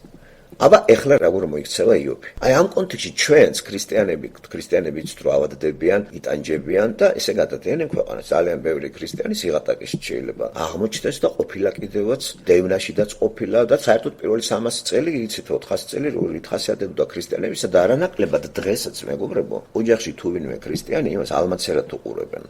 ალმაცერად. თუნდაც ის იყოს შეფარული, როგორც არ განაცხადოს. მაინც მისი აზრები განაცხადებს მის ქრისტიანობას და დიდად მოწონებული საზოგადოებაში, ვიწრო და ფართო გაგებით საზოგადოებაში მოწონებული არ იქნება. ასე რომ დევნა არის. ეხლა თუ შეჩერებული არის, ეს არ ნიშნავს იმას, არ არის დევნა. მას სატანა არ ასაკეთებს. აგერ იობს ეტაკა და მაშინ ასაკეთებს. ასევე დააკვირდით ქრისტიანი, თქვა ჩვენი ახლობელი, რომლებიც ჩვენთან არიან და ეხლაც არის ჩვენთან ახლობელი, რომელიც მძიმე ტანჯვით არის უკვე აგერ რამდენიმე თვეა და წელია და გრძელდება. აი სწორედ ამისთვისაც ძალიან აქტუალურია ეს წიგნი. თითქოს და ჩვენი აკითხავი წიგნი სწორედ მაგიტომ არის, როცა ამ მდგომარეობაში ვართ და ჩვენი რწმენა უნდა შემოწმდეს არაკეთილდღეობის დროს. აქ სწორედ წარმოდგენელი იობის რწმენა კეთილდღეობაში და სატანა ამიტომ მეუნება. ეს იცი რატო? მე მგონი გარიგებული ხართ თქვენ. შენ იმიტომ აძლევ მას ამდენ რაღაცებს, რომ ის შენთან არის. მოკლედ ცელი დაწამა რა იობს რა. რომ ეს როგორც მექრთან მესავით არის, რაღაც ერთგვარი ისენი არის გასწორებები თუ შეიძლება ასე ითქვას. ახლა შეურაცხყოფასაც აყენებს სატანა, ღმერთმა ყველაფერი იცის ხომ? იობი რას გაიფიქრებს, ეს იცის. მით უმეტეს სატანა მისი შექმნელი არის, ხო? ესეც უმაღლესი სულიერი არსება არის, მხოლოდ აჯანყებული და ღმერთს განდგომილი და თავის ფუნქციაც განდგომილი რაკიღა არის სატანა და ადამიანები ცოდვილი ბუნებაში იბადებიან, ჩაბარებული აქვს სატანას. აი ეს არის დიდი გამოცდის რაღაცა, ჩვენ რო შემოვდივართ დედამიწაზე რო ვიბადებით, იმთავითვე ცოდვაში ჩასახულებით, ცოდვილი დედისა და მამის წიაღში ვიბადებით ცოდვილი და შემოვდივართ ცოდვილი ბუნებით ცოდვაში. და როდის გავიგებთ, რომ ეს გამოსყიდულია ყველაფერი, როცა იობივით გამომსყიდველი ჭირდება. მიჭირდება პიროვნება, ვინც ხელს მომკიდებს და შემაერთებს ღმერთთან. ამას იობი იძახის ხომერე და მერე ნახავთ ამ ტექსტებსაც. ესე იგი, გაშლილი არის ის, რაც თავში ღმერთმა იცის და დარწმუნებულია, რომ არა და ურწმუნო ყოფილიყო იობი, მაშინ როგორ იტყოდა ღმერთი წინააღმდეგობა იქნება, ეს მართალი კაცად არის ცნობილი. მართალი პრავედნიკი. პრავედნიკი თუ შეიძლება ევანგელისტურად რო ვთქვათ, ეს რწმენის სწორ თაყვანისცემას აღიარებს. რწმენა ამის სულის რწმენა აქვს და არა ხორცისა, არა კერპთაყვანისცემელი. მაშინ ისმის კითხვა კიდევ მეორე. რატო უნდა შემოწმდეს ეს? ჩვენთვის არის ეს, ჩვენთვის მეგობრებო. კონკრეტული პიროვნება შეემთხვეს 100%-იანი იობი კონკრეტული პიროვნება ეს გადაიტანა. ეს ნამდვილია. ეს არ არის იდეების დემონსტრირება ამ წიგნში. ეს არის ერთი კონკრეტული ქალაქში, ერთ კონკრეტულ დროს ისტორიულად კონკრეტული პიროვნება იობი. ეს ისტორიულად დადასტურებული პიროვნება არის. ეს ნამდვილი არის, მე მჯერა ამისი. და შეემთხვა მას. ეს პერსონაჟი არა, მე რო ვკითხულობ, ეს ლიტერატურულ პერსონაჟად არ აღვიქვამ. ხომ, ამიტომ თქვენს რამენაირად თუ ხელი შემშლელი არის აღქმის პროცესში, თქვენთვის რაღაცა ლიტერატურული წინასახეები, გთხოვთ ესავლაგმოთ და გადამოვიტანოთ ახლა ჩვენ და აქტუალურია, ხო ის ღმერთი ხომ ყოველთვის არის. ეხლაც ცაში სატანა ავა და ჩემზედაც იტყვის, თქვენზედაც იტყვის. რა თქმა უნდა, მაგრად იქნება იქ დაეხმარე, აქ დაეხმარე. მოდი ახლა ცოტა ისეთ მდგომარეობაში ჩავაგდოთ, აბა როგორ მოიქცევა ეს? რა დიდი მწალობელია ღმერთი, რომ ისეთ დონეზე არ გადის, მან იცის ვინ გაუძლებს და ვინ არა და შემთხვევით არ არის იობი არჩეული. მან წინ და წინ იცოდა, რომ იმ დაავადებას იობი გაუძლებდა, მაგრამ იმ დაავადებას, რომელიც ზოგ-ზოგიერთ შეყრება, ვერ უძლებს, ხომ? ამიტომ ღმერთი იმდენ ტაჯვას არ გამოგვიგზავნის, რამდენსაც ჩვენ ვერ გაუძლებთ. ყოველთვის გვიგზავნის იმას, რამდენსაც გაუძლებთ. ახლა როცა ვკითხულობთ ამის ტაჯვას, ღმერთმა გვაშოროს ვიტყვით. და თუ გამოგვიგზავნის, დამერწმუნეთ რომ გაუძლებთ, როცა თქვენ მორწმუნე ხართ. ეს იქნება სხვებისთვის საჩვენებელი. მაგალითად, როგორც ფაქტიურად ამან თავის ცხოვრებით ერთგვარად ევანგელიზაცია გაუწია იმ სამ მეგობარსაც და მერე ღმერთსაც გაიტანდნენ. ალბათ ის გარემო, რომელშიც იობი იმყოფებოდა, იქ ძალიან ბევრი წარმართები იქნებოდნენ. ეს იყო ერთადერთი კაცი, როგორც აბრაამი იყო იმ თავის ურში, წარმართ ქალაქში ერთადერთი, რომლის გულიც ფეთქავდა ცოცხალი ღმერთისათვის. ამიტომ ეს სულიერ ასპექტში აბელის ხას აგრძელებს, აბრაამ ისააკისას მოვდივართ, აი ესე შემოვდივართ, მე უკვე ვიწროვდება ესა და ისრაელის ოჯახი იქცევა სახელმწიფოდ, სამეფოდ, გვარად და შემოდის იესო ქრისტე. წინა სახეც იესო ქრისტესი იობი შეიძლება ჩაითვალოს. არნაკლებად იტანჯებოდა იესო ქრისტე. და არნაკლებად რატო ჩააყენა ღმერთმა ამ მდგომარეობაში? ესე იგი, გითხარით, როგორი სასჯელი იყო ჯვარზე გაკვრა. მანამდე გაშოლტვა და როგორი, ახლა ესე წარმოგიდგენიათ გაშოლტვა, ეგ რკინები რო აქვს იმაზე, რომ გირტყავს და სკანის კატება და სისხლით ქრიალით მოდის. ესე იგი, არაქათის გამოცლამდე ვინ გაუძლებს ამას? ხმარ და ცდენია მაცხოვარს არც გინების არაფრის, ოკორმიტის ბოლომდე რა. მაგრამ იობისგან იმით განსხვავდება იესო, რომ იესო იტანჯება სხვისი გულისთვის. ესე იგი, მისი ტანჯვა არის ჩვენი გულისთვის. იობი ტანჯვა უშუალოდ მას შეეხო მისი და ღმერთის ურთიერთობა. იესო კიდე ჩვენი გულისთვის არის ეგა, ჩვენი ცოდვები, კაცობრიობის ცოდვის გამო იტანჯება ასე. თორემ მას არაფერი არ ჩაუდენია. აი ეს არის დიდი განსხვავება. წინა სახეები კიდე შეგვიძლია ამოვიღოთ ძველი აღთქმის ამიდან, რათა ახალი აღთქმის კონტექსტში რო წავიკითხავთ ძველ აღთქმას, უფრო ძალიან კარგი ასაქმელია და უფრო ნაყოფიც გვექნება სულიერი. მეექვსე თავიდან სატანის დიალოგზე გავამახვილებთ ყურადღება, რა პიროვნება ეს სატანა და იცით მისი სახელები ბიბლიაში მიმოფანტული არის, ხო, ძალიან ცფიერი არის, ლოგიკურად ოპერაციებს ისე წარმართავს, რომ ადამიანს შეაცდენს. იგი არათანამიმდევრული არის და თავიდან ბოლომდე ტყუილების მეფეა. სატანა, რომელიც არასოდეს სწორად არ ლაპარაკობს, ყოველთვის ამახინჯებს ყველაფერს. ლოგიკა ამისი არის დაბრეცილი, მოწინააღმდეგეა და იმიტომ ამიტომ ეს სახიფათო პიროვნება არის და დაპირისპირება. აი რო უყურებთ პირველ სცენას, რომელიც ვითარდება ცაში, არა ფიზიკურ ცაში, აი ამ სულიერ სფეროში, რომელსაც ჩვენ ვხედავთ, იობმა ეგ არ იცის და ბუნებრივად ვერ გაიგებს, რატომ იტანჯება. რა შეასაქმე პროცესში რომ მიდის, იობს ქონდა რწმენა კი ვიცით რომ აქვს, მაგრამ ბოლომდე მან შეიმეცნა ეგა. ესე იგი, მონანიება სჭირდებოდა თუ არა იობს. აი მანამდე ჩვენ ვიცით რომ აი ეს ფილოსოფია მონანიების ეს რიტუალს კი ატარებს. რიტუალი ადასტურებს რწმენას იმისა რომ გამომსყიდველს ელოდები, მაგრამ ამას წინ უსწრებს მონანიება, რაც ახალ აღთქმაში ხვდებით. აბელიც იგივე მდგომარეობაშია, არსად არ წერია რომ აბელი ინანიებს რამეს. უბრალოდ აბელი ადასტურებს სწორ რწმენას და სწორი რწმენით გადავრჩებით. აბელის სწორი რწმენა იმაში მდგომარეობს, რომ მისი მსხვერპლშეწირვა ეს არის მესიის მოლოდინი. ესე იგი, ეს იმას ნიშნავს, რომ ჩემი ცოდვილი ბუნებას მე თვითონ ვერ უშველი. აი ის რაც არ არის განცხადებული აბელთან, ხდება იობთან. ასე რომ შეიძლება შევაერთოთ ეს. აი რატომ არის ეს წიგნი საინტერესო და ღმერთს არაფერი არ ეშრება. ამიტომ თუ სწორად წავიკითხავთ წიგნს ბევრ რამეზე დავფიქრდებით და ცოდნას გავიმდიდრეთ, ლაპარაკი არის ქრისტიანულ რწმენაზე, ჩვენ ცოდნაზე. იობმა არ იცის რომ საჭირო არის თეოლოგიურად მონანიება. ყველა ადამიანი ექვემდებარება მონანიებას. ეს აუცილებელია. კი, ღმერთი გწამს. ახლა ძალიან ბევრსაც წამს, ხო? ეშმაკებსაც წამს და კანკალებენ ანგელ, ხო წერია ეგა. ეშმაკსაც წამს ღმერთი. იცის რომ ღმერთი არის. წახცახებს, მაგრამ რა, ინანიებს რამეს? არ არსებობს, ხო? ეგ არ მოინანიებს არაფერს და არც ინანიებს და ვიცით მისი ბოლო როგორი არის. სამაგიეროდ მისმა სამმა მეგობარმა, რომელიც ესეთი კარგი ასაკოვანი ხალხია, დაახლოებით 70 წლის ხალხია თუ მეტი არა. ხო, ასე უნდა ავიღოთ ეს მისი მეგობრები, რომლებიც მოდიან და ესეთი თვალსაჩინო კაცი იობს, ესეთი რაღაცა შეემთხვა. და 7 დღე მდუმარებაში არიან ესენ, ესე ძალიან კარგი ადგილი არის მეგობრებო. ტკივილი, რომელიც იობს აქვს, სოციალური ტკივილი კიდე არა უშავს, მერე ბიოლოგიური ტკივილი, რომელიც გამოწვეული ნათესავებით, შვილებით, რა არის ახლა ამაზე დიდი ტკივილები, 7 შვილი უცებ ერთ დღეში აღარ აკავს ვაჟისკაცი და 3 ქალიშვილი 10. ხო, 10 სრულყოფილების სიმბოლოა, 7-იც მოგეხსენებათ, სრულყოფილისა 3 ბარი რიცხვებიც შემთხვევით აქ ფიგურირებს ამ იობში 7, 3, 10 რო იცოდეთ. ბიბლიაში შემთხვევითი არაფერი არ არის. თუ კარგად გავშიფრავთ სიმბოლო ნიშანს, რომელიც არის ობიექტური რეალობის ამსახველი, მაშინ უფრო მოვიგებთ კითხვის პროცესში. თორე ჩვენი რწმენა თუ უფრო მეტად კიდე არ გავზარდეთ, ნამცეცის რწმენა ვერ გადაგვაჩენს. თან ის ნამცეცის რწმენა, რომელიც ჩართული არ არის ცოცხალ ღმერთთან, არამედ რელიგიურ წარმოდგენებთან. ტანჯვით კი ახლა ვიცით, რომ ჩვენ ვცხოვრობთ ისეთ ქვეყანაში, არავინ არ მითხრას, რომ ტანჯვის გარკვეული რაღაცა ფორმები არ გაევლოს, ან არ გადის და ან არ გაევლის. ისეთი, რასაც იობს გაზრდებს, ეგ ნამდვილია, რომ ეგ იშვიათია, რაც აქ წერია. კალამიცების არ იყოს და არა მარტო კალამიცების, ბევრგან სხვაგანაც შემჩნია და მეც იგივე მithქვია, რომ არ არსებობს, რომ ვინმე თქვას, რომ აი იმის ტანჯვარა ამოსაგონე. აქ ისე აღწერით, მე ყალხზე დაგიდგებათ. ესეც იობიდან არის ეს ფრაზა ყოველდღიური იმაში რომ იხმარება.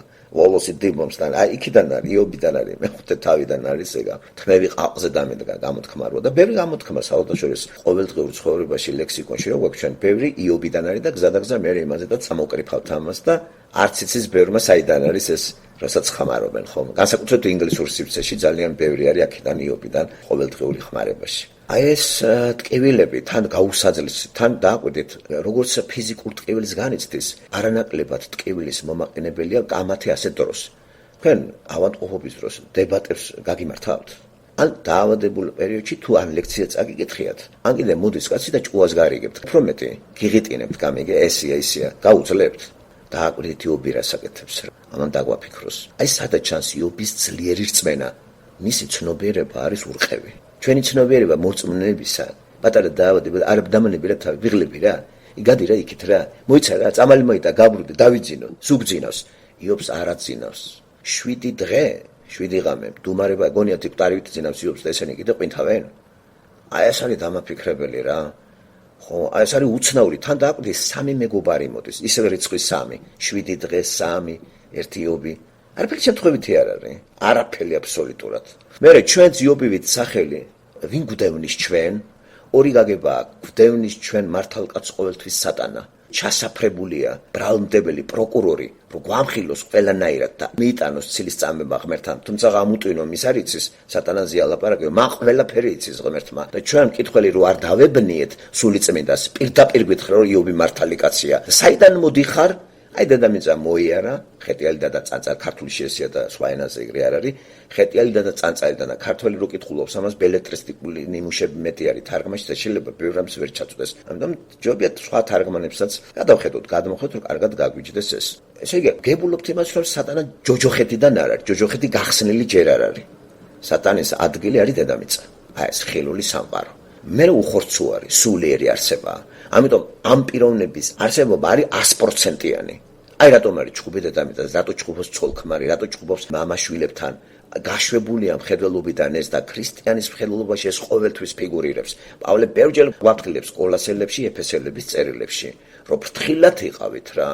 და ყველანაირად ეკლესიაში კიდე, როდესაც კორინთოს ეკლესიას მიმართავს, ზემზელი ხალხი რო შეცვიდა იქა და გაინაწილეს, მე პავლესი ვარ, აპოლოსი ვარ, მე პეტრესი ვარ. პირდაპირ ეუნება რომ არა რა, არანაირად, არ შეიძლება ეს, არანაირად, ვინ არის ან აპოლო, ვინ არის პავლე. რანაირად მე დაავრგე, აპოლო მორწყო, ღმერთმა კი გაზარდა. არც დამრგველი არაფერი, არც მომწყავი, მხოლოდ გამძლელი. ვინ არის ეს ღმერთი? საძირკველი დავდემეო. ჩვენ საძირკველი დავდეთ და ყველა მუყუროს როგორ აშენებს, სპილენძი, ოქრო, ვერცხლი, ბრილიანტი, რაღაცა თირვა თუ ჩალა. ამას საქმე გამოაჩენსო, ცეცხლი მოვა დაწვავს და თუ საქმე კარგია მიიღებს, თუ არა და ის როგორც ცეცხლიდან გადარჩება. რა კარგი აზრებია, ცით კორინთელთა წერილით ჩვენ კარგად უნდა ვიცოდეთ, ხშირ-ხშირად წავიკითხოთ, პარალელზე ძველ აღთქმასთან ერთად რა თქმა უნდა და გავიმდიდროთ ჩვენი ინტელექტუალური ქრისტიანული ცნობიერება. დამძიმებული რო არის Facebook-ის ოცნებებითა და გვარებით და სახელებით. ჩვენ ღმერთმა მეხსიერება, იმიტომ კი არ მოგცა რომ სისულელეება გავაბატონოთ თავში. გაცილებით ჯობია ამ წმინდანების სახელები ვიცოდეთ, იმიტომ რომ ამათ შევხვდებით. ქრისტიანი შეხვდება ყველა ამ ადამიანს. ბიბლიის ყველა პერსონაჟი, რომელიც ღმერთთან არის, აბსოლუტურად მოგვიწევს მასთან შეხვედრა. და როცა მე აქედან მათ სახელები ვიცი, ნათესავები არის ჩემი და მინდა იქ გადასვლა რა პრობლემა თქვენ არ გინდათ? მე ეგოისტი ვარ, მინდა გადასვლა დავიტანჯე ამ ცხოვრებით. ამდენი სისულელები და ამდენი კრეტინიზმით რაც ხდება აქ, ადექი დაწექი, გზა უტკრაოთ, დაწექი, ბოფლი გამოგდის და გაუბედურებული ხარ, მაგრამ სიმშვიდე იმიტომ არის ჩვენს სულში ქრისტიანებში, რომ ღმერთის იმას ვასრულებთ. იქნება ტანჯვა რა, იქნება ოფლით, აი ოფლით შეჭამ შემპურს. ყველანაირი გაგებით ოფლი, ყველანაირი ხვა ესე. აი წვალობ რა, ჯახირობ, ფსიქიკურად, ამით, იმით, აგურებს თუ არ ეწევი, კომპიუტერთან 8 საათი ხარ, ოფისში ხარ, ოფლი ჩამოგდის რა, სიცხეში. ვის უხარია თუ ძმა ხართ, ერთი მითხარით სამსახური მაჩვენეთ, კაცი რომელიც ბედე 100 კილით მიდის სამსახურში. პრეზიდენტი მაჩვენეთ ქანაობით თუ მიდის რა. არა, ისეც იტანჯება, იქ საწყალი წავა, ყველაზე მეტად იტანჯები რომ ნიღაბი უნდა წაიღო. ადგება თუ არა პრეზიდენტი საწოლიდან, იმან ნიღაბი უნდა მოირკოს და წავიდეს, უნდა უცინოს, კარგინა, ხელი ჩამართვა, არ შეგეშალოს რამე, ჩასაფრებული არიან ჟურნალისტები, რომელიც არიან იგივე ცილის წამებლები, საზოგადოება, აი მან შეიგინა, ამან ესაქნა, აბა ნახე რა პრეზიდენტი გადადექი, გადმოდექი, ჟურნალისტების ამოცანა ეგ არის. აბა, აი რა ვიგინდა რა, აი ვინ არის? ჟურნალისტები სწორედ სატანის მოვალეობას ასრულებს. სხვათა შორის აქვე მინდა თამამად განაცხადო, ჟურნალისტი პროფესიით სატანის მსახურია. არ შეგაშინოთ ამან.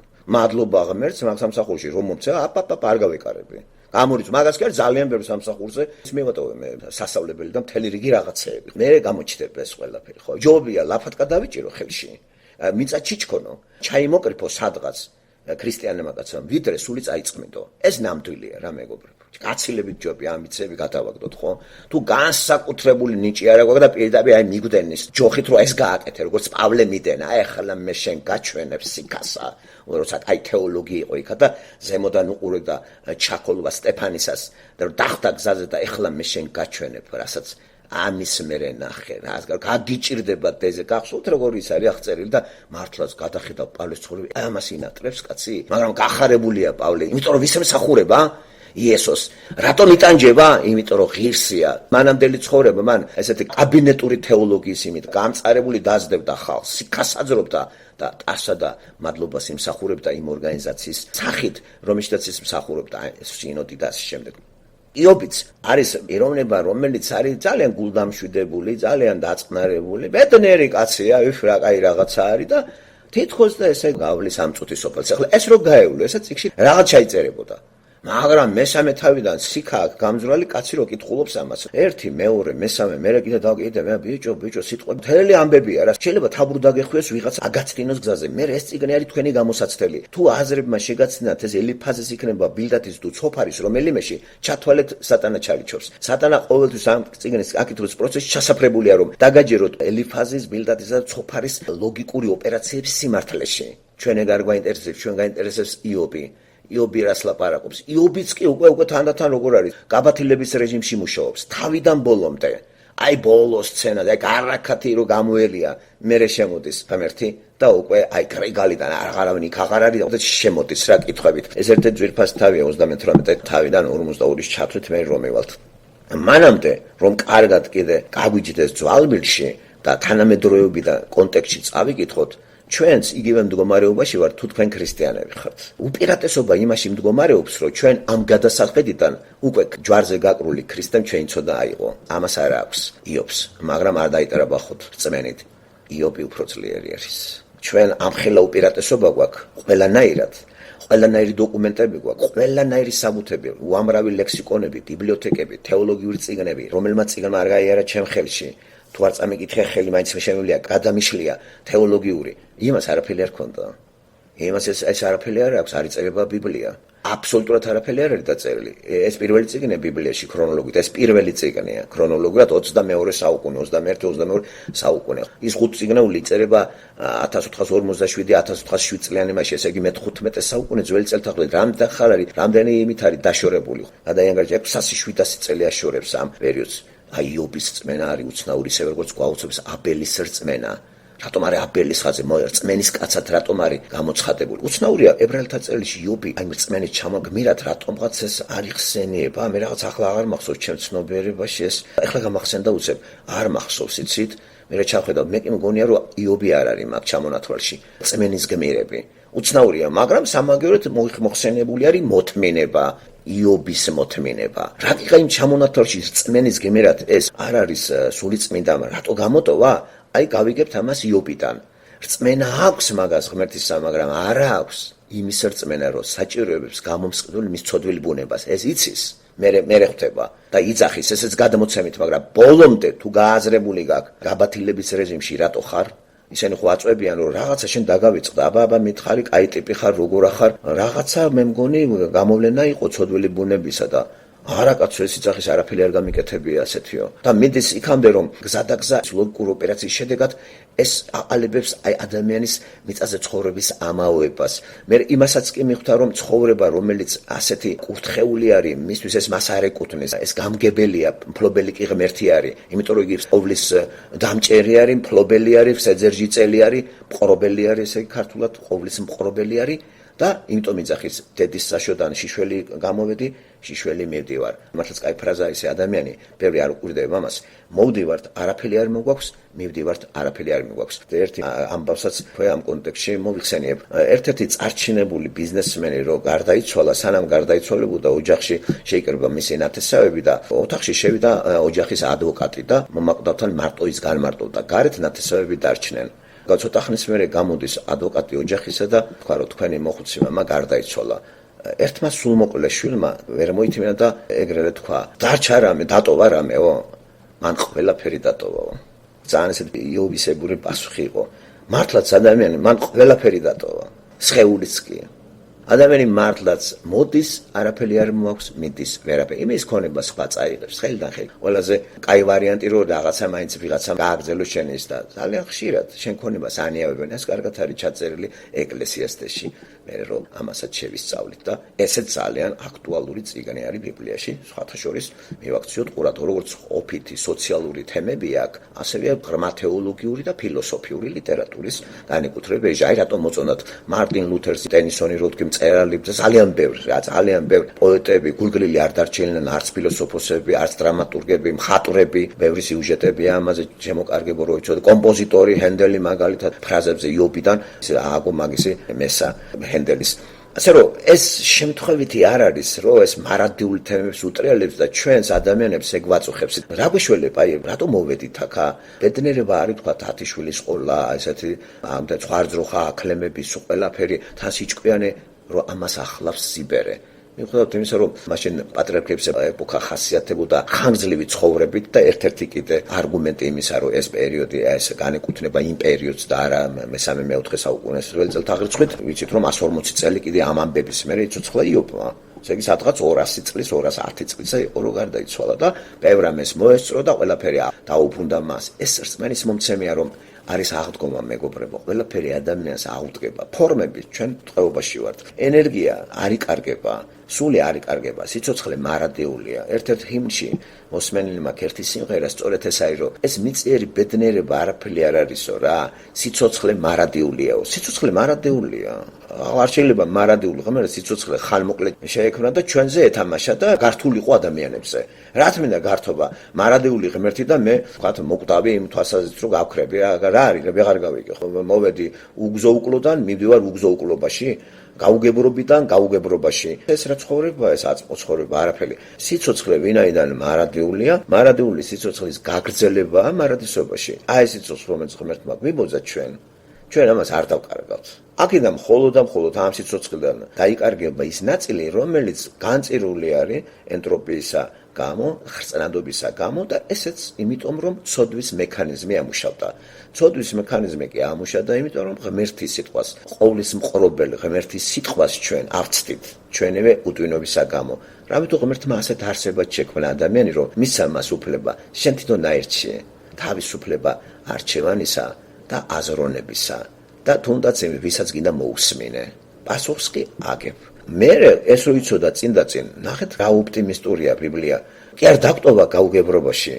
იმხელარ სამსახური გაწია რომ ამას ესეც რო გავისიგრძეგანოთ, გაგაბიჟინებთ. ვინ იკადრებს მაგალითად წახვიდეთ საღორეში ღორებთან. ღორად გაქციოთ, ადამიანური ინტელექტი შეინარჩუნოთ, ადამიანური ყველაფერი შეინარჩუნოთ, გარდა ფორმისა და შეხვიდეთ საღორეში ღორებთან. აბა იკადრეთ. იგივე არ არის ამ საღორეში რო ჩამოვიდა მაცხოვარი. არ შეგაშინოთ ამ სიტყვა საღორეში სანამ ქრისტიანი არ არის კაცი ნუ გონია რომ ადამიანია ღორია იგი გერმანული მასში ყველაზე სალანძღავი სიტყვა ღორია და იცით ღორის ბუნება როგორია ხო რაც არ უნდა დაბანოთ ალახში მიდის საგორაოთ სიბინძურეშიც იგი ალახის სიმბოლო ცოდვის არის გაასუფთავეთ ღორს წავა ისეთი ბუნება გენეტიკა იმ ტალახში მე რო გაკოტრიალდება გრილდება ეგ და კარგი მეტაფორაა ბიბლიაში ხო ბევრი მეტაფორები შედარებები ალეგორიებიც არის და მთელი არსენალი ეგა ხო ბიბლის კომპოზიციაზე და ლიტერატურულ ფორმაზე მე თქვენთან დაწვრილებით არ მისაუბრია ხო მე ალბათ მოვა მაგიზრო რომ შიგნაში ასე ამ კუთხიდანაც განვიხილავთ მაგას რომ ეს ცოცხალი წიგს რო დაიჭერე სიცოცხლე გიჭირავს ხელში ჩემი სიცოცხლე არის ეს ჩემი ბედი არის აქ ჩვენი ადამიანისა და სხვანაირი განწყობა გექნება თან წიგნის მიმართ სარკესავით ჩაიხედავ ჩანხარ ყოველ დღე ყოველ წით როგორ გიცემს გული და დაინახავ იქ ფეთქას არა იქით გადაუხე გაასწორებს და იობიც არ იცის რა ხდება მკითხველებმა ვიცით ჩვენ იობმა არ იცის რა ხდება ეს მის თავს მაგრამ რა კარგად ხდება, სტოიკური შეხვედრა რა არის ამ ამბავს. ანუ აშკაცურად, არაფერი მოგვიტანი, არაფერს წავიღეთ, არაფერი პრობლემა არ არის, მადლობა ღმერთს, აკურთხა. ეხლა მეორე სერია წავიდა. აქიდან პირველი სერიიდან არ წავიდა ლაპარაკი, რა კომპოზიტორად, რა ზუსტია. როდესაც ეს ფიზიკურად დაავადდა, მერე მოდის ამ მეგობარი. სოციალური რო დაკარგა, იმავე წუთში კი არ მოცივდნენ. ხო იხსნება მეორედ კიდე რომ მიდის სატანა, ისევ შემოიერა და არ გინახია იობიო, ჩვენი ღვთისმოსავი კაცი. კი, როგორ არაფერი მერე რაო, ბრალს ხოზდებდი. სხვათა შორის ბიბლიას როცა ვკითხულობთ, ყოველთვის გვახსოვდეს ბიბლიის ესეთი ფორმა ანთროპომორფიზმი. ესე იგი, ღმერთს არც თვალები აქვს, არც ყურები აქვს, არც ფეხები აქვს, არაფერი, მაგრამ წარმოჩენილი კითხვის პროცესში ისე არის, რომ თითქოს ხელი აქვს, თვალი აქვს. ამას ქვია ანთროპომორფიზმი. ასევე ბიბლიაში გვხვდება ზოომორფიზმიც. აქაც არის ეგ, აი ცხოველების არწივით გატარებთ, როგორც არწივი, ესეთი შედარებები მე ფსალმუნებში ძალიან ბევრია პოეტურ ამ ნაწარმოებებში ხუთი წიგნი რო ჩამოთვალე. ამიტომ აი ეს ფორმებიც და ეს ხერხები თუ არ ვიცით და ვინც გაწაფულია ცოტა ლიტერატურაში, იმისთვის ადვილი არასაც ვლაპარაკობ, გაიგოს, აი ეს ელემენტარული ლიტერატურის თეორიაც კურსი თუ აქვს სკოლაში გავლილი, რა არის მეტაფორის დანიშნულება, პარალელების, ანტითეზისი და თეზისი რა არის, მათ დაპირისპირება რო არის იმეებისა. მე რითმები, აკროსტიხა რა არის. ეს ყველაფერი ლიტერატურიდან მე მგონი ელემენტარული სკოლაში ხო გაიარეთ. ამიტომ ხელში რო გიჭირავთ ეგა, ეს ლიტერატურული ფორმით არის ღმერთი გველაპარაკება. ამიტომ იცი რა ღმერთი ესეა, აბა საჯდომია აქ, როგორ არის, სად არის, აბა დამანახე. ადამიანი ამჟღავნეს მაპატი და სიდებილე, საი პატარა თავი გაქვს რა. დაფიქრდი ჩემოყარგო სანამ ვილაპარაკებ. ეს ანთროპომორფიზმი არაურიო იმაში. ღმერთი ყოვლის შემძლე, იგი სულია. და განსხეულებელი როცა ღმერთი ეს შოკში მოიყვანა. ამიტომ არის რომ არიციან ეგ. თან კიდე ბიბლიაში ხდება თეოფანია, გამოვლენება ღმერთის სხვადასხვა იმაში, საგანში, იმაში როგორც აი ღმერთი გამოვლინდა თეოფანირებული ფორმით უამრავ არათუ საგანშიც კი. როგორ გაგიკვირდებათ. ისეთი ძალა აქვს სიტყვა მაგას, რომ შეხედავ აი ამას რაც მოსემ სპილენძის გველი აღმართა, შეხედეთ და გადარჩებითო. ხედავთ ის მოქმედებს იქიდან. სიტყვა მოქმედებს. ეხლა შეჩერებული ეს და რასაც არ უნდა შეხედოთ, ხაც არაფერი იქიდან არ გადმოვა, გამორიცხეთ ეგა. ხო, მირონი გადმოდის, ეს გამოდის, სასწაული ხდება. ეს ადამიანის სურვილებია, უნდა ასე და თუ გინდა ასე, დაძაბა ფანტაზიას, სატანა გააკეთებს ამას, მოჩვენებითი აქვს მაგას ყველაფერი. იგი ხო ძალიან ცუდი კოპიერებებს ახდენს, მიმპაძველია, ძალიან ცუდი. მას არ აქვს თვითმყოფადი არაფერი, ის ყველაფერს ამახინჯებს. სხვათა შორის კიდე ქართულად რო ვთქვათ, სატანა დამახინჯებელიც უნდა ქვიოდეს ტერმინიც. აი, ამახინჯებს ყველაფერს, ხო? მოწინააღმდეგე იგივე სინონიმია დამახინჯებისა. ეწინააღმდეგე, ეს არა მარტო პოლიტიკური ტერმინი, არა მარტო ესეთი გნოსეოლოგიური საკითხში ეწინააღმდეგე პიროვნების, ამავე დროს ხარ მახინჯიც, გამრუდებული ლოგიკა, ყველაფერი და ადამიანს თლიანად მიათრევ დაღუპვისაკენ და ამ ადამიანს მეგარიცეს. თან ყალბი რელიგიის შემომტანი არის. ცოცხალ ღმერთის მაგვრად თვითონ არის ყალბი რელიგიის ფუძემდებელი და ეს ჩაიბარა რელიგიის ცოდნეც არის. ბიბლიაც იცის მან, ბიბლიდან ციტირებს, როცა მაცხოვარს ელაპარაკება. რამდენი რამე იცის მან ბიბლიდან თუ იცით, მაგრამ დააკვირდით, არაფერს სწორადად თავის ადგილზე არ ხმარობს. ამიტომ არის სიფრთხილე ჩვენ უნდა გვმართებდეს ასეთ პიროვნებებს შევიმეცნოთ, ვინც სატანური ფორმებითა და შინაარსებით მოაქვს ჩვენთან ან ბიბლია, ან კიდე თუნდაც ელემენტარული ყოფითი საუბრები. ფრთხილად უნდა ვიყოთ, არ დავბინძურდეთ. იმისათვის რომ არ წაიწყმიდოს ჩვენი სული და ცნობიერება, მუდმივი წიგნის კითხვა, ამიტომ ვჭირდება. ეს არის ერთგვარი სულიერი, მე ვიტყოდი ღრუბელი, რომელიც აი წმინდავს. ხა სხეულს ვიბანთ ჩვენ, მაგრამ შიგნით ახალ ადამიანი როგორ უნდა გავრეცხოთ. ამ სიტყვის მეშვეობით ვირეცხებით. ეს წერია ახალ თქმაში. მე მჯერა ამისი. ამიტომ არის ამისი 5 წუთიანი, 10 წუთიანი, რა არის, რას გთხოვს ღმერთი, არ გვეუბნება 24 საათი ამასთან მიებითო, იმიტომ რომ იცის მან რომ 7 დღიდან 6 დღე ოფლითა შენითა პური უნდა მოიპოვო, მან ეს იცის. ამიტომ ერთი დღეც მაინც გამოყავი რა არის, ერთი დღე გაგ და ისე ჩემთვის არა და სადღაც მიდიხარ რესტორანში 8 საათის ყდები, იქით კიდე ტანცები გაქვს, მანცები გაქვს. კარგი, მაგასაც გაბატებ 5 წუთი სანამ დაწვევი, ამ ხოხორიკა თავს სანამ ბალიზე დადებ. ერთი რაღაცა ბიჭო შემომხედე, მითხარი, ვა არც ხორი. გადაშალე რა, საიდანაც დაგველაპარაკოს. კონტაქტი ყოველთვის ცოცხალი ადამიანს ღმერთთან არის ამ ბიბლიის მეშვეობით. ბიბლიის გარეშე მორწმუნეობა არ ახსენოთ რა. კონტაქტი ხო საჭიროა. აი ეს დატოვე ეს ფორმა. ადრე იობს და იმებს შეიძლება ქონდათ ეგ იობთან არ არის დაწერილი, მაგრამ ხო ქონდა ძველ პატრიარქებს კონტაქტი. თვით კაინსაც კი. აგერ პავლესაც შეხვდა. ჩვენი ეპოქა ისეთ ეპოქაში ვარ, ჩვენ კონტაქტი არ აქვს. ბიბლიის გარეშე ჩვენ კონტაქტი არ აქვს. და ამიტომ ეს ცოცხალი სიტყვა, რომელიც ესე გადადებულია და საგნებით, რელიგიური საგნებით ურთიერთობთ ღმერთთან, ეგ სწორია. რელიგიური საგანი რაც არ უნდა მოჭედოთ თქვენი სახლი ხატებით, კონტაქტი არ იქნება ხახნო. იქნება სატანიდან. თორე შეურაცხყოფას კი არ ვაყენებ, კაცო, ვისაც უნდა საერთოდ ხატის ტანსაცმელი ჩაიცვას, მოიხატოს და იაროს ისე. ვიძახი რაც არის ფაქტი, ეს რელიგიური გზნობებს შეურაცხყოფას კი არ ვაყენებ. რადგან ახლა პატივი ხსევს სისულელეში. მიყვარ ხარ და მე მინდა რომ არ დაიღუპო და რა ვიცი ახლა თუ გინდა აი ბატონო ეგ დედა იყავი, რა პრობლემაა, რომ გამოხტებიან და რელიგიური გზნობები შეურაცხო და ქრისტეს აყენებს შეურაცხყოფას იმით რომ მონანიებული არ ახარ. აი იმით. არა იმითი რომ აგინებ. რამე თუ თვითონ ჩაწერა Rogamerte არავისგან შეურაცხყოფილი არ იქნება. რასაც ეთქვას, კაცი იმას მოიგებს. გახსოვთ გალატელთა წერილი 6 ხო გვახსოვს ეგა. აი ამ თაყვანისცემით, რომელსაც უფრო რელიგიური საგანების თაყვანისცემა ქვია და რელიგიური საგანების წინმდგომი მღვდელი, რომელიც ეს ტერმინი ოფიციალურად აიღო, რას წმინდავს მე ვერ გავიგე, რომელი გამწმენდელი ეგ არის. რატო უნდა დავიღუპოთ ხალხო? ამიტომ ვიძახი რომ დღევანდელი ჩვენი ერთადერთი კონტაქტი ყველა ადამიანისა დედამიწაზე, ვინც ქრისტიანია, აი ამის მეშვეობით შემოდის. ესე იგი, ვრცელდება ღმერთის სიტყვა ბიბლიის მეშვეობით. ამიტომ არის ამის საჭირო კითხვა ყველასთვის სავალდებულოა. ნებისმიერ სოციალურ კიბეზე პრეზიდენტი, მხარაზე, არა, საერთოდ მნიშვნელობა. ღმერთთან ყველა თანაბარი ვართ, ღმერთთან. ეს იქნება პრეზიდენტი თუ დურგალი. იმიტომ რომ ეს ყველასთვის სავალდებულოა და სოციალურ კიბეს იერარქია თვითონ ღმერთმა შემოიღო. როცა ერთ სიტყვაში ვართ მე და პრეზიდენტი, მე შური არ მაქვს იმისი და ის კიდე მე არ დამცინის დურგალი რო ვარ. მე საჭირო ვარ იმისთვის. მე კიდე მასში ვარ ძმა კაცო. ნიჭი მაგას მართლობისა ღმერთმა მისცა და არა მაქვს შესაშური. ისევე როგორც მაგას ჩემი არ შურს დურგლობისა. არა და საჭირო ვარ დურგალის. დურგალის სიმბოლო ყველანაირი ხელოსნობისა. ხო საჭირო ესეთი ადამიანი დამლაგებელი საჭირო არ არის. მზარეული საჭირო არ არის.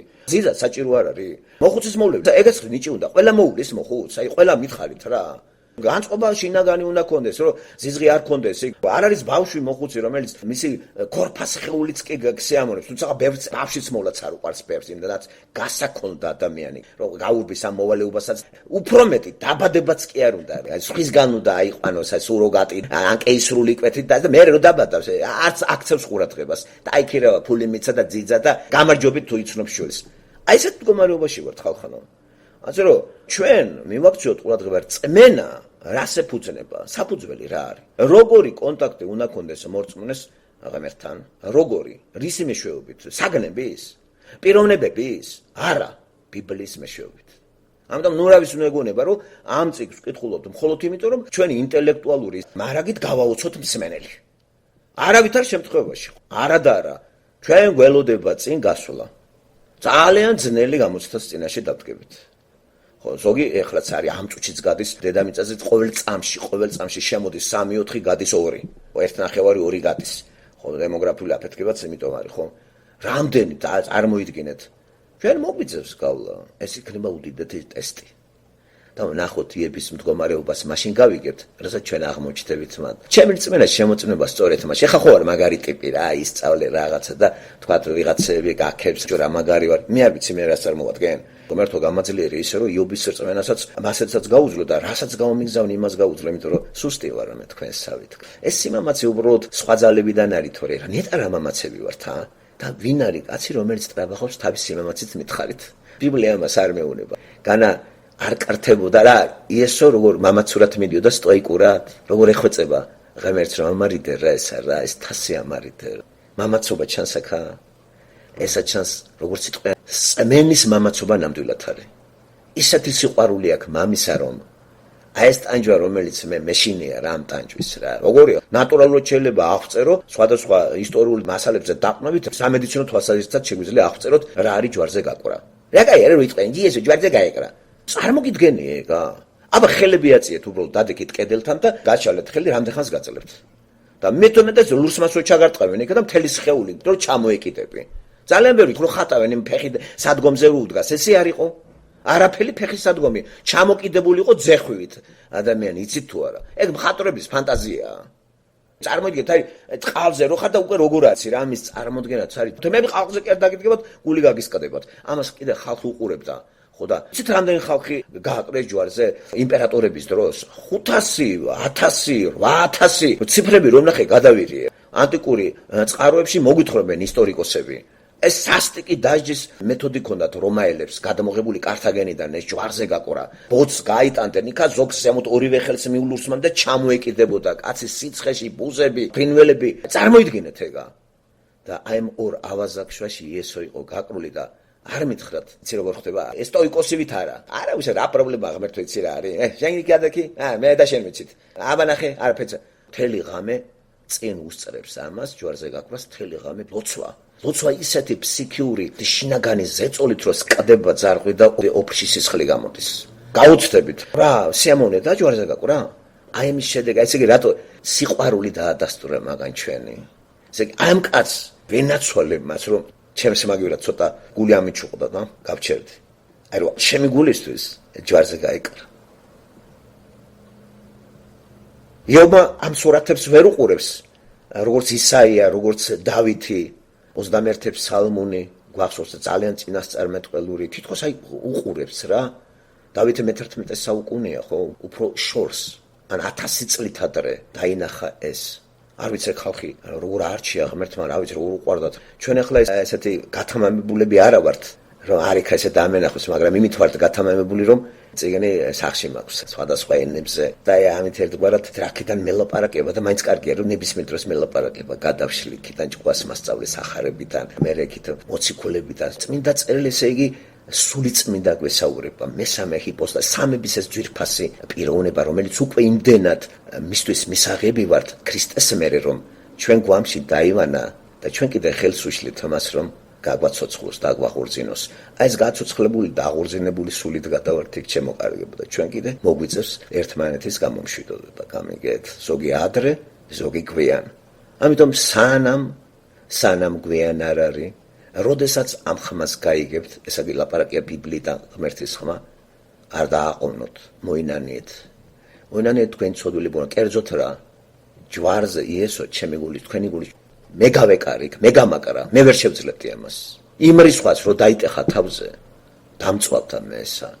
ჯვარზე გაკვრეს არის რისხვის არიდება, ცოდვილი ადამიანის რისხვა მამისა მან დაიტეხა. ეს არის თეოლოგიის მისტერია. აი რითი განსხვავდება ქრისტიანობა სხვა რელიგიებისაგან და მოამახინჯებენ, ვინც არ არის ასეთ ღრმებში შესული. ნუ წაიღეს ტვინი რა, რომ მე ქრისტიანებიან აქა ვიღაცები არ დავასახელებენ დეფექტიანებს, ეკონომიკური და სოციალური ქრისტიანობა რო შემომიტანეს აქა.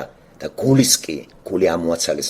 საქართველოში ქრისტიანობა ეს გულამოცლილი ქრისტიანობაა. ოპერაცია გაკეთებული ამ ოფიციალური ორგანიზაციის მიმართ და ის გული რომელიც ფეთქავდა ჯვარზე, აი ეს ამოიღეს და ჩადეს ეს რაღაცა თავიანთი სისულელეები და მორწმუნეებს უწოდებენ თავს. არა და არა მეგობრებო, არა და არა. ყველა საქმე გამოიცდება, ყველას წმენა შემოწდება როგორც იობის. იობის რწმენაც რო არ ვიცი რა, არ ვიცი, მოკლედ არ ვიცი, ხა კომპოზიტორ ფილოსოფიურად ამის გაჩევას მე არ შეუდგები. არცაა საჭირო, ეს იქნება ჩემი ინტელექტის დემონსტრება, ეს სხვა დროს. ეხლა ცოტა უფრო სხვა იმით ვარ დაკავებული. აი ამის სულისა და ის ძარღვი მინდა რა, ის ძარღვი, ის სიცხლე. აი სიცოცხლის სიცხლე შემოვიდეს ღმერთის სიტყვით და ღმერთს ეს შეუძლია. იმიტომ რომ ყოვლის მყრობელი არის იგი. მას მე უპყრივარ, თქვენს უპყრივარ და რომელიც შემეცნებულია ჩვენი თითოეული პიროვნება მის მიერ, იმიტომ რომ ძე რისხვა დაიტეხა, ის გადაგვაგდებს. ამიტომ ჩვენი შუამდგომელი, რომელიც აღორძინდა უკვე კარგ მდგომარეობაში, ჩვენი მეგზური არის, ჩვენი შუამავალი და ის ლოცულობს უკვე სატანასი ჩვენ აღარ გვეშინია. იობის დროს იქ არ იყო შუამავლად იესო ქრისტე. ის ელოდებოდა მოლოდინის რეჟიმში იყო და ბოლომდე კიდევ არ ქონდა გაგებული და ეს გაიგო, რო თქვა რომ აი ახლა გავიგე ყველაფერიო. მივალთ მაგ მუხლამდე. სხვადასხვა ინტერპრეტაციები მაქვს წაკითხული იობისა და ძალიან ფილოსოფიური, ლოგიკური და იმდენად ძალიან საინტერესო რომ შეიძლება შეცდეთ. მე მაინც გავცხრილე ყველაფერი და დავიტოვე ბიბლიური. ქრისტიანული, აი ბიბლიით უნდა წაიგითხოთ, ბიბლია სული წმინდით, პარალელებით. არ გვინდა რა სხვა ვიღაცა ნიჭიერი ხალხიც პატივსცემა, მაგრამ როცა სულს ეხება, სულს ჩვენი სულის გამაცოცხლებელი თავად ეს წმინდა წერილი არის. ამიტომ აქედან ავიღოთ ეს. თან კიდე წარმოიდგინეთ გვერდზე მაგას არ აყავს ისეთი ადამიანები, როგორც ახლა ცოლის სახე ყველაზე ახლო მდგომი არის მეუღლე არის, ხო, ევა, რომელიც ღმერთმა ადამიანს მოუვლინა და ეს ცოლი დააკვირდით, არაფერი არ შეეყარა. დაავადება ისეთია, გადამდებიც არ არის, იმიტომ რომ გაუთავებელი ლაპარაკი არის მეგობრებისა. თუმცა ხა წერია, რომ თხემიდან ტერფამდე, ქართულში თხემი ტერფი იცით რა არის, ფეხიდან თავამდე, წერია კეთრი, რუსულად პრაკაზა, კეთრი შეყარა, ხო? და რა ფორმა არის ჩვენ არ ვიცით. ერთი ვიცით, რომ სკდება კანი, გადმოდის სუნი აქ ამას, ბუზები რა, მოკლედ როგორ არის, ყარს ყველაფერი. მაოცებს თვითონ მეგობრებიც. როგორ არის მათი გონება ესე ჩართული აი თემებზე, რომელთა არიან დაკავდა ეს რეცეპტორები არ ზიანდება აი სუნით და სიმყრალით. ცოლი კი დააკვირდით, ცოლს არაფერი არ ეკარება, აბსოლუტურად. თან კიდე ეს ხალი იობი უფრო წუხს შედარებით კიდე.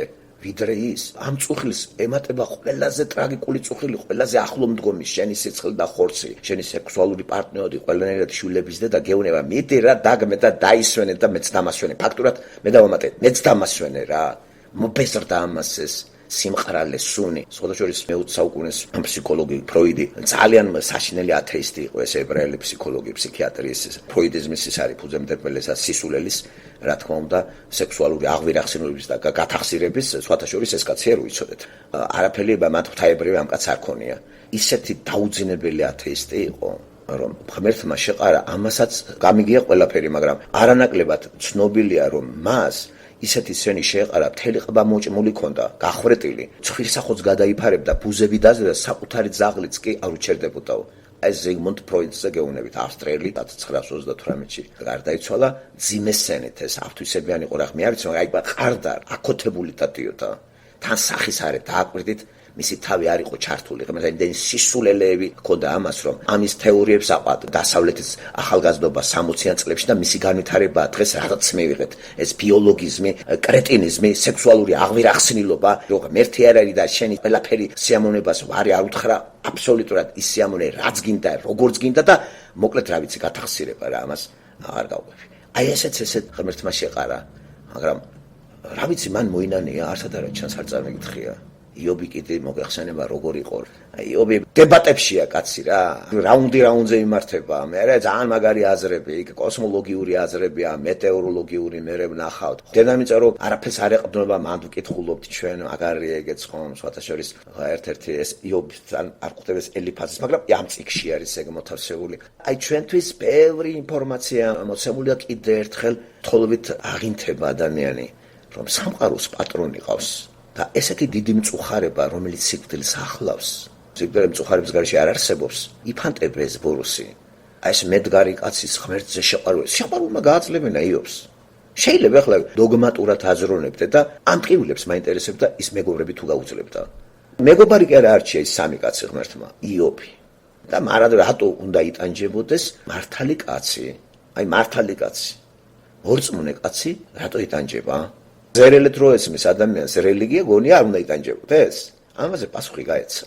ტანჯვა აბსოლუტურად ყველას თანდაყოლილი თვისებაა ცოდვისა გამო. ამიტომ ტანჯვას აქვს თავის ფილოსოფიური ფინალი. ამან უნდა მიგიყვანოს ღმერთის პიროვნების აღიარებამდე იმ ღმერთისა, რომელმაც ცოდვა გამოისყიდა და საჭირო არის მონანიება. აი სწორედ ფინალში იობი ინანიებს. ჩვენ კიდე ისეთ ამბიციურ საუკუნეში ვცხოვრობთ. ღმერთიც თეატრალიზებული წარმოდგენების სახით არის ყველგან გაბატონებული და ვართ გაუთავებელი ვტრაბახობთ ამ ჩვენი რწმენით. მორწმუნე ვარ, ჯვარს ვატარებ, ეკლესიური ვარ, მღვდელი მყავს, მოძღვარი მყავს და ვართ ქრისტიანები და ნაკურთხი ქვეყანა ვართ. გამოჩნდება ჩემო კარგებო და შიგადაშიგ ჩანს კიდევაც იმას არ იწერენ, რა ის ეგრეთ წოდებული ქრისტიანი მართლმადიდებელები როგორ გადადიან, იქ მაინტერესებს. როგორ რა თქმა ხა კათედრის ქრისტიანობა. მე მინდა ქრისტიანობა იქ რო შეგეხება, როგორი ხარ. ადიდებული ფინალია, როცა იობი აი ყველაფერი აღუდგა რა, აღდგომაც არის ამ წიგში. აღდგომა, რომელიც ახალ აღთქმაში პირდაპირ ესო დაადასტურა ამით და სხეულიც ისეთი შეიმოსა, მას სხეული აქვს, იცით თუ არა, სული სხეულის გარეშე არ არსებობს. მთელი სიამოვნება სულისა გამოვლენისა სხეული არის. მაგრამ სხეული, რომელიც უკვე ცოდვის გამო ყდომა დაიწყო, უნდა გამოვიცვალოთ და გამოცვლის შედეგად ახალი უნდა მიიღო და ახალს იმ შემთხვევაში მიიღებ, თუ შენი სული აღორძინებულია და ღმერთთან ჩართულია. თუ არა და მიიღებ ახალს, მაგრამ სულ მკვდარი ღმერთს დაშორებული, მარადიულ ტანჯვას ისევ ეზიარები, როგორც მდიდარი იტანჯება ლუკა მახარებლიდან იესომ რომ გითხრა და შეგვახედა მაგ იმაში პატარა ფარდა გადაწია. და შეგვიყვანა იქ რა ხდება. წირე წარმოდგენა მოგცა, მეტი არ იყო საჭირო ჩვენი ხოხორიკა თავისთვის, მახოიც ჩვენ ხოხორიკა თავები გვაბია და ეს თავები უფრო დამძიმებული ამ წუთის სოფლის სიბრძნეებით, ვიდრე ქრისტიანული გაუგუნურება რო ქვია ეს პავლიდან პერიფრაზე გავაკეთე. ამიტომ ჩვენ დავიწყეთ ამ კარიბის გაღება, რატო იტანჯება ადამიანი, მართალი რატო იტანჯება. შევაღეთ ეს კარიბი და დიდხანს მოგვიწევს აქ ამ დერეფნის გავლა და იქ რა ამ წიგნის წაკითხვის ბოლოში რაღაცაზე დავფიქრდეთ, იმიტომ რომ ჩვენ გვჭირდება აი ამ წიგნს სატანა არავის არ აკითხა. იცით რომ ამ წიგნზე არავინ არ ალაპარაკობს. მე ქადაგება იობზე არ მომისმენია პირადად მე. წიგნები მაგ წაკითხული, მაგრამ აი რო უთმობდნენ ამას რომელიმე ეკლესიაში იობის ქადაგებას ერიდებიან. იმიტომ რომ სალაპარო აქ უჭერს ამის ის ქადაგება. ძალიან უჭერს. გამონაკლისები წესა მე პირადად მე არ მომისმენია. თქვით რა ვიცი ვეძებები ვინ ქადაგებს ამას. ერთი ფრაზა შეიძლება იყა ერიდებიან. სატანა მე მგონი მაგრამ მუშაობს. ახლა ქართული სინამდვილე მოდი თქვა იობის საერთოდ არ ცნობენ მაგას წიგნად. ეგ საერთოდ მღვდელმა თუ იცის რომ ჩაწერილი ეს წიგნი და თუ წაკითხულებ მე ეჭვი მიყარება. ეს რო კაცმა თავიდან ბოლომდე წაიკითხოს, ვიტყვი რომ ის რაღაცა ქრისტეს უახლოვდება რა. გადაატარებდნენ თვალებს და წაიკითხა ქართველი ზარმაცი არის. ახლა მე რესტორანში ვინიქე იფოს დიდხანს. ქართულ სინამდვილეში ეს არ იკითხება. პროტესტანტულ სექციაში ერიდებიან. უფრო აი პავლე, ტიმოთე, იქეთ სადამრიგებლო იმეებში არის რაღაცა გაკვეთილების დონეზე, მოძღვრები, აბა შესაწირავები, ძალიან ბევრი ქადაგებები, აბა ფული გადაიხადეთ $20. ამაზე არ არის იშვიათად თუ ინვე ამოატივტივებს ამას. სატანას როლი აქ დიდია. სატანა მიცის ეს არ წავაკითხოთ. მთელი ადგილებს სატანა მართლა ესეთ რამეს აკეთებს, არ აკითხებს ადამიანს. საქართველოში საერთოდ ეს წიგნი ტაბუ დაადო სატანამ. თვითონ დააჯდა. ოჯახებში ყველა საქმე არავინ არ გადაშლის. არ შეგვიშინდეს ამის თქმა. დავიწყოთ საკუთარი თავიდან. ერთხელ შეიძლება ძალდატანებით ვინმე წაიკითხოს, მაგრამ მე გადადოს გვერდზე რა დროს ეგ არის ვიცი იტყვის. ეს რომანი ხომ არ არის იცი. ეს საკვებია. საკვები დღეს სამჯერ უჭამ. ეს სულიერ საკვები არ არის. არაპურითა მხოლოდ ცხონდების კაცი, არამედ ღვთის პირიდან გამოსული სიტყვითა. და ღვთის პირიდან გამოსული სიტყვა ბიბლია არის ჩემო და თუ დღეში სამჯერ ჭამ სამჯერ მაინც წაიკითხე რომელიღაც თავები კიდე ერთხელ დაფიქრდი იფიქრე რომ წაიკითხა ვერ გადი და მე ამ ფიქრეთი არის რაღაც კრეტინული ფიქრებით გადიხარ ვინ რა თქვა ვინ იქნება პრემიერ-მინისტრი ბახტაძე იქნება თუ კუტუბიძე მერე შიბაქიშვილი რა აზრი აქვს ამას ხალხო ის არ გადაგვარჩენს ვინ იქნება ეს ისედაც ამას რა თქმა უნდა დამახსოვრება აი ეს არის კარგი ეს ამიტომ თითოეულ ჩვენთაგანს უსურებ ღმერთმა ისე გახსნოს ჩვენი გული და ტვინი რომ გაგვაგებინოს რა ეს ტანჯვა და ავტომატურად გვაზიაროს იმ ტანჯვას კითხვის პროცესში, რომ ფიზიკური განცდა აღარ დაგჭირდეს ამისი, რომ ეგრევე ვაღიაროთ, რომ იესო ქრისტე ჭირდება ვითარცა გამომსყიდველი და მადლობა უთხრათ მას, რომ ჩვენ სამაგურად ჩვენ უღირსები დავისჯებოდით, სამუდამოდ დავიღუპებოდით, რომ არ ყოფილიყო ეს. სხვათა შორის ხო გახსოვთ რა კარგი რამე წერი 118 ფსალმში. ხო, ჯერ ერთი ისეთი კაი რაღაცაა, რომ ღმერთის ბედრება არის თითოეულ ჩვენთაგანის მიერ, რომ ღმერთს დავთხოვოთ, გაგვიხსენას თვალი, რომ ეს საოცრებები მისის ჯულისა დავინახოთ და ერთ-ერთი საოცრება კიდე ეს წიგნი არის. ღმერთო, გამიხსენი შინაგანი თვალი, ქონება ინტელექტი, რომ დავიჭვრიტე საოცრებებს შენის ჯულისას. 118 ფსალმიდან არის ეს მოხლე.